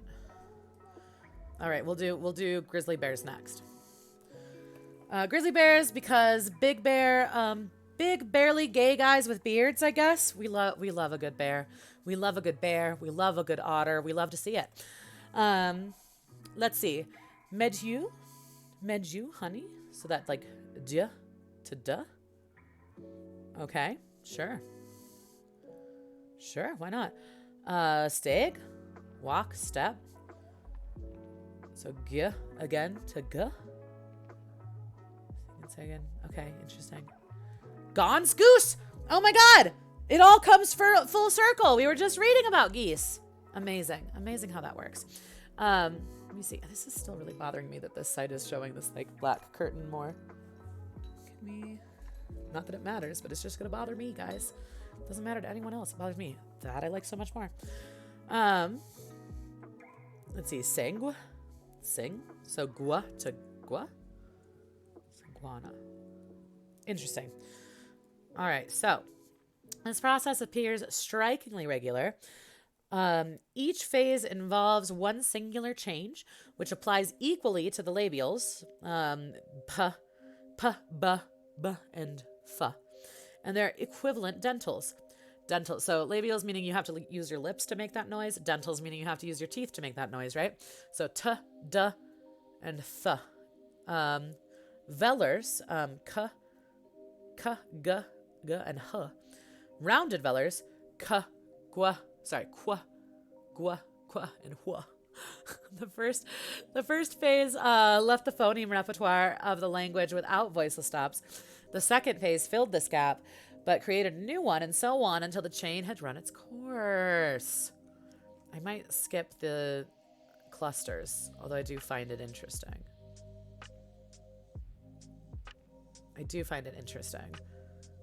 But I mean, we're so close to the end. There's a part of me that's like, let's do it, but Nah, I think I'm good on this one, especially because this was my topic. We could move on. But Grimm's Law, the evolution of how we pronounce various consonants. I like it. I think it's interesting. All right, Canadian Geek, you ready to read about some grizzly bears? Mr. Laventown, you're here for it? I do love me a grizzly bear. Look, so cute. Okay, the grizzly bear. Ursus arctos horribilis, also known as the North American brown bear, or simply grizzly, is a population or subspecies of the brown bear inhabiting North America. Ooh, grizzly bears! They scare the heck out of me. I mean, bears are ferocious, right? So it's understandable. They are so cute, though, for being so ferocious, right? I do really like bears. Bears are pretty cool. But I don't blame you for them scaring you, especially if you live in an area where there are a lot of bears. I live far away enough from the mountains that there's not like bear sightings near me by any means. But it's a little bit scary when there's like forest fires and things, because then they come like closer to the city, right? Westside Navajo, hi! Oh my god! I say the word forest fire and Westside Navajo just like appears. Oh gosh. Very scary Kappa. Very scary Kappa. Thank you for the resub. 10 months! 10 months, Westside Navajo. You're very sweet. It's good to see you. Someone say something? I literally said the phrase forest fires, and then your name popped up in chat. Westside Navajo fights fires for a living. Helps fight fires. So there you go. It's good to see you. Thank you for the resub. 10 months blows my mind. Blows my mind. Let's see. Are you aware of the Fat Bear Week? Fat Bear Week. Yes, I am aware. Sorry, that's like a popularity contest between different bears who have been photographed before and after fattening up for the winter. I fucking love it.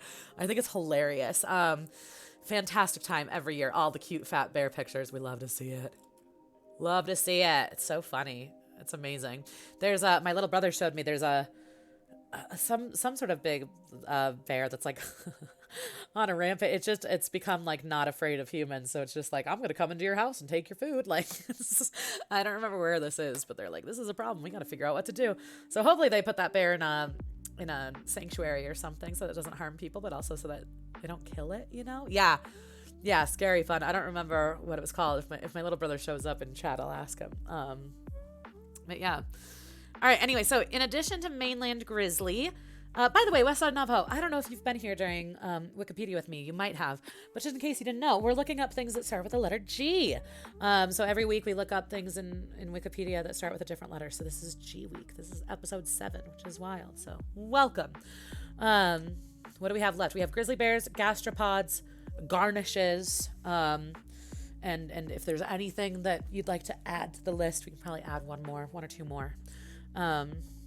Okay, so in addition to the mainland grizzly, other morphological forms of the brown bear in North America are sometimes identified as grizzly bears.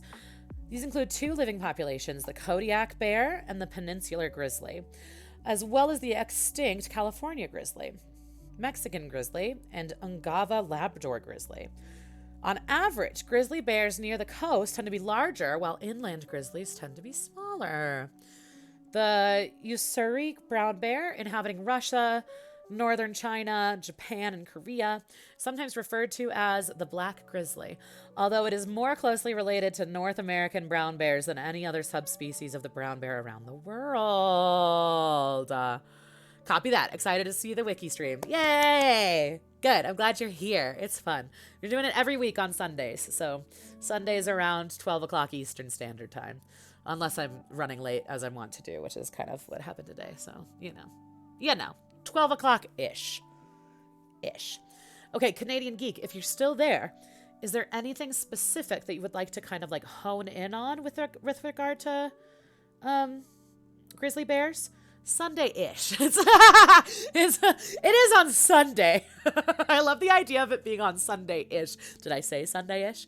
I really meant 12-ish, but Sunday-ish works. I kind of like that. Sunday, Saturday, Monday. It's like Sunday-ish. No, Sunday. Sunday's at like 12 o'clock. Ish. I think these are the things I'm kind of honing in on. Appearance, obviously.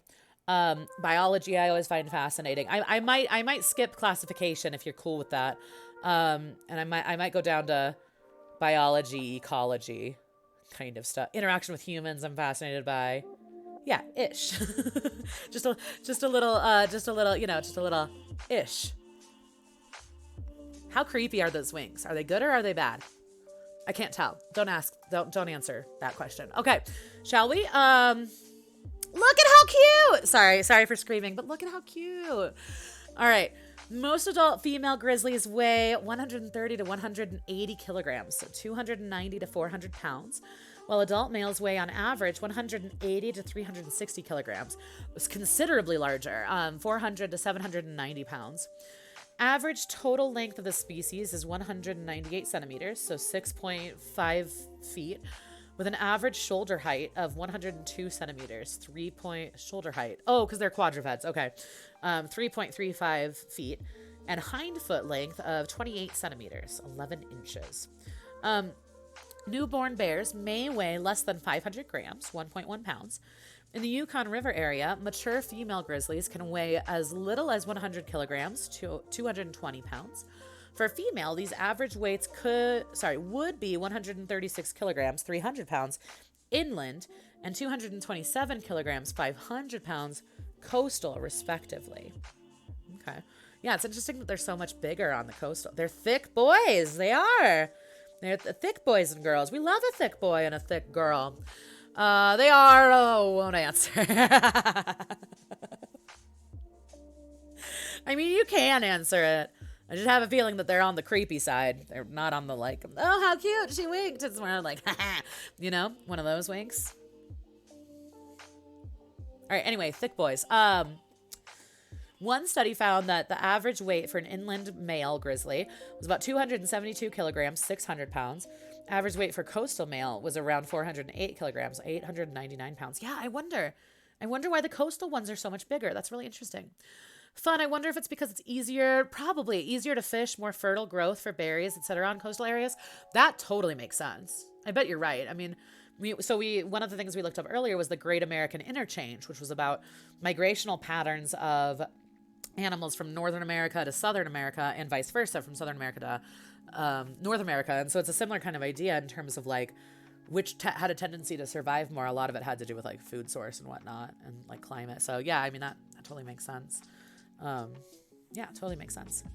Although variable in color from blonde to nearly black, grizzly bear fur is typically brown with darker legs and commonly white or blonde tipped fur on the flank and back. Very grr. Okay, Austin Powers. That was one I don't think I was allowed to watch as a kid. I remember watching one of the Austin Powers at a sleepover one time, but otherwise the cultural references in Austin Powers are kind of lost on me.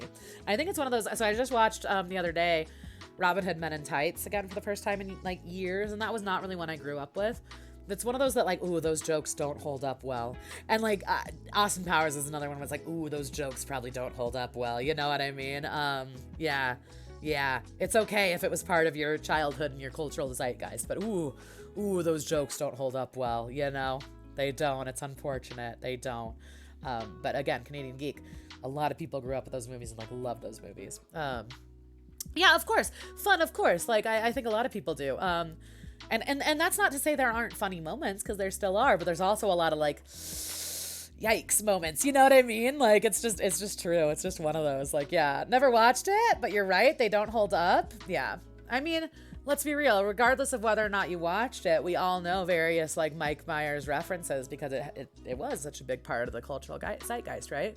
So yeah, I've technically only watched one of them and it was at a sleepover one time, but like there's a lot of memes and a lot of things that you can hear about regardless of whether or not you've seen them. And like, I mean, Canadian Geek, you're welcome to defend it, but I'm sorry, it doesn't hold up. Like, it doesn't. Like, there's a lot of like racism and a lot of sexism and a lot of fat phobia smattered throughout those movies. It's just true. That's just like objective. It's just true. Again, totally okay if you're nostalgic for it. Totally okay if it was part of your like childhood growing up, but like, Mike Myers is problematic as fuck. That's like, I mean, we're gonna get into it, but like, Adam Sandler's another one. It's like, doesn't hold up, man. Sorry to say. Time and age, it's baked in. Trust me, I'm big and beefy myself. Yeah. Characteristics. A pronounced muscular hump appears on adult grizzlies' shoulders. Black bears do not have this hump. Aside from the distinguishing hump, a grizzly bear can be identified by a dished-in profile of their face with short, rounded ears, whereas a black bear has a straight face profile and longer ears. Grizzly bear can also be identified by its rump, all right, which is lower than its shoulders. A black bear's rump is higher than its shoulders. That's interesting. A grizzly bear's front claws measured about 2 to 4 inches in length, and a black bear's claws measured about 1 to 2 inches in length. Range and population. Brown bears are found in Asia, Europe, North America, giving them the widest range of any bear species. They also previously inhabited North Africa. In North America, grizzly bears previously ranged from Alaska down to Mexico, as far east as the western shores of the Hudson Bay. The species is now found in Alaska, south through much of western Canada, and into portions of the northwestern United States, including Washington, Idaho, Montana, and Wyoming, extending as far south as Yellowstone and Grand Teton National Parks.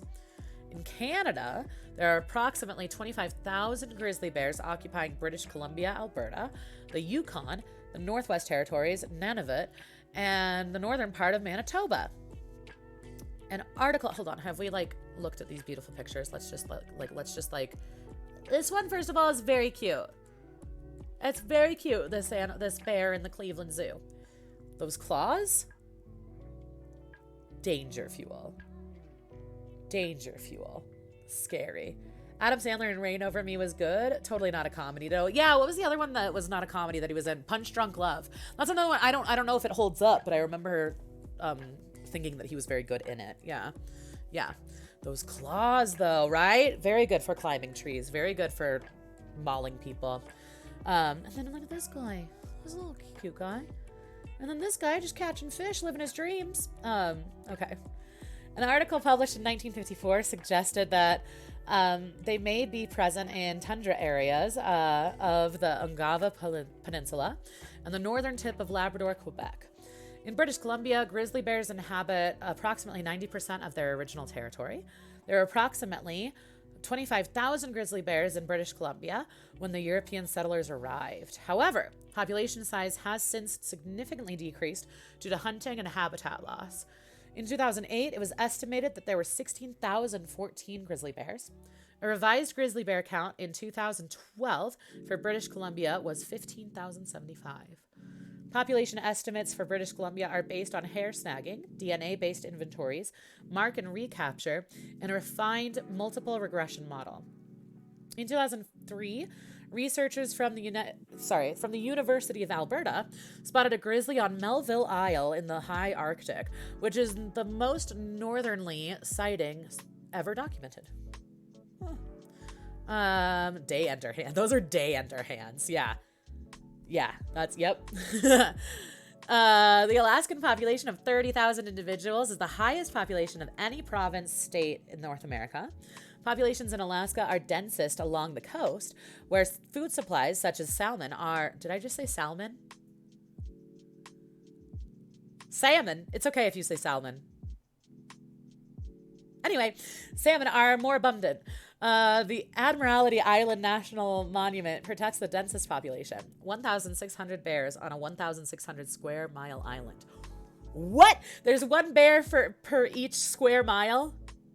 That feels like a lot of bears. I don't know what would constitute a large amount of bears, but that one bear per square mile seems like a lot of bears, no? Like a very dense population of bears. One paw swipe, that's it. Day is done. Your day is done. Whatever you were planning on doing that day, you're not gonna anymore. Day ender. North America. Take a sip here.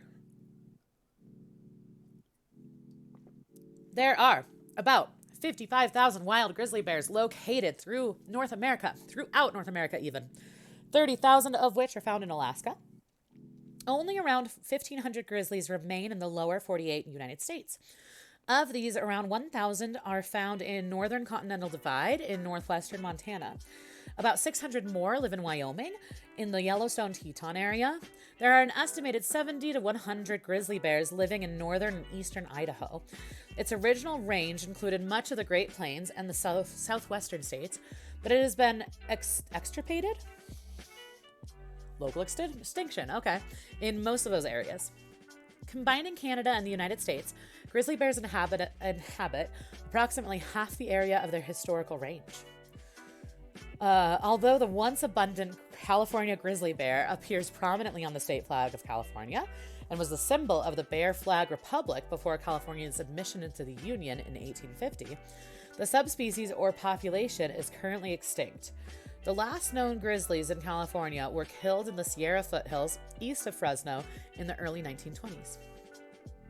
The killing of the last grizzly bear in Arizona in 1936 at Escudilla Mountain is included in Aldo Leopold's Sam County Almanac.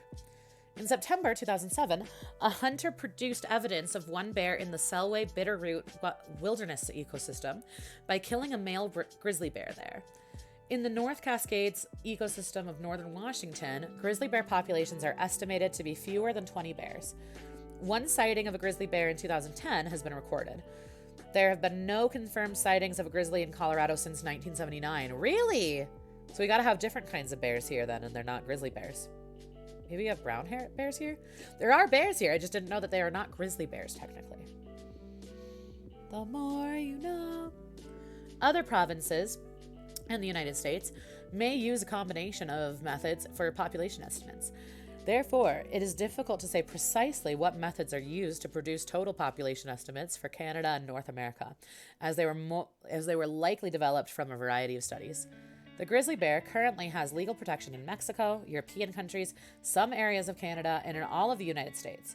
However, it is expected that repopulating its former range will be a slow process due to various reasons, including the bear's slow reproductive habits and the effects of reintroducing such large animal to areas prized for agriculture and livestock.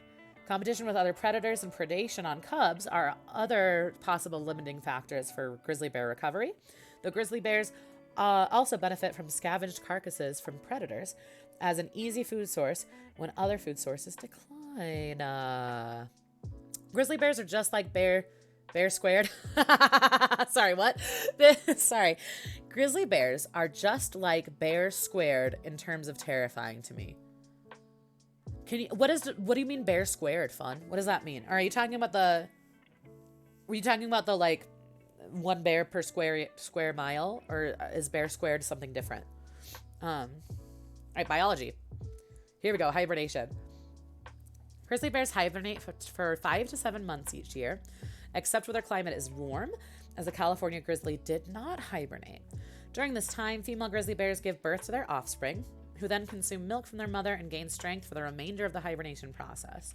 To prepare for hibernation, grizzlies must prepare a den and consume an immense amount of food, as they do not eat during hibernation. Grizzly bears do not defecate or urinate throughout the entire hibernation period. That's wild. The male grizzly bear's hibernation ends early to mid-March. Females emerge in April or early May. Like, the level of scare per bear is squared.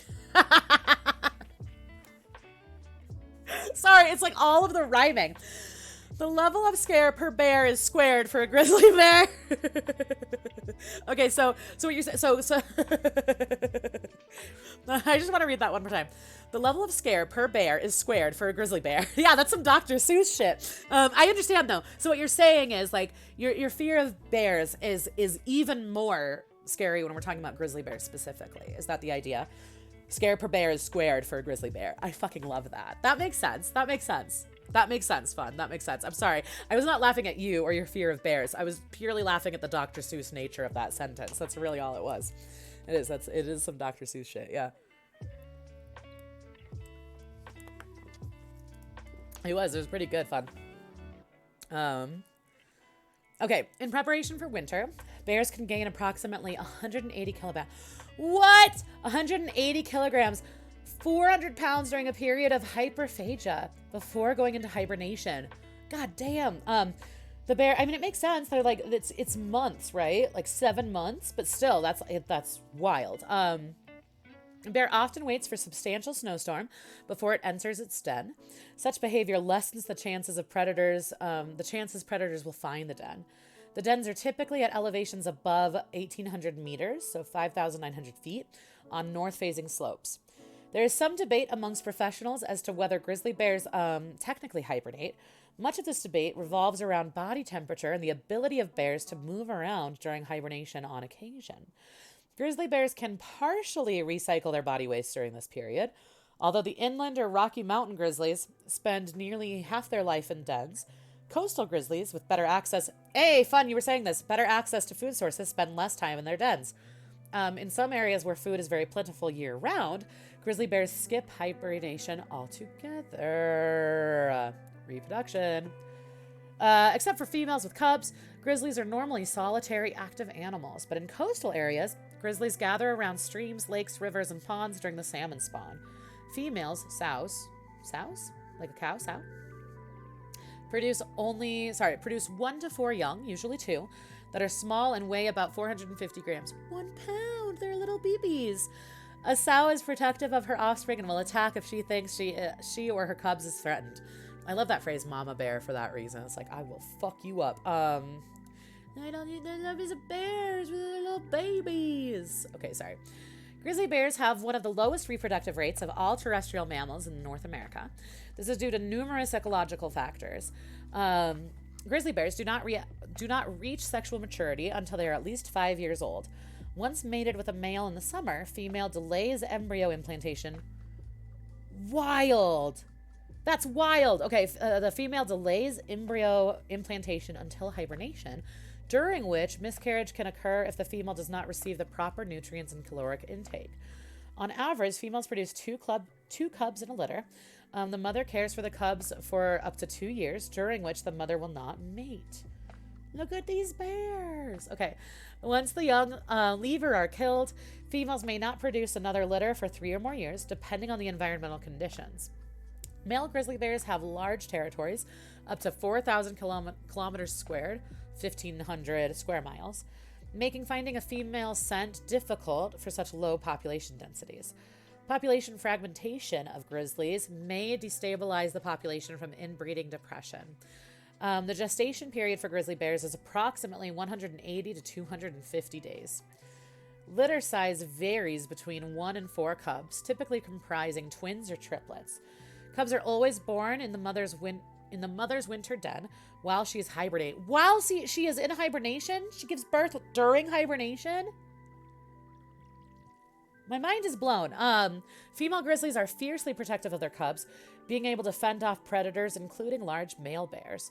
Cubs feed entirely on their mother's milk until summer comes, after which they still drink milk but begin to eat solid foods. Cubs gain weight rapidly during their time with their mother. Their weight will have increased from 4.5 to 45 kilograms. Holy shit. From 10 to 100 pounds in 2 years spent with the mother. Mothers may see their cubs in later years, but both avoid each other. Interesting. Okay. Delayed embryo implantation thing reminds me. Gotta add kangaroo for K-Week. I love it. Yeah, absolutely. Because their gestation methods are pretty cool, if I remember right. We got you, fun. Because one of the other things we were going to look up is Kangaroo Island. So Kangaroo Island, kangaroos. On it. In it to win it. We'll do it. Let's see. Longevity. The average lifespan for a male is estimated at 22 years, with that of a female being slightly longer at 26. Females live longer than males due to their less dangerous life. They do not engage in seasonal breeding fights as males do. The oldest known wild inland grizzly was about 34 years old in Alaska. The oldest known coastal bear was 39. Most grizzlies die in their first year of life. Wow! Captive grizzlies have lived as long as 44 years. Movement. They have a tendency to chase fleeing animals, and although it has been said anecdotally that grizzly bears can run 56 kilometers per hour, the maximum speed reliably recorded at Yellowstone is 48 kilometers per hour. I mean, 30 miles per hour is still fucking fast, let's be real. In addition, they can climb trees. Do you want to watch a video of a grizzly bear, guys?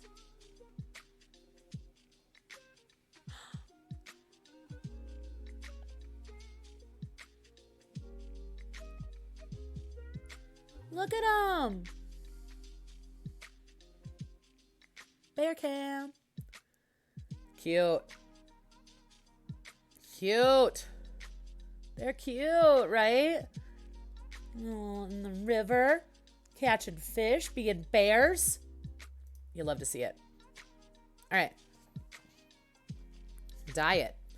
Although grizzlies are of the order Carnivora and have the digestive system of carnivores, they are normally omnivores. Their diets consist of both plants and animals.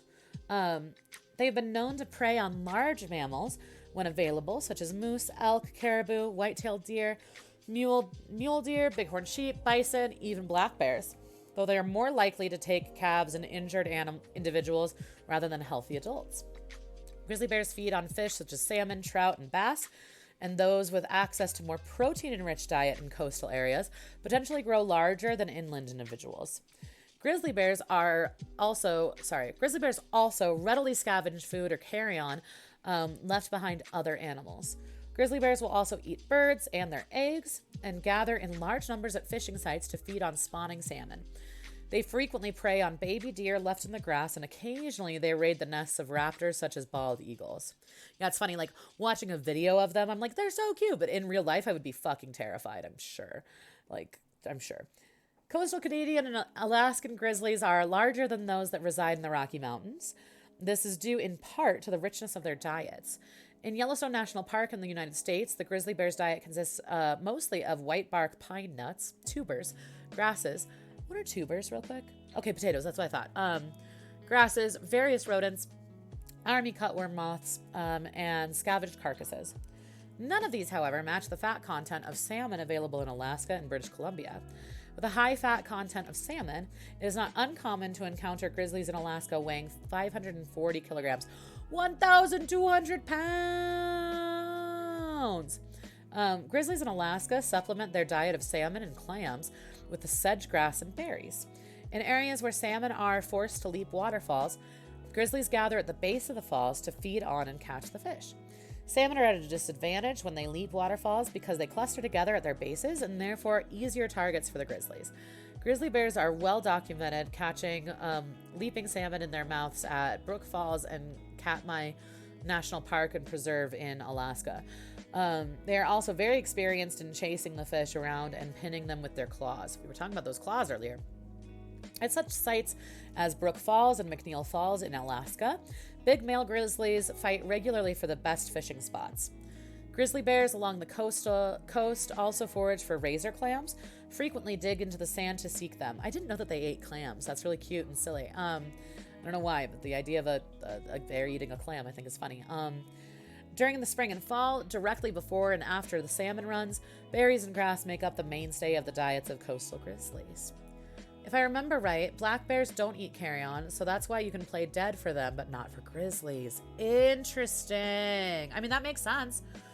Or else we were just taught wrong as kids, which is entirely possible. Dude, all the time I'm like, oh, that was a lie. That was just like a straight up lie that we learned as truth when I was a child. Cool.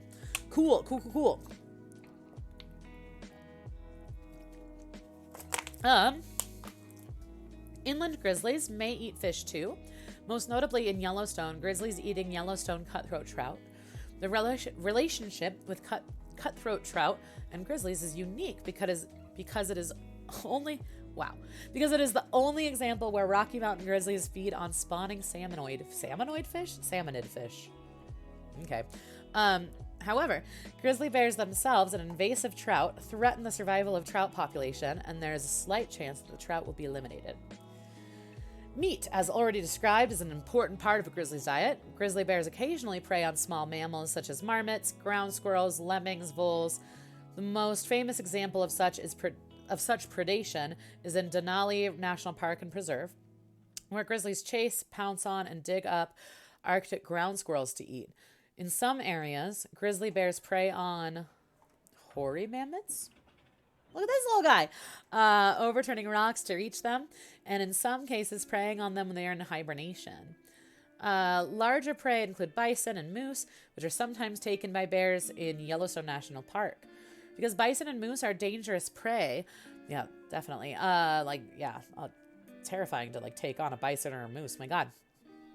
Grizzlies usually use cover to stalk them and or pick off weak individuals or calves. That makes sense. Grizzlies in Alaska also regularly prey on moose calves, which in Denali National Park may be their main source of meat.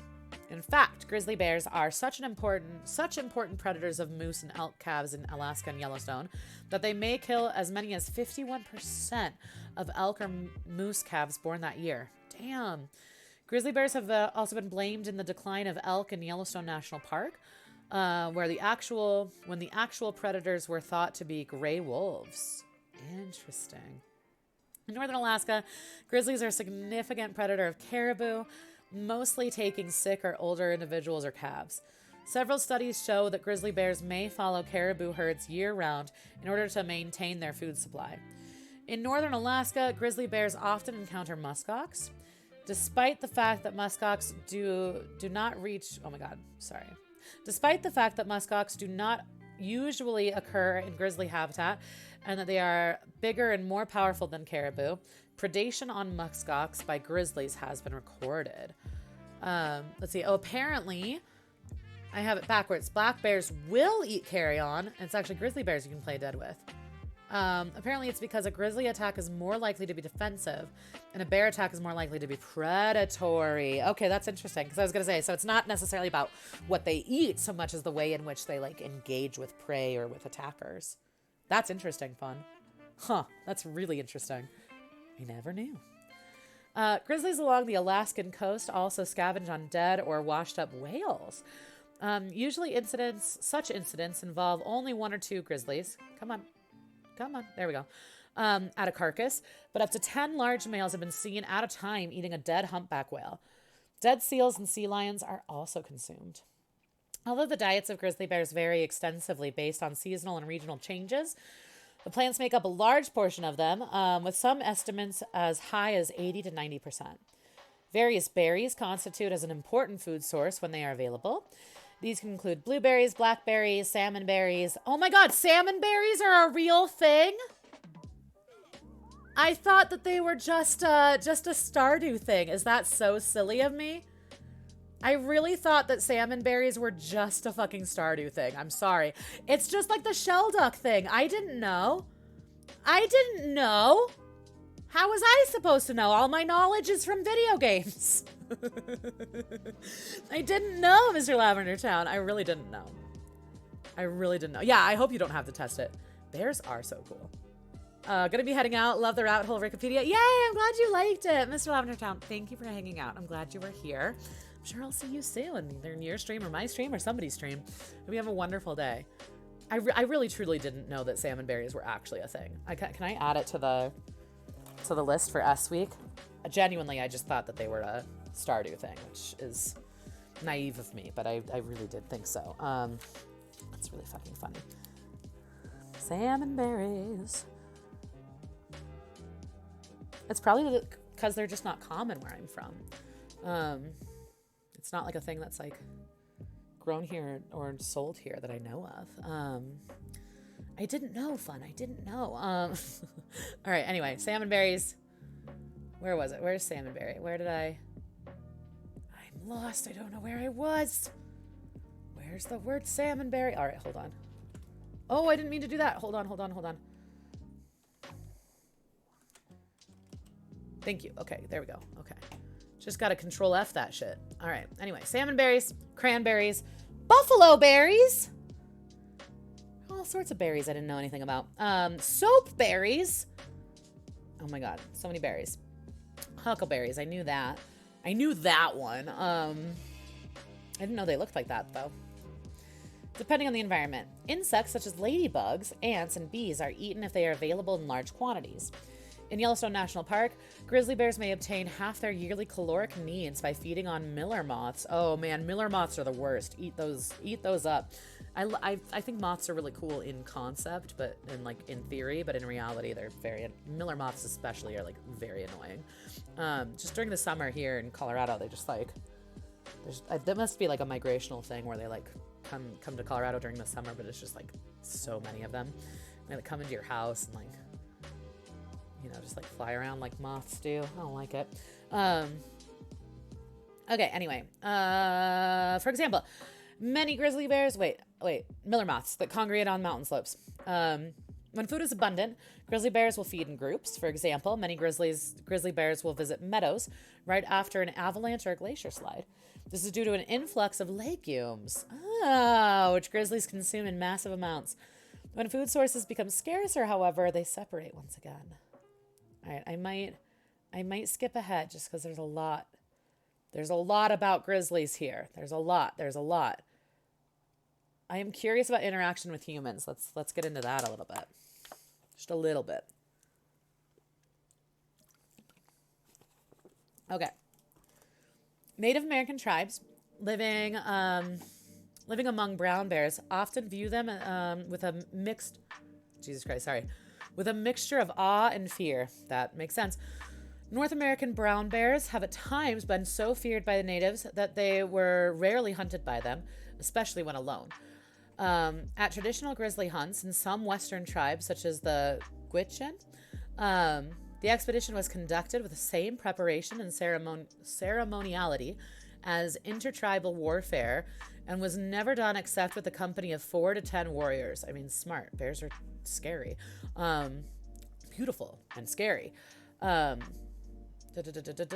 tribe members who dealt with the killing blow were highly esteemed among their compatriots. Californian natives actively avoided prime bear habitat and would not allow their young men to hunt alone for fear of bear attacks. During the Spanish colonial period, some tribes would seek aid from European colonists to deal with the problem of bears instead of hunting grizzlies themselves. Many authors in the American West wrote of natives or voyagers with lacerated faces and missing noses or eyes due to attacks from grizzlies. God damn. Many Native American tribes both respect and fear the brown bear. In Kwakiutl mythology, American black and brown bears became enemies when grizzly bear woman killed black bear woman for being lazy. Black bear woman's children, in turn, killed grizzly bear woman's own cubs. All right. Sleeping Bear Dunes is named after an Ojibwe legend where a female bear and her cubs swam across Lake Michigan. According to legend, the 2 cubs drowned and became the Manitou Islands. The mother bear eventually got to shore and slept while waiting patiently for her cubs to arrive. That's a sad legend. Over the years, the sand covered the mother bear up, creating a huge sand dune. Aww. Conflicts with humans. Grizzlies are considered more aggressive compared to black bears when defending themselves and their offspring. This might go back to what you were talking about, Fun, where grizzlies are just more aggressive.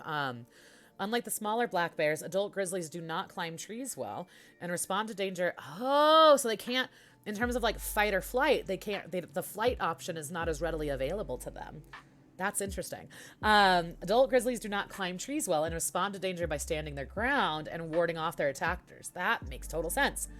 Mothers defending cubs are most prone to attacking and are responsible for 70% of humans killed by grizzlies. Mama bear. Gotta be careful with mama bears, man. Grizzly bears normally avoid contact with people. In spite of their obvious physical advantage, they rarely actively hunt humans. Most grizzly bear attacks result from a bear that has been surprised at very close range, especially if it has food supply to protect or female grizzlies protecting offspring. These are all really cool pictures. Interesting. Increased human-bear interaction has created problem bears. Okay, problem bears. This is what my little brother was talking about. Problem bears. This is a thing. This is a whole thing. Bears adapted to human activities or habitat. Hi, sweet cat. Did you hear me reading about bears? Do you want to come hang out? You want to say hi to Twitch? No? You can't decide? You come over here? Yeah? Come over here. Oh, sweet baby. Sweet baby cat. Oh, hi. Gonna hang up here by my shoulder? Hi. Rub your face on my microphone? That's good. That's good. Okay. Want to read about bears? Okay. Hi. Hi. You licking my face? Hi. Hi. Hi. Okay. Look at her. Look at this sweet little baby. She's being sweet now. She's being a dick earlier. She she was messing with my cables, and so the stream actually, when I first started, it stopped twice. Which granted, we hadn't gotten into any topics yet, but you stopped my stream. You stopped my stream because you were fucking with my cords and stuff, huh? Yeah, you did. You did. Okay, where am I? Got very lost. I got very lost because of you. Problem bears. We're reading about problem bears. Let's see. So, problem bears adapted to human activities or habitat. Exacerbating this is the fact that intensive human use of grizzly habitat coincides with seasonal movement of grizzly bears. Aversive conditioning using rubber bullets, foul-tasting chemicals, or acoustic deterrent devices attempt to condition bears to associate humans with unpleasantness, but is ineffective when bears have already learned to positively associate humans with food. Such bears are translocated or killed because they pose a threat to humans. The BC government kills approximately 50 problem bears each year, and overall spends more than $1 million annually to address bear complaints, relocate bears, or kill them. A bear killing a human in a national park may be killed to prevent its attacking again. Hi. I kind of need to use my hand. Hi, you're so snuggly. I kind of need to use my hand to let's see, can I do it without disturbing you, little lady? Oh, we can do it. We got it. Okay. Bear awareness programs have been developed by communities in grizzly bear territory to help prevent conflicts with both black and grizzly bears. The main premise of these programs is to teach humans to manage foods that attract bears. Keeping garbage securely stored, harvesting fruit when ripe, securing livestock behind electric fences, and storing pet food indoors are all measures promoted by bear awareness programs. You're being so cute and distracting. I can't even handle it. I can't even handle it. Can I put you down on my lap? Is it okay? Although you're so cute and you're so comfy here, huh? You're so comfy here. Okay. Bear awareness program. Okay, so behind electric fences, storing food, pet food indoors, all measures promoted by bear awareness programs. Revelstoke, British Columbia. Okay, you want to go down here? Yeah. Revelstoke, British Columbia is a community that demonstrates the success of this approach. In the 10 years preceding the development of community education program in Revelstoke, 16 grizzlies were destroyed and a further 107 were relocated from the town. An education program run by Revelstoke Bear Aware was put in place in 1996. Since the program began, just 4 grizzlies have been eliminated and 5 have been relocated. For backcountry campers, hanging food between trees at a height unreachable to bears is common procedure, although some grizzlies can climb and reach hanging food in other ways. Yikes. An alternative to hanging food is to use a bear canister. Yeah, so we have those in Colorado for camping. You put your food in a bear canister so that your bears can't like smell it and can't like get into it. I think that's what right? It's called a bear canister, I think. Yeah, bear resistant food container. Traveling groups of 6 or more can significantly reduce the chance of bear related injuries while hiking in bear country. Grizzly bears are especially dangerous because of the force of their bite, which has been measured over 8 megapascals, 8 psi. It has been estimated that a bite from a grizzly could even crush a bowling ball. A bowling ball, did you know? Bowling ball. That's wild. Camping is a big one. Yeah, big signs everywhere about putting your garbage in the bear-resistant bins. Yes. Keeping food in the car and such. It's huge. Yeah, it's because otherwise it's just so dangerous. Yeah. Bear watching. Ecotourism. I might skip ahead just a little bit. Protection of bear. Look at this guy. Cute. Yeah, camping, all that jazz. I was gonna say, I'm just gonna skip ahead because the bear article seems to be a pretty long one.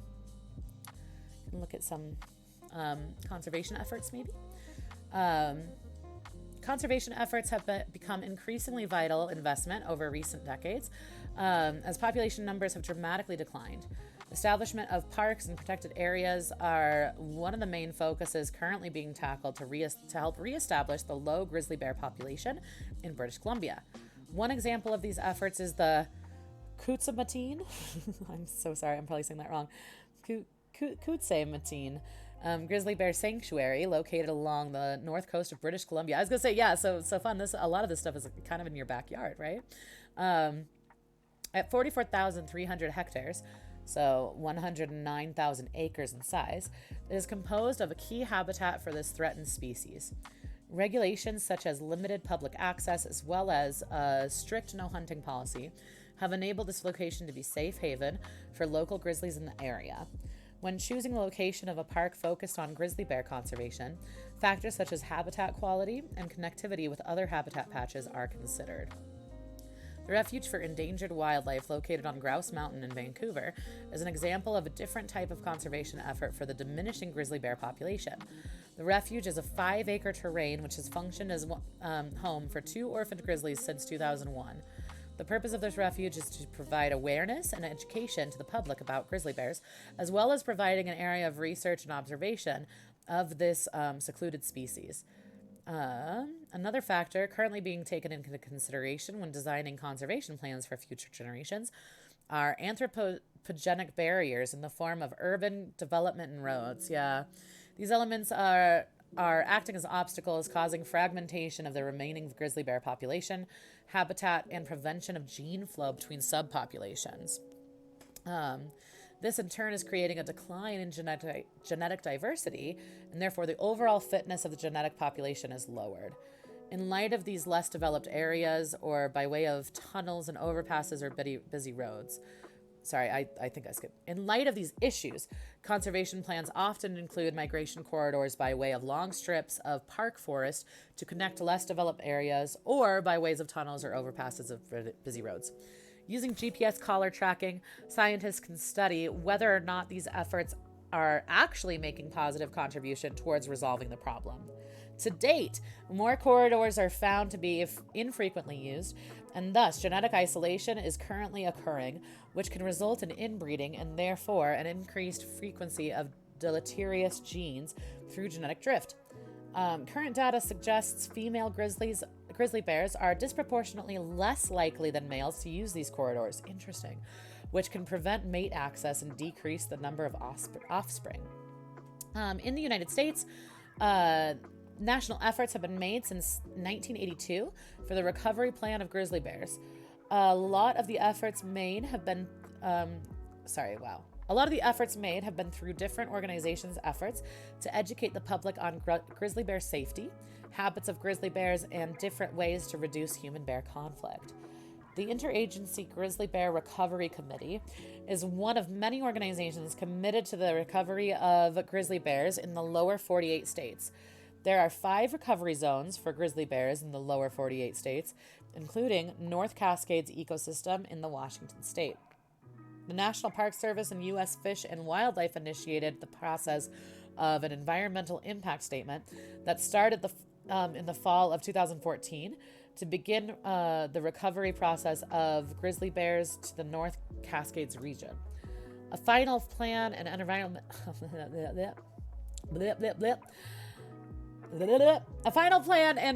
impact statement was released in spring of 2017 with a record decision to follow. There it is, bears. Grizzly bears, to be more specific, huh? We're reading about grizzly bears. My cat is being very distracting because she's so cute. Okay. We have 2 more topics. We have gastropods, and then we have garnishes. So we're going to look into both of those. But I need to pee, and my poor cat is going to be mad because I'm going to make her get out of her little cozy spot here. So if you feel like sticking around, 2 more topics, and then we'll call it a day. So yeah, we'll be reading about gastropods and garnishes in a minute. If you want to go check out other streamers, do that. If you need a drink or a snack or whatever. Yeah, the grump face. Oh, God, I love that cat emote fun. You're beautiful little cat. Yeah, it's because she's gonna be grumpy. She just got cozy, and I gotta pee. I'm sorry, but yeah, stick around or not. Excuse me. I'll see you soon.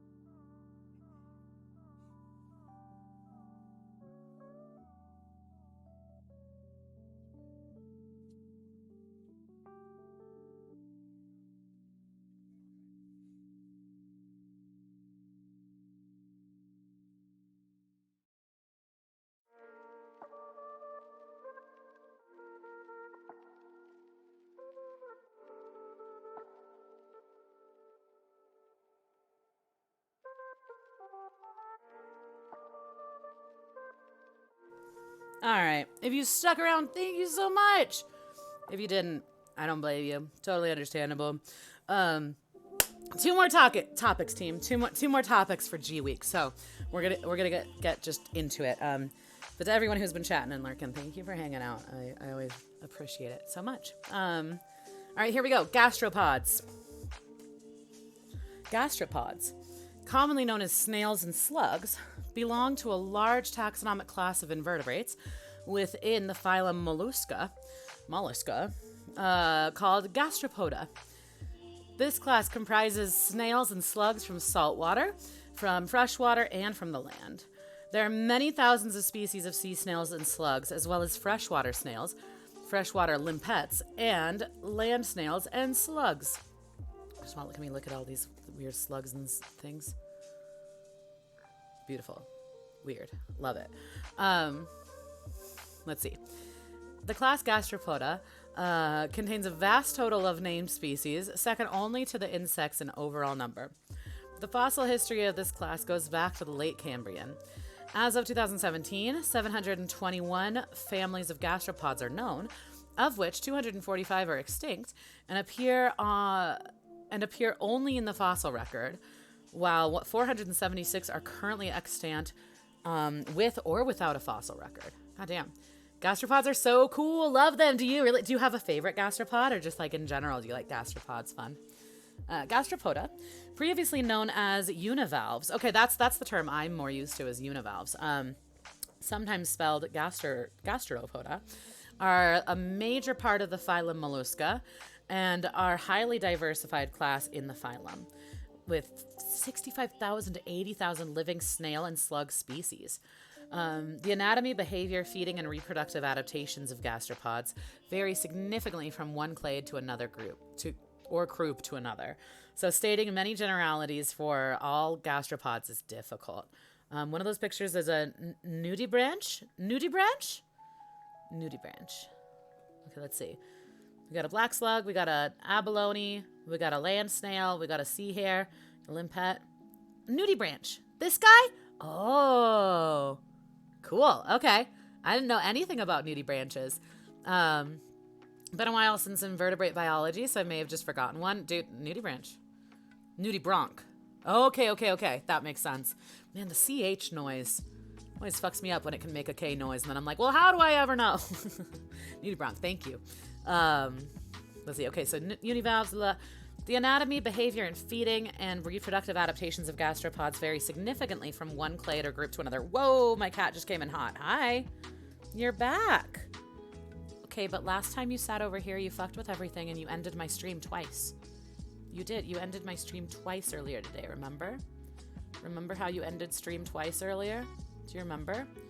And that's because you were rubbing your face against my laptop too aggressively. Here, can you come over here? Thank you. Good girl. That's good listening. You can hang out in your little cardboard box over here. Yeah, rub your face on that instead. Okay. All right, so anatomy, behavior, feeding, and reproductive adaptations of gastropods vary significantly from one clade or group to another. So stating many generalities for all gastropods is difficult. Interesting. The class Gastropoda has an extraordinary diversification of habitats. Oh my god, my cat. My fucking cat. Bonnie. What do I do with you? She's like, Mom, are you done streaming yet? You can't leave that way. There's nowhere for you to go. Where are you gonna go? What strategy is this? There's nowhere for you to go back there. There's literally nowhere. What are you... Baby, what? That feel when your cat just like takes over your stream? Here, let's get a good close-up of what is God, girl. What is this plan? What is your plan?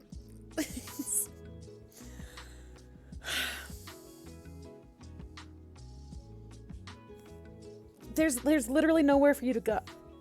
She keeps getting me with her tail too. Where are you gonna go? There's nowhere for you to go. There's nothing back there. There's nowhere you could go.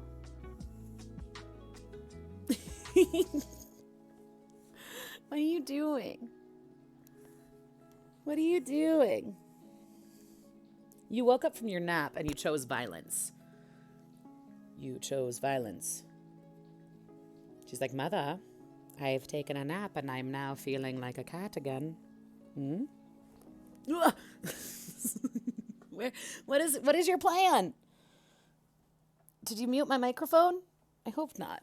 Okay, all right. You gonna just sit there? You're not gonna sit there. Okay, you beautiful lady. You gotta. She's out of control. My cat is out of control. Oh my God, how inconsiderate of you, Mother. Why are you staring at your computer still, Mother? Stare at me instead. Out of control. Okay. Fucking Bonnie, dude. That was some peak Bonnie shit. Okay. I got cat hair all over my nose. Oh my God. Out of control. Okay. All right. We were talking about gastropods. Blah. Okay. The class of gastropoda has an extraordinary diversification of habitats. Representatives live in gardens, woodland, deserts, and on mountains, in small ditches, great rivers, and lakes. Estuaries? Partially enclosed coastal body of brackish water. Okay. With one or more rivers or streams flowing into it. And with a free connection to the open sea. Okay. So this is because I live in a landlocked state. I'm like, what is that? Mudflats, rocky intertidal, sandy subtidal, abyssal depths of the oceans, including hydrothermal vents, and numerous other ecological niches, including parasitic ones. Although the name snail can be and often is applied to all members of this class, commonly this word means the species with an external shell big enough that the soft parts can withdraw completely into it. Those gastropods without a shell and those with only a very reduced or internal shell are usually known as slugs. Those with a shell into which they can partially but not completely withdraw are termed semi-slugs. Semi-slugs? I've never heard the term semi-slugs. The marine shelled species of gastropods include species such as abalone, conches, periwinkles. I love the color periwinkle, and I just love that there's little snail boys named periwinkles. They're very cute. Whelks, and a number of other sea cells. Okay, Team Miller, remember whelk? Anyway, well, my older brother, when he was in high school, he was in a band called Whelk. So there it is. And T. Miller and I have been friends since like high school, so she remembers these things. She knows about Whelk. Let's see. Numerous other sea snails produce seashells that are coiled in the adult stage, although in some, the coiling may not be very visible, for example, in cowries. In a number of families of species, such as all of the various limpets, the shell is coiled only in the larval stage and simply conical structure after that. Interesting. Okay, so this is another long one. I kind of want to pick and choose. Fun, since I have you here as our resident biologist. Is there anything in particular that you want us to like look into or research? I do think anatomy is fascinating. I feel like diversity should be fun. Okay, cool. So let's see. So we'll start with diversity. How about that? I might skip etymology is so short. Let's just go for it. Fuck it. In the scientific literature, gastropods were described as gastropodes by George Cuvier in 1795. The word gastropod comes from Greek, stomach and foot, a reference to the fact that animal's foot is positioned below its guts. Interesting. Earlier name univalve means one valve or shell, in contrast to bivalves, such as clams, which have two valves or shells. All right, diversity. Let's get into it. All taxonomic levels, gastropods are second only to the insects in terms of their diversity. I had no idea, by the way. I had no idea that there was this much diversity in gastropods. That's awesome. Are you back for more violence? My cat is back for more violence. Please don't. Please don't end the stream by rubbing your face on my cords. Yeah, rub your face on my hand. I swear she wants to rub her face on my laptop because it's like forbidden fruit. Will you come over here? Come over here. Come this way. What a good girl. Thank you for listening. Now, can you stay over here? What if I give you lots of pets and I stare at you intently? Huh? What if I give you really intense eye contact? How do you feel? Will you stay over here instead of rubbing your face on my laptop and ending my stream? What do you think? You're also reminding me I should probably move some video games over to my external hard drive and then move OBS to my actual computer so that you can't do that anymore. So that you can't fuck with the external hard drive cord. Yeah? You just gonna hang out over there? You gonna be sweet? Or you gonna come in hot? She comes in real hot. She like runs up. I don't know how to, she like run up my desk and like headbutt my laptop. It's like really intense. Let's see. Also just a request that either we see pictures of nudie Bronx, or add it to N Week because they're just too cool in my opinion. Yeah. I mean, both. I bet we'll see some here, but we'll also add it to N Week because I bet there is an entire like article. Let's see if it redirects to here. Let me see real quick. Let's double check it. Either way, the answer is yes. Because if it redirects, then we should. Yeah, no, we could. Ooh, look at them, fun. Okay, we'll add it to the list for N Week, but just a sneak preview. Look at how cool. Okay, yes, Nudie Bronx for N Week. Absolutely. Absolutely.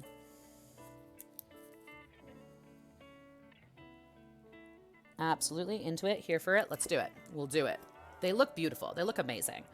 They look very neat. I'm very excited. But yeah, I'm sure we'll see more pictures later. But for sure, N Week, we'll look those up. Okay, diversity. Yeah, okay, second only to the insects in terms of their diversity. I had no idea. Gastropods have the greatest number of named mollusk species. However, hi, you're staring at my computer as if you're my cat. We're almost done, I swear. We're almost done, okay? I'm almost done streaming, I promise. She's like, Mother, I took a nap for most of the stream. It's now time for you to be done streaming. Mother, I insist on violence or pets. You choose. My fucking cat. Okay, all right, here she comes. I knew it. I could tell the way you were looking at my computer, you little weirdo. I could tell. You chose violence on this day. Will you just sit on my lap? She will not. Can you just sit here? No? You're just gonna stand awkwardly on my lap? Because that's not gonna work either. Okay. Excuse me, madam. What is your plan? You gonna sit nicely? She's still standing awkward me. Just a little of an awkward stance. I'm gonna try really hard to read this article. Bonnie's not having it. Bonnie's done with the stream. Bonnie's over the stream. Okay, anyway. Okay. Gastropods have the greatest number of named mollusk species. However, estimates of the total number of gastropod species vary widely, depending on cited sources. The number of gastropod species can be ascertained from estimates of the number of described species of mollusca, with accepted names. About 85,000, minimum 50,000, maximum 120,000. But an estimate of the total number... Now are you going to be biting my headphone cord? Madam. You're out of control. You're out of control. I'm gonna play with you later. We'll get out the little weird wand thingy with the furry feather thing, and you'll be so pleased. She'll be so pleased. Remember the same 120,000. Bonnie, excuse me. Gato starts with G. This is my week. She just decided. She's like, this is my week. I'm taking over. Mother, you're done streaming. I'm taking over. It's fucking wild. Okay. What's happening? I don't even know. An estimate of the total number of mollusca, including undescribed species, is about 240,000 species. The estimate of 85,000 mollusks includes 24,000 described species of terrestrial gastropods. Different estimates for aquatic gastropods, based on different sources, give about 30,000 species of marine gastropods and about 5,000 species of freshwater and brackish gastropods. Brackish, that's what you're talking about. So nudibranchs, brox, maybe not. No, brackish water, my bad, okay. Many deep sea species remain to be discovered, as only 0.0001% of the deep sea floor has been studied biologically. Dude, deep sea floor is fucking wild. We know more about observable space than we do about our own ocean, which I don't fully understand how that works, but like, the ocean is big and huge and scary and amazing, but also terrifying, right? Especially the seafloor, Jesus Christ. All right, the total number of living species of freshwater snails is about 4,000. Recently extinct species of gastropods, extinct since 1500, number 444. 18 species are now extinct in the wild, but still exist in captivity, and 69 species are possibly extinct. We lost them. We don't know. They might be extinct. We might have lost them. Oh my God, her pupil is huge right now. That means she's in violence mode. Okay, anyway. In marine habitats, the continental slope and continental rise of the home... Oh my God. Readjust. Okay. All right. You readjusting? Yeah? You're good there? Okay. Let's see. Reminds me of a horror book I read that featured Mariana Trench. Yeah. Oceans are just huge nopey nope zones. I love the ocean.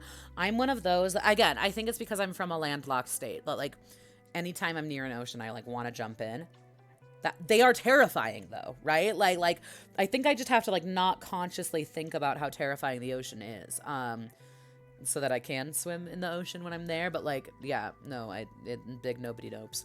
I was gonna say Teresa's not a fun. T. Miller's not a big fan of oceans either. So it's scary. All right. So in marine habitats, the continental slope and the continental rise are home to the highest diversity, while the continental shelf and abyssal depths have a low diversity of marine gastropods. I might skip over, oh man, anatomy. Yeah, I was going to say, I might skip over that because I think we get an idea that like snails and slugs kind of live everywhere. But the anatomy is wild. I dropped a pen on the ground and now my cat's like, what was that? Anatomy I want to understand because what the hell?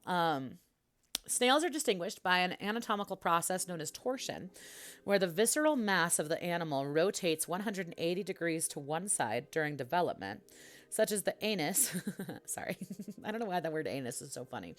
Such that the anus is situated more or less above the head. Snails, man. This process is unrelated to the coiling of the shell, which is a separate phenomenon. Torsion is present in all gastropods, but the opisthodontic gastropods are secondarily untorted to various degrees. Look at their weird bodies. Okay, look at their weird bodies. Weird snail bodies. Okay, anyway, sorry. Anyway. Did I say it? What did I say? Torsion present? Yes. Okay, good. Torsion occurs in two stages. The first mechanistic stage is muscular, and the second is mutagenetic. The effects of torsion are primarily physiological. The organism develops as an asymmetrical growth, with the majority occurring on the left side. This leads to the loss of right paired appendages, e.g. stenidia, comb-like respiratory apparatus, gonads, nephridia, etc. Furthermore, the anus, there's a lot about gastropod anuses. I didn't know that was going to be a thing today.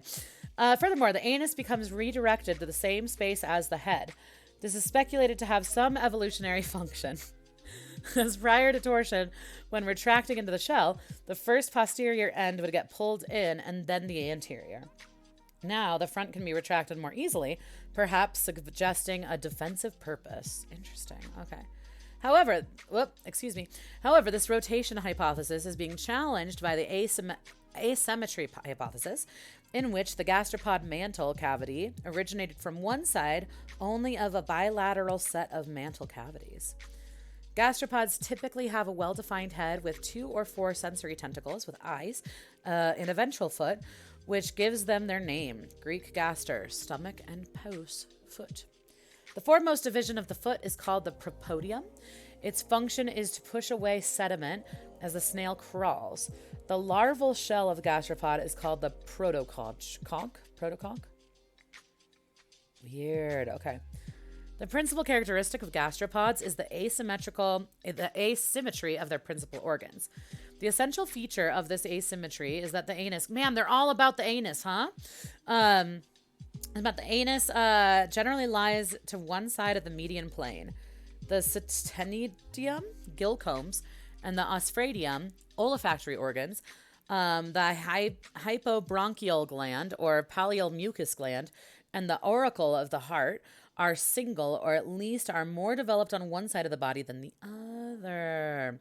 Furthermore, there is only one genital orifice, which lies on the same side of the body as the anus. They are all about the anus. Aber's quotes out of context. Man, they're just all about the anus, huh? I mean, yeah. I know, you're going to be so mad. I got to uncross my legs. I'm so sorry. Watch my cat be so sad about it. I'm so sorry. If you just chill. Wait, just chill. Oh, we did it. I did it without disturbing you, really. Kinda? Sorta? Just readjust. There you go. Beautiful. We nailed it. Okay. Yeah, I just didn't know that this article would be so full of anus talk.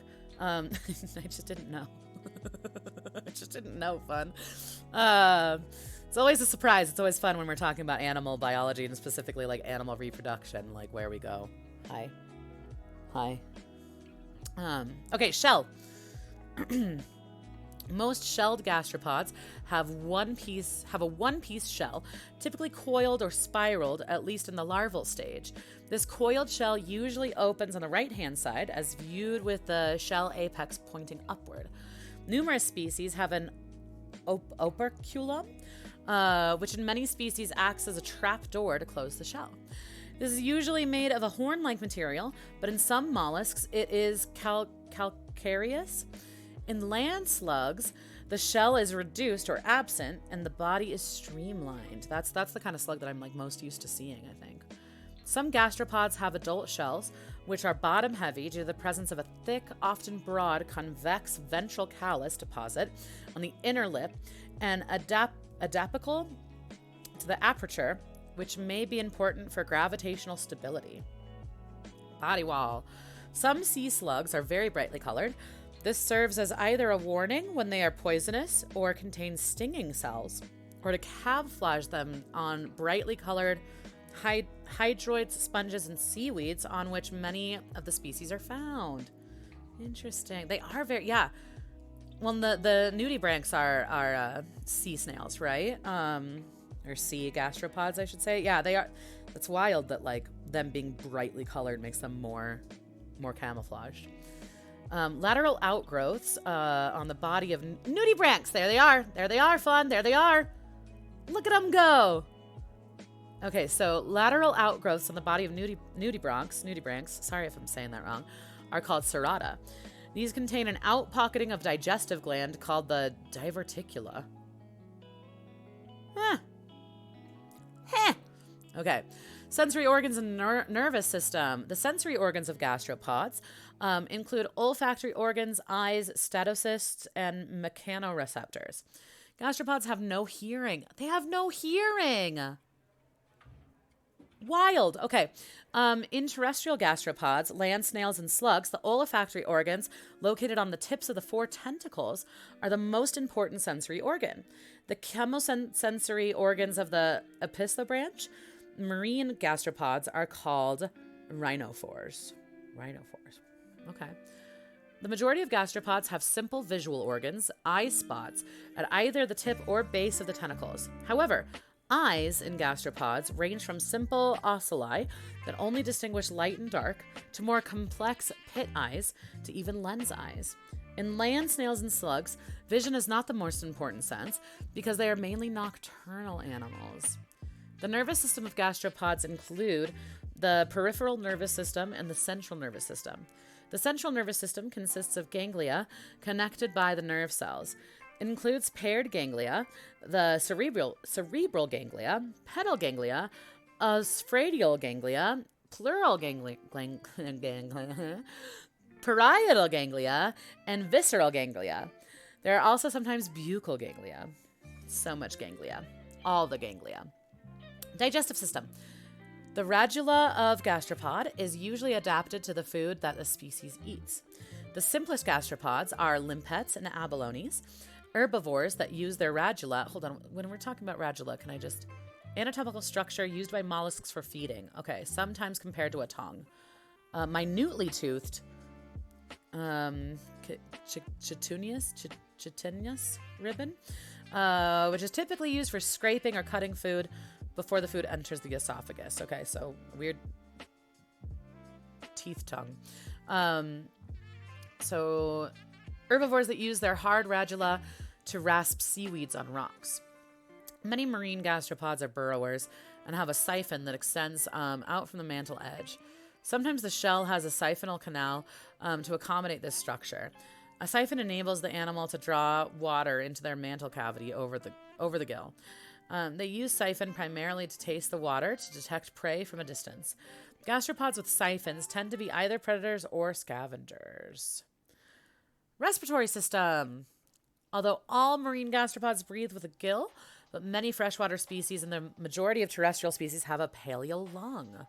The respiratory protein in almost all gastropods is hemocyanin, but one freshwater pulmonate family, the Planarbidae, have hemoglobin as a respiratory protein. In one large group of sea slugs, the gills are arranged as a rosette of feathery plumes on their back, which gives rise to the other name, nudibranchs. Those are those ones. Look at them. Beautiful. We'll look them up on NWIC. I'm excited to learn more about them. Nudibranchs have smooth or warty backs with no visible gill mechanism, such that a respiration may likely take place through the skin. Wild. All right, circulatory system. Gastropods have open circulatory system, and the transport fluid is hemolymph. Hemocyanin is present in the hemolymph as the respiratory pigment. Excretory system. We're going to read more about anuses, I bet. The primary organs of excretion in gastropods are nephridia, which produce either ammonia or uric acid as a waste product. The nephridium also plays an important role in maintaining water balance in freshwater and terrestrial species. Additional organs of excretion, at least in some species, include pericardial glands in the body cavity and digestive glands opening into the stomach. Reproductive system. Courtship. I want to know about slug courtship. It's probably gross. All right, courtship is part of mating behavior in some gastropods, including some of the Helicidae.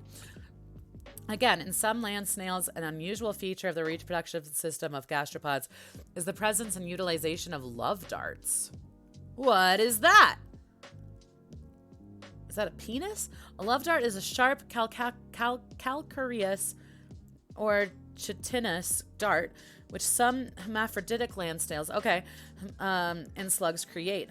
Love darts are both formed and stored internally in a dart sac. These darts are made in sexually mature animals only and are used as part of the sequence of events during courtship before actual mating. Interesting. Okay. Let's see. In many marine gastropods, other than the opisthobrunx, there are separate sexes. Dioecious, gonorrheic. Most land gastropods, however, are hermaphrodites. Interesting. Very cool. Very, very cool. All right, life cycle. Courtship is part of the behavior of mating gastropods, with some pulmonate families of land snails creating and utilizing love darts, the throwing of which have been identified as a form of sexual selection. The main aspects of the lifestyle of gastropods include egg laying and the eggs of gastropods, the embryonic development of gastropods, the larvae and larval stadium. Some gastropods may be trochophore, type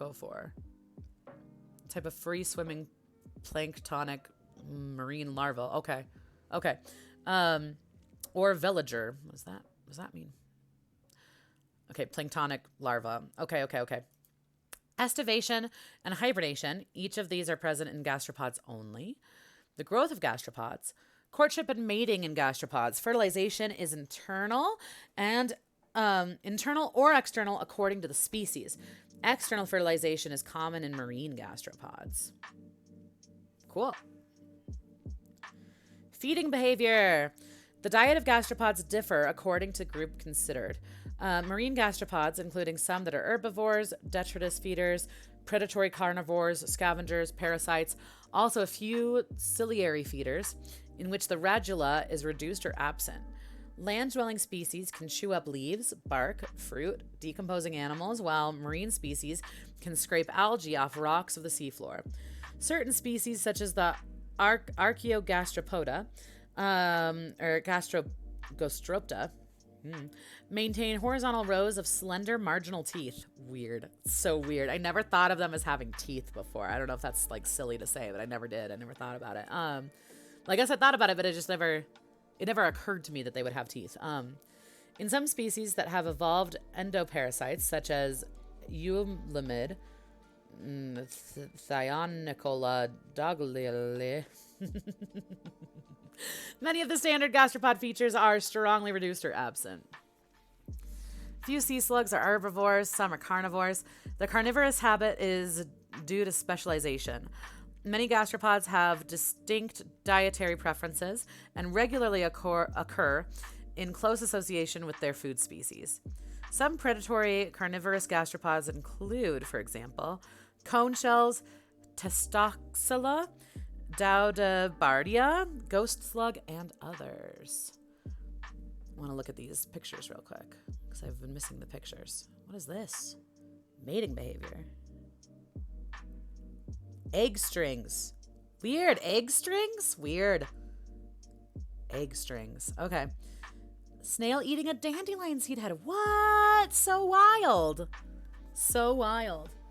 Okay, I'm going to skip genetics. I'm going to skip ahead a little bit. Although I do think evolutionary biology is really cool. Let's look at pictures, though. Look at this guy. Cute. Cute. Very cute. Oh, I love a good diagram. Let's look at this diagram. I'm so sorry, dear cat. Now my foot's asleep. My foot's asleep. Can you just chill? Can you just chill here? Oh my God, you're doing so good just chilling on my lap. Thank you. Oh, now you're not. Now you're not. See, the minute I say you're doing a good job, then you start being a cat again. All right, so here we go. Pampelmonita. Here we go. Eupistobronchia. These guys. Nudipleura. Oh. Canagastropoda. Very cool shells. Very cool shells. Marley, don't we love a good biology stream? We love to see it. We're learning about gastropods. How are you? It's good to see you. Happy Sunday. My cat is on one. Do you want to say hi? This is my cat. She's a little bit on one. What are you up to today? Let's see. And what else? Neuromorpha. This guy. Veticus gastropoda. Sure. Patalogastropoda. There we go. Good shit. I'm going to move on from the gastronomy. Gastronomy? Taxonomy. Jesus Christ. Homework. This is a nice break. Good. Welcome. Welcome to a lovely break from homework. I hope homework's going well. I hope it's not too bad. Let's look at these guys. Group of fossil shells of Turritella singulifera from the Pliocene of Cyprus. It is cool. I did not know how much diversity there was in gastropods. I had no idea.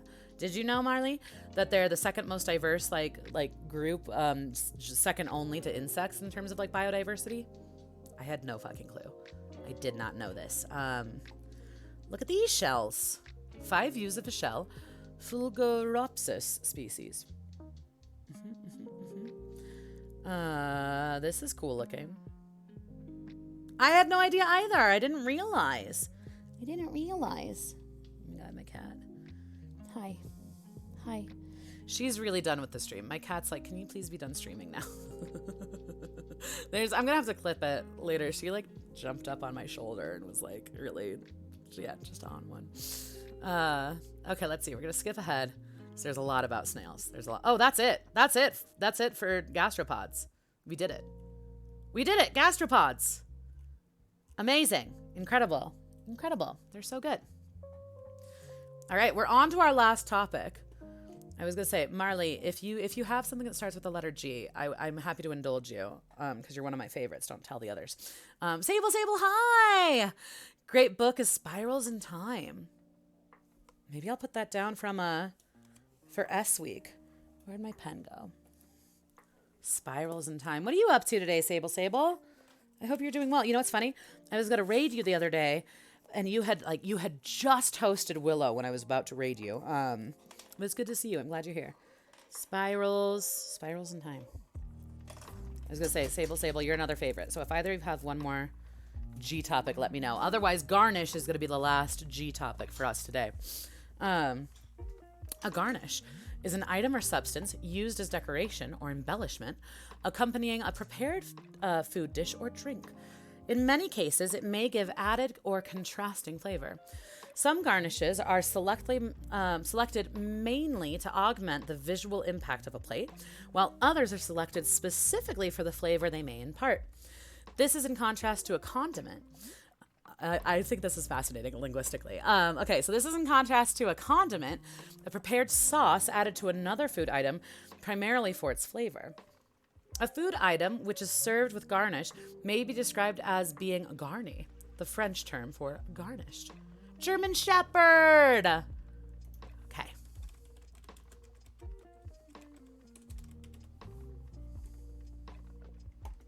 Wait.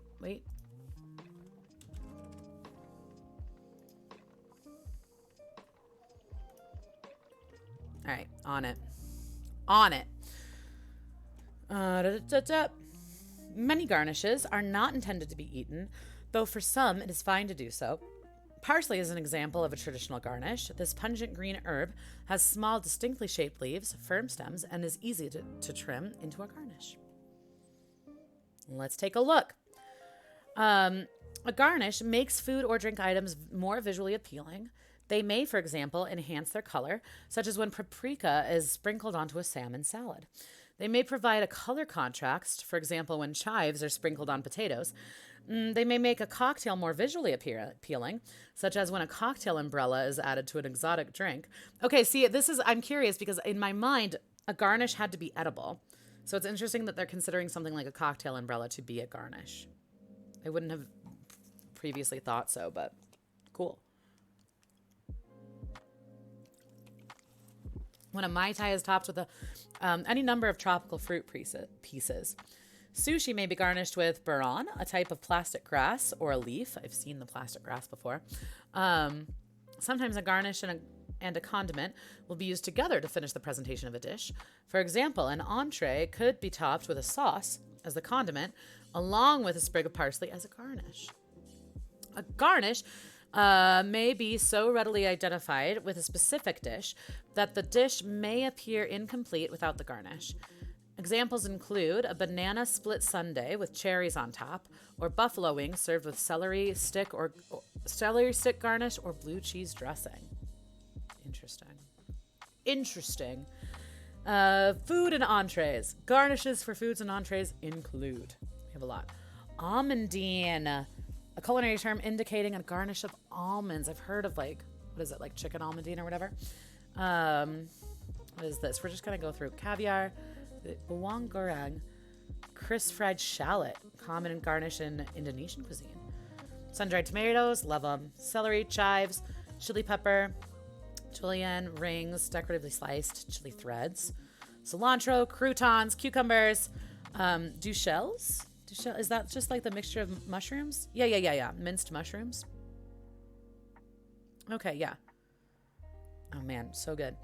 Egg garnish, fried onion, gremolata. What is gremolata? Green sauce, chopped parsley, lemon zest, garlic. Okay, yeah. Lemon basil, radish, manchette. What is manchette? Paper frill attached to the exposed end of a bone of a cooked piece of meat. Interesting. Microgreens, young vegetable greens, mint, nuts, olive oil, ginger, parsley, persilade. Sauce or seasoning mixture of parsley. Parsley shows up in garnishes a lot, apparently.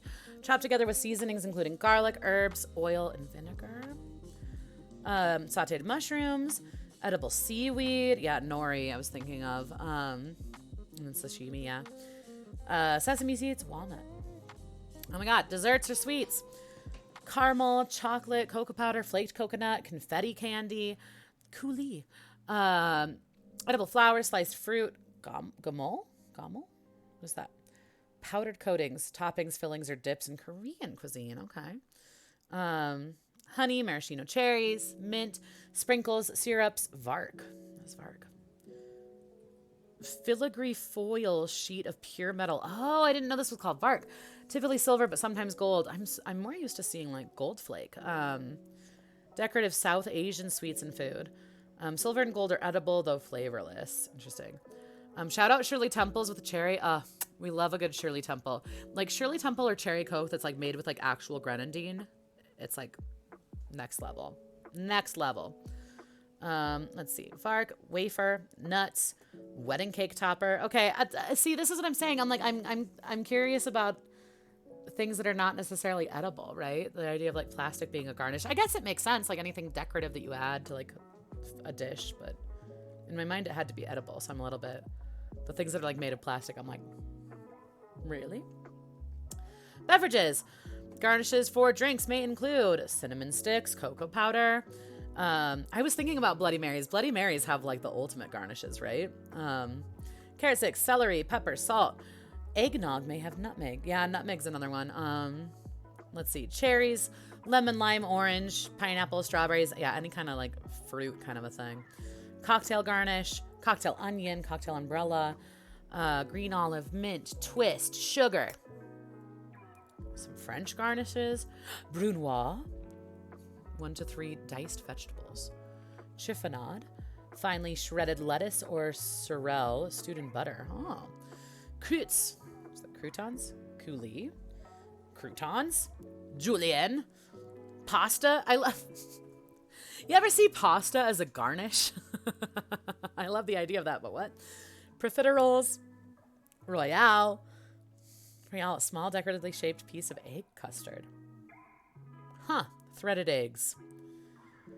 Relevés and entrees. Croquettes. Potatoes. We love good potato. Duchelles. Matignon. Okay.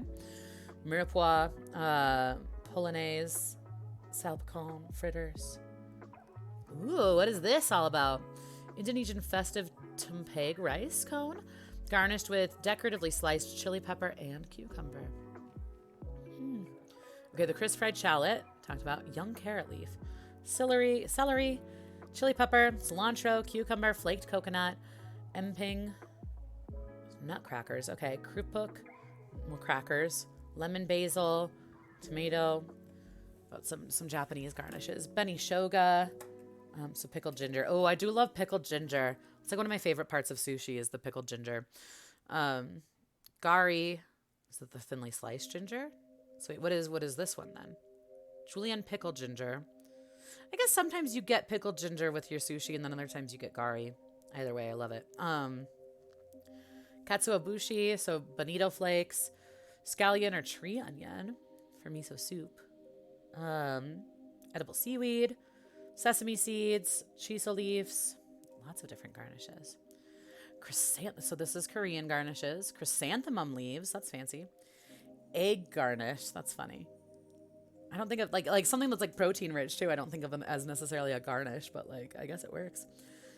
Gochujang is the best too. So chili pepper, chili thread, crushed garlic, green onions, manalaken, scallions, shiitake, shredded vegetables, garnish tools. Tools often used for creating food garnishes include skewers, knives, graters, toothpicks, parchment cones. Here we go. Fried onions, chocolate cake. Oh, hi, my cat's back. Hello. Hello. You gonna rub your face on my water bottle? Cool. You're not gonna go onto my laptop. That's a thing you're not gonna do, even though you've tried to do it several times. She ended my stream twice today by just being on one. Ugh. What do I do with you? What will I do with you? What am I gonna do with you? You're out of control, kid. You're out of control. Okay, let's see. Can I interest you in just going and being a cat elsewhere for just a few more minutes? Okay. We got almonds on a cake, got cilantro, cocoa powder, pistachio pieces. That is very pretty. I like bright green. Crab cake with a cream sauce, microgreens. Cheese tray garnished with red pepper rings and chicory. What is chicory? Somewhat woody perennial herbaceous plant for the daisy family. Okay. So I knew about chicory coffee, and then there's a game called Chicory that I kind of want to play. Oh gosh. Pastor Dave, hi! Thank you for the raid. How's it going? We're just wrapping up G Week here. We've got like one more topic and then we're calling it. But thank you so much for the raid. I really appreciate it. I hope you had a wonderful stream. What were you doing? World of Warcraft, were you playing hardcore? How's your paladin? Last time I checked, you were like in the 40s. Pastor Dave fans, I'm Abers. I play video games sometimes. Right now, we're doing Wikipedia with me. So every Sunday, we look up different Wikipedia articles together. And so we go, like every week is a different letter of the alphabet. So right now, we're doing the letter G. More HC made it to 47. Nice! Grats. You're on your way. You're going to get there. You're going to get there. It's only a matter of time, Pastor Dave. Thank you for the raid. I really appreciate it. I hope you had a lovely stream. We're reading about garnishes right now, and then we're going to read about German Shepherds. That's going to be the last topic of the day. But you came just in time to look at some beautiful garnishes. For example, look at this Bloody Mary. It's delightful. Amazing. I take issue with the idea of, I guess this is the question. What is considered decoration versus garnish, right? Maybe they're the same thing. Maybe it doesn't matter if they're edible or not. Yeah. We've read about a lot of fun things today. It's been a very interesting one. I mean, they're always interesting, but like, it's been fun. We read about gastropods, and we read about garlic bread, and we read about grizzly bears, and geese, other stuff that I can't remember. But yeah, lots of things. Garlic. We love garlic, huh? Huh? Freeze-dried raspberry, also a very good one. There you go, garnishes. Now we know. The more you know. All right, it is time for the final topic. Marley, if you're still there, it's time to read about German Shepherds. And also, if you're off doing homework, go do your homework. It's all good. German Shepherds, look at this guy. Look at this guy. Garlic is the best. We could have looked up just straight up garlic, but garlic bread is what we specifically dove into. Let's see. You're here for the dog content. Hell yeah, let's do it. Let's do it. All right, the German Shepherd, or German Shepherd dog, also known as the Alsatian, is a German breed of working dog of medium to large size. It is the modern breed developed by Max von Stephanitz from various traditional German herding dogs from 1899. It was originally bred as a herding dog for herding sheep. It has since been used in many other types of work, including disability assistance, search and rescue, police work, and warfare. It is commonly kept as a companion dog, and according to the Federation Cynologique Internationale, had the second highest number of annual registrations in 2013. Very cute.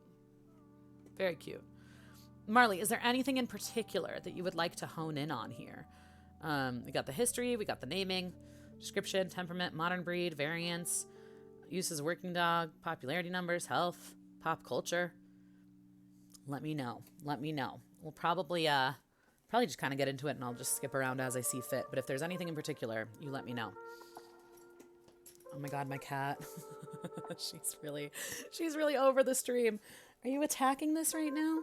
Are you attacking this right now? Really? Really? She's like, Mom, pay attention to me. Stop streaming. All right, look at this man with his dog. During the 1890s, attempts were being made to standardize dog breeds. Dogs were being bred to preserve traits that assisted in their job of herding sheep and protecting their flocks from predators.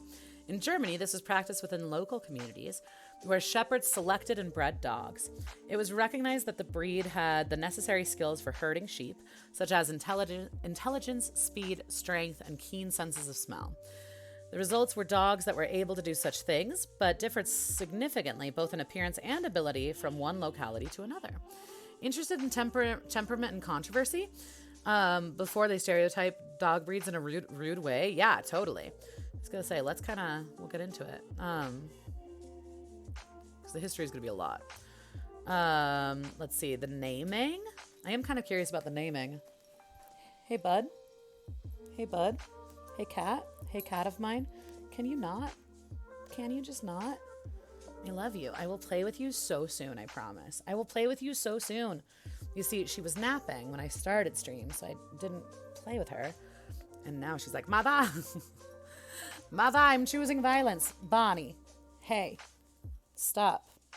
Hey, stop. Hey, stop. Hey, stop. It's like everything she wants to play with, I'm like, stop. Let's see. Okay, so the breed was named Deutscher Schäferhund. So yeah, like German Shepherd. By von Stefanitz. Stefanitz. I swear, my cat. I swear. Okay, come sit on my lap, because you clearly can't handle it. You can't handle it. You can't handle it. Can't handle it.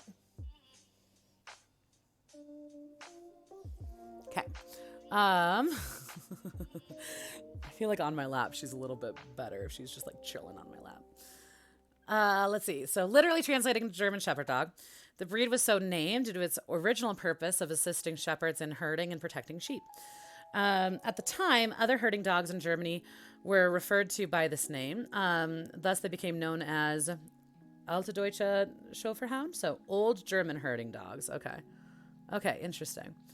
I'm actually kind of curious about this. Okay. The direct translation of the name was adopted for use in the stud book. However, the end of the First World War, it was believed the inclusion of the word German would harm the breed's popularity. That's interesting. Due to the anti-German sentiment of the era. The breed was officially renamed in the UK Kennel Club to Alsatian Wolf Dog after the French region of the Alsace bordering Germany. Eventually, the appendage wolf dog was dropped after numerous campaigns by breeders who were worried that becoming known as a wolf dog hybrid would affect the breed's popularity and legality. The name Alsatian remained for 5 decades until 1977, when successful campaigns by dog enthusiasts pressured British kennel clubs to allow the breed to be registered again as German Shepherds. The word Alsatian once appeared in parentheses as part of the formal breed name in the American Kennel Club and was removed in 2010. Look at that skeleton! I'm going to skip the description just because I feel like we all kind of know. Look at these puppers, though! Okay, we've got different color variations, which I always think is fun. So we have the saddle, black and tan coat, which it does look like a saddle. That's funny. Black mask and sable coat. Solid black. Bicolor military working dog. Head of a male. Long-haired, very cute. Young black male. Very cute. Very cute. Intelligence. They're meant to be very smart, right? German Shepherds were bred specifically for their intelligence. In a list of breeds most likely to bark as watchdogs, Stanley Coren ranked the breed in second place. Coupled with their strength, this trait makes the breed desirable as police, guard, and search and rescue dogs, as they were able to quickly learn various tasks and interpret instructions better than other breeds. Look at them with this little baby. Temperament. German Shepherds are moderately active dogs and are described in breed standards as self-assured. The breed is marked by a willingness to learn and an eagerness to have a purpose. They are curious, which makes them excellent guard dogs and suitable for search missions. They can become overprotective of their family and territory, especially if not socialized correctly. They are not inclined to become immediate friends with strangers. German Shepherds are highly intelligent and obedient, as well as protective of their owners.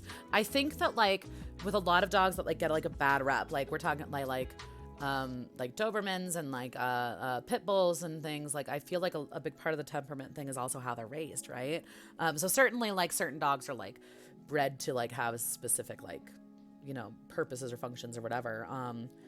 But, like, yeah, that's interesting, kind of thinking about this idea of temperament in terms of, like, nature versus nurture, you know? Often uses drug sniffer dogs. Yeah, well, because they mentioned police work, and so I think that's what they're referring to, right? Like, yeah, they are used, again, and that probably has to do with their intelligence and everything, you know? Sorry, I'm just adjusting because I need to cross my legs. Sorry. Okay, there you go. Weapons detection, that makes sense. They're very smart. They're very trainable. Yeah, that makes sense. Marley, what kind of dog do you have? What kind of pupper is that? Just out of curiosity. Pastor Dave, do you have pets? Do you have a dog? I have a cat. She's a goober. Okay, aggression and biting. Let's see. A 2020 literature review in Plastic and Reconstructive Surgery found that from 1971 to 2018, of all purebred dogs in the United States, the German Shepherd was responsible for the most bites severe enough to require hospital treatment. Wow. While Australian report from 1999 provides statistics showing that German Shepherds are the breed third most likely to attack a person in some Australian locales. Once their popularity is taken into account, the percentages of attacks in German Shepherds drops to 38th. Okay, yeah, so it all depends on how you're, like, measuring those statistics too, which is interesting. Mix of bunch of stuff. DNA test we did showed 8 breeds. Okay, mostly lab retriever. He kind of looks like a lab. Yeah, I can see that. Okay, that makes sense. Grew up with dachshunds. Okay, no pets now. Wife and our boys are all allergic. Gotcha. Okay. Dachshunds are goofy. According to National Geographic Channel television show Dangerous Encounters, the bite of a German Shepherd has a force of 1,060 newtons, 238 pounds per force. I don't know what the pound force thing means. Compared to that of a Rottweiler, over 1,180 to 1,460 newtons. Pit Bull, 1,050 newtons. Labrador Retriever, 1,000 newtons. Or of a human, 380 newtons. We are not as strong. They're adorable. Very cute. They are cute. They're just so goofy. Can't you be cute and goofy all at the same time? I had a friend in college. He was one of my drummers in a couple different bands that I played in. He's a fucking fantastic drummer. And now does sound design for a living. He's an audio engineer. But he had a long-haired dachshund, so it was always this, like, stupid joke of, like, let me pet your long-haired wiener. Penis jokes. Anyway, modern breed. The modern German Shepherd breed is criticized by some for straying away from Max von Stefanit's original ideology that German Shepherds should be bred primarily as working dogs and that the breed should be strictly controlled to eliminate defects quickly. He believed that above all else, German Shepherds should be bred for intelligence and working ability. All right, here we go. Controversy. Get some water here.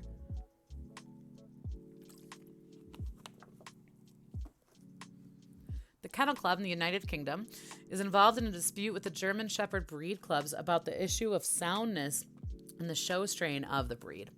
Some show strains have been bred with extremely roached top line back that causes poor gait in the hind lanes. That's sad. That when we talk about like breeding animals for a certain reason, like it's sad the way in which that affects their health, right? And this is not exclusive to German Shepherds. This is just like a dog breeding thing in general.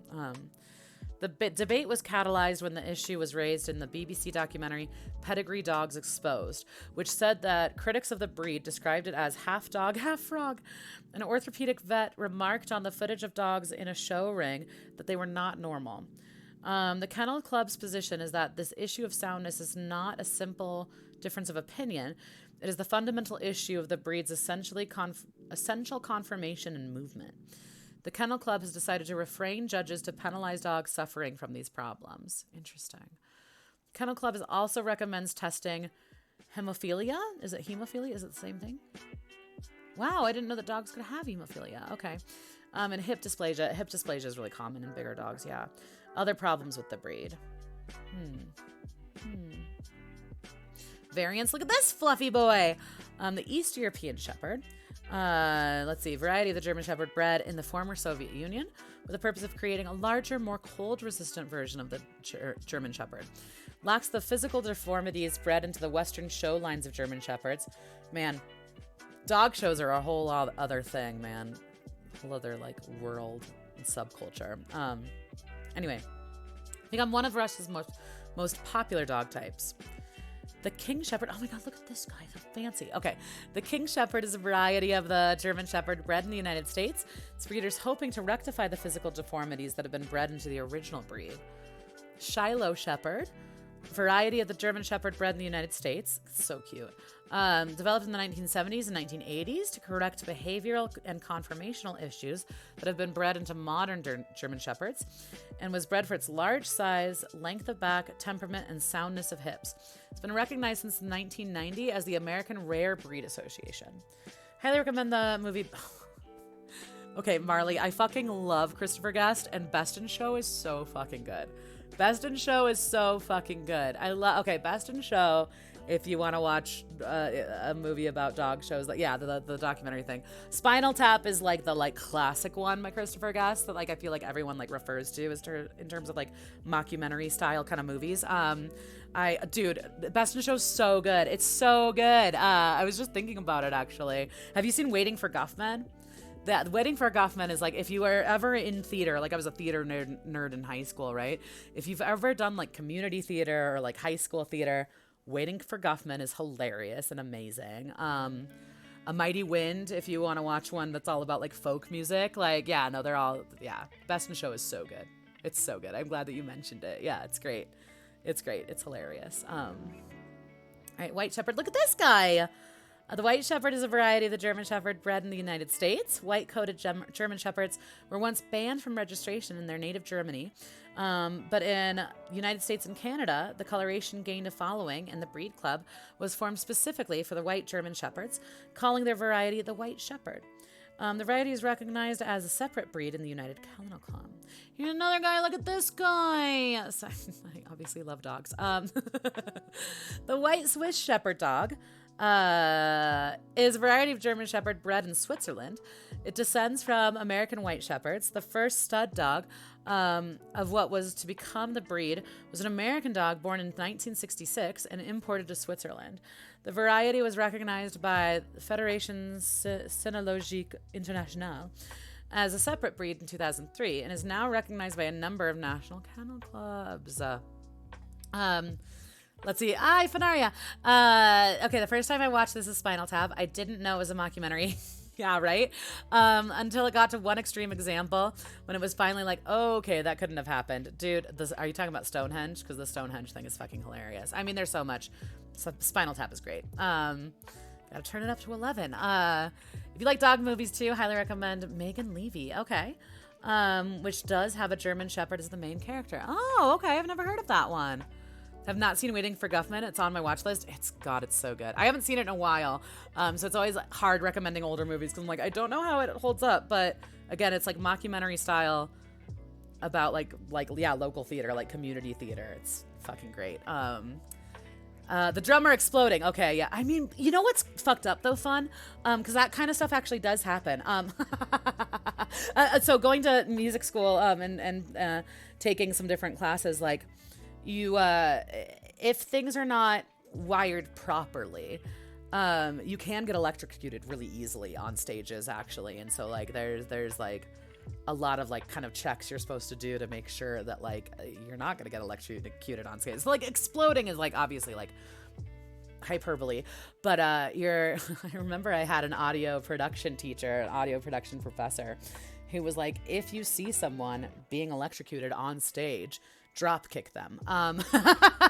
Drop kick them so that one, you don't get electrocuted yourself, and then two, that can save them. But yeah, like it's interesting in terms of like touring. A lot of different musicians in their writer is that list of like, I need green M&Ms only in my dressing room, for example. For some, their writer, that list of things that they require, maybe they're being a diva. For many, it's probably them being a diva, right? But the origin of having very specific things in your rider was to make sure that the people at that particular venue were really paying attention to detail, because to ensure your safety, essentially. Isn't that interesting? But yeah, drop kick them. If you're ever on stage and someone's being electrocuted, drop kick them. Promise you'll cry, though. I think it's on Netflix. Okay, yeah, it's on the list. Let's see. What would be in my rider? Oh gosh. God, this is a really great question. Probably like lemons and honey and like hot water of some sort, so like an electric kettle. Back in the day, it would have been Hennessy. I don't know, maybe Hennessy now. It's a good throat coat. What else? Probably like hummus, like and like veggies and like some sort of like cheese cracker situation. I can't really think of anything else that I would like really, really want. It's funny because like it's like now versus back in the day. Like back in the day, Abby, it would have been like joints pre-rolled for me. But yeah, no, more like functional shit, like something to like help protect your throat for singing and whatnot, and then food because you know I just forget to eat and not having had protein, just wanting to like not like pass out on stage. What else would be on there? Just like a comfy couch to like chill on, probably. That kind of a thing. Yeah. So nothing too crazy, but like just like comfort, functional kind of stuff, you know? Those are my initial thoughts anyway. I'll have to give that more thought though, Marley. That's like what immediately comes to mind though. Yeah. Use as a working dog. I might skip this. Golden Retrievers. Yep, here we go. The ultimate narcs, these guys. Rescue puppers. Oh man, good old doggos. Population number. Look at this little baby. So cute. Let's see. Popularity and numbers. Yeah, let's read about this. Okay. So, when the UK Kennel accepted registrations in 1919, 54 German Shepherds were registered. By 1926, this number had grown to over 8,000. The breed gained international recognition after the end of World War I. Returning soldiers spoke highly of the breed, and animal actors Rin Tin Tin and Strongheart popularized the breed further. The first German Shepherd dog registered in the United States was Queen of Switzerland. Queen of Switzerland. That's really funny. Her offspring suffered from defects as a result of poor breeding, which caused the breed to suffer a decline in popularity during the late 1920s. Popularity increased again after Sieger Pfeffer von Bern became the 1937 and 1938 Grand Victor in American Kennel Club dog shows, only to suffer another decline at the conclusion of World War II due to anti-German sentiment. Yeah, they talked about that a little bit earlier. Popularity increased gradually until 1993, when they became the third most popular breed in the United States. As of 2016, the German Shepherd is the second most popular breed in the United States. Wow, the second most popular. I didn't know it was that popular. It is typically among the most frequently registered breeds in other countries. It was the third most registered breed by the American Kennel Club in 2020 and seventh most registered breed in the Kennel Club in the United Kingdom in 2016. And now we know. I might move on from health just because it kind of makes me sad, and I also have been streaming for 6 hours now, so I might need to call it soon, but I am very curious about more things. But yeah, I'm going to skip health just because it makes me sad.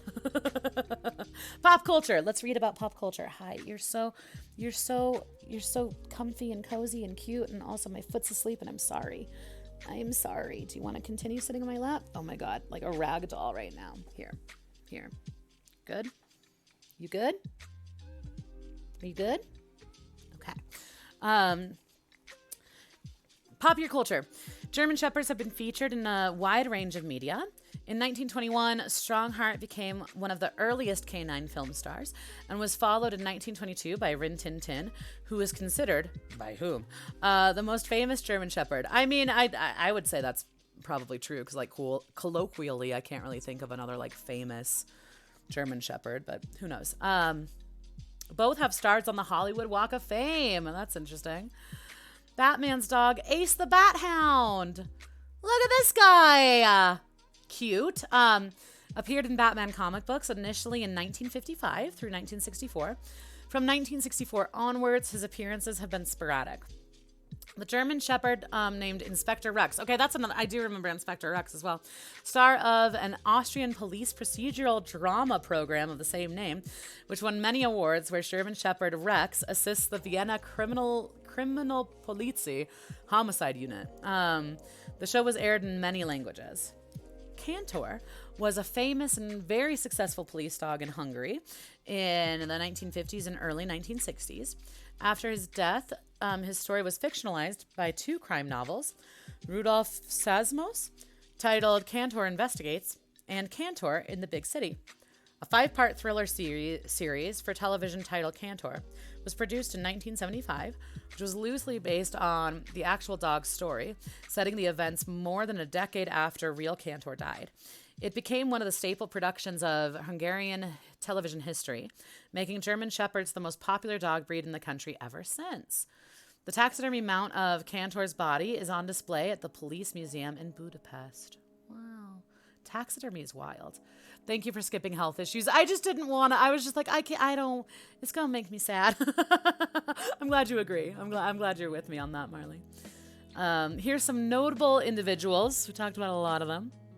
I'm going to skip a little bit. Oh my God, One Tauntaun, the dog who saved Hollywood, a spoof of Rin Tin Tin. All right. Let's see. What else? Anything else in particular here? Lots of different, I mean, I guess because of their trainability, right? Their intelligence and trainability, their obedience. Like, it makes sense that there's a lot of different, like, pop culture kind of uses or depictions of them. Yeah. Huh.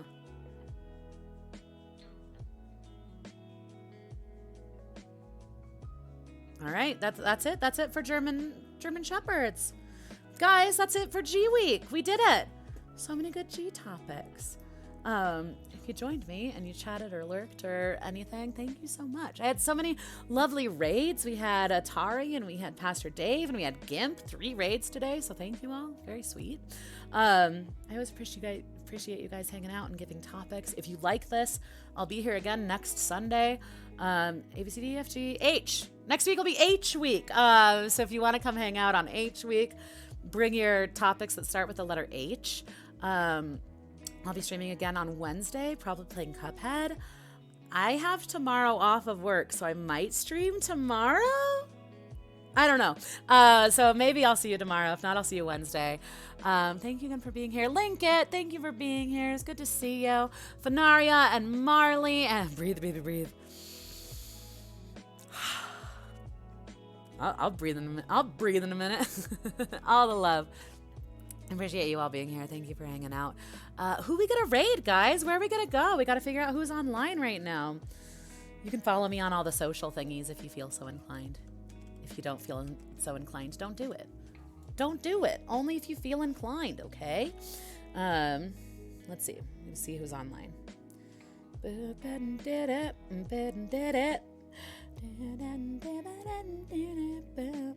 Sorry about whatever that song was. So many lovely human beings online right now. It's always difficult to decide. Always difficult. We got Dark Wolf. We got the Bark Boys. We got new friend named Kirby. Other friend named Kirby. Oh, it's Curb Games' birthday bash. You know what? My friend Curb Games, I got to know him through another streamer that we both watch. So he's somebody that I got to know through someone else's chat. But it's his birthday, you guys. So we should all, if you're with me, if you're cool with it, let's go just say hi to Curb Games. Let's go give him a. Whoops, I just did a shout out instead of actually rating him. But just give him a little birthday message. Wow, I cannot talk. Give him the old happy birthday, would ya? Would ya? Are you here for it? Will ya do it? Will ya allow it? Will ya support it? Let's go say hi to Curb Games on his birthday, okay? Love you all. Thank you all for hanging out. Oh my God, so many people hanging out. Look at all you beautiful human beings. Thank you for being here. I will see you Wednesday, maybe tomorrow, maybe next Sunday, maybe tomorrow, definitely Wednesday, definitely Saturday, definitely Sunday. I love you all. I'll see you soon. Thanks again. I love you. See you. Bye. Okay, bye. I love you. Bye. Bye. I love you. Bye. I love you. Bye.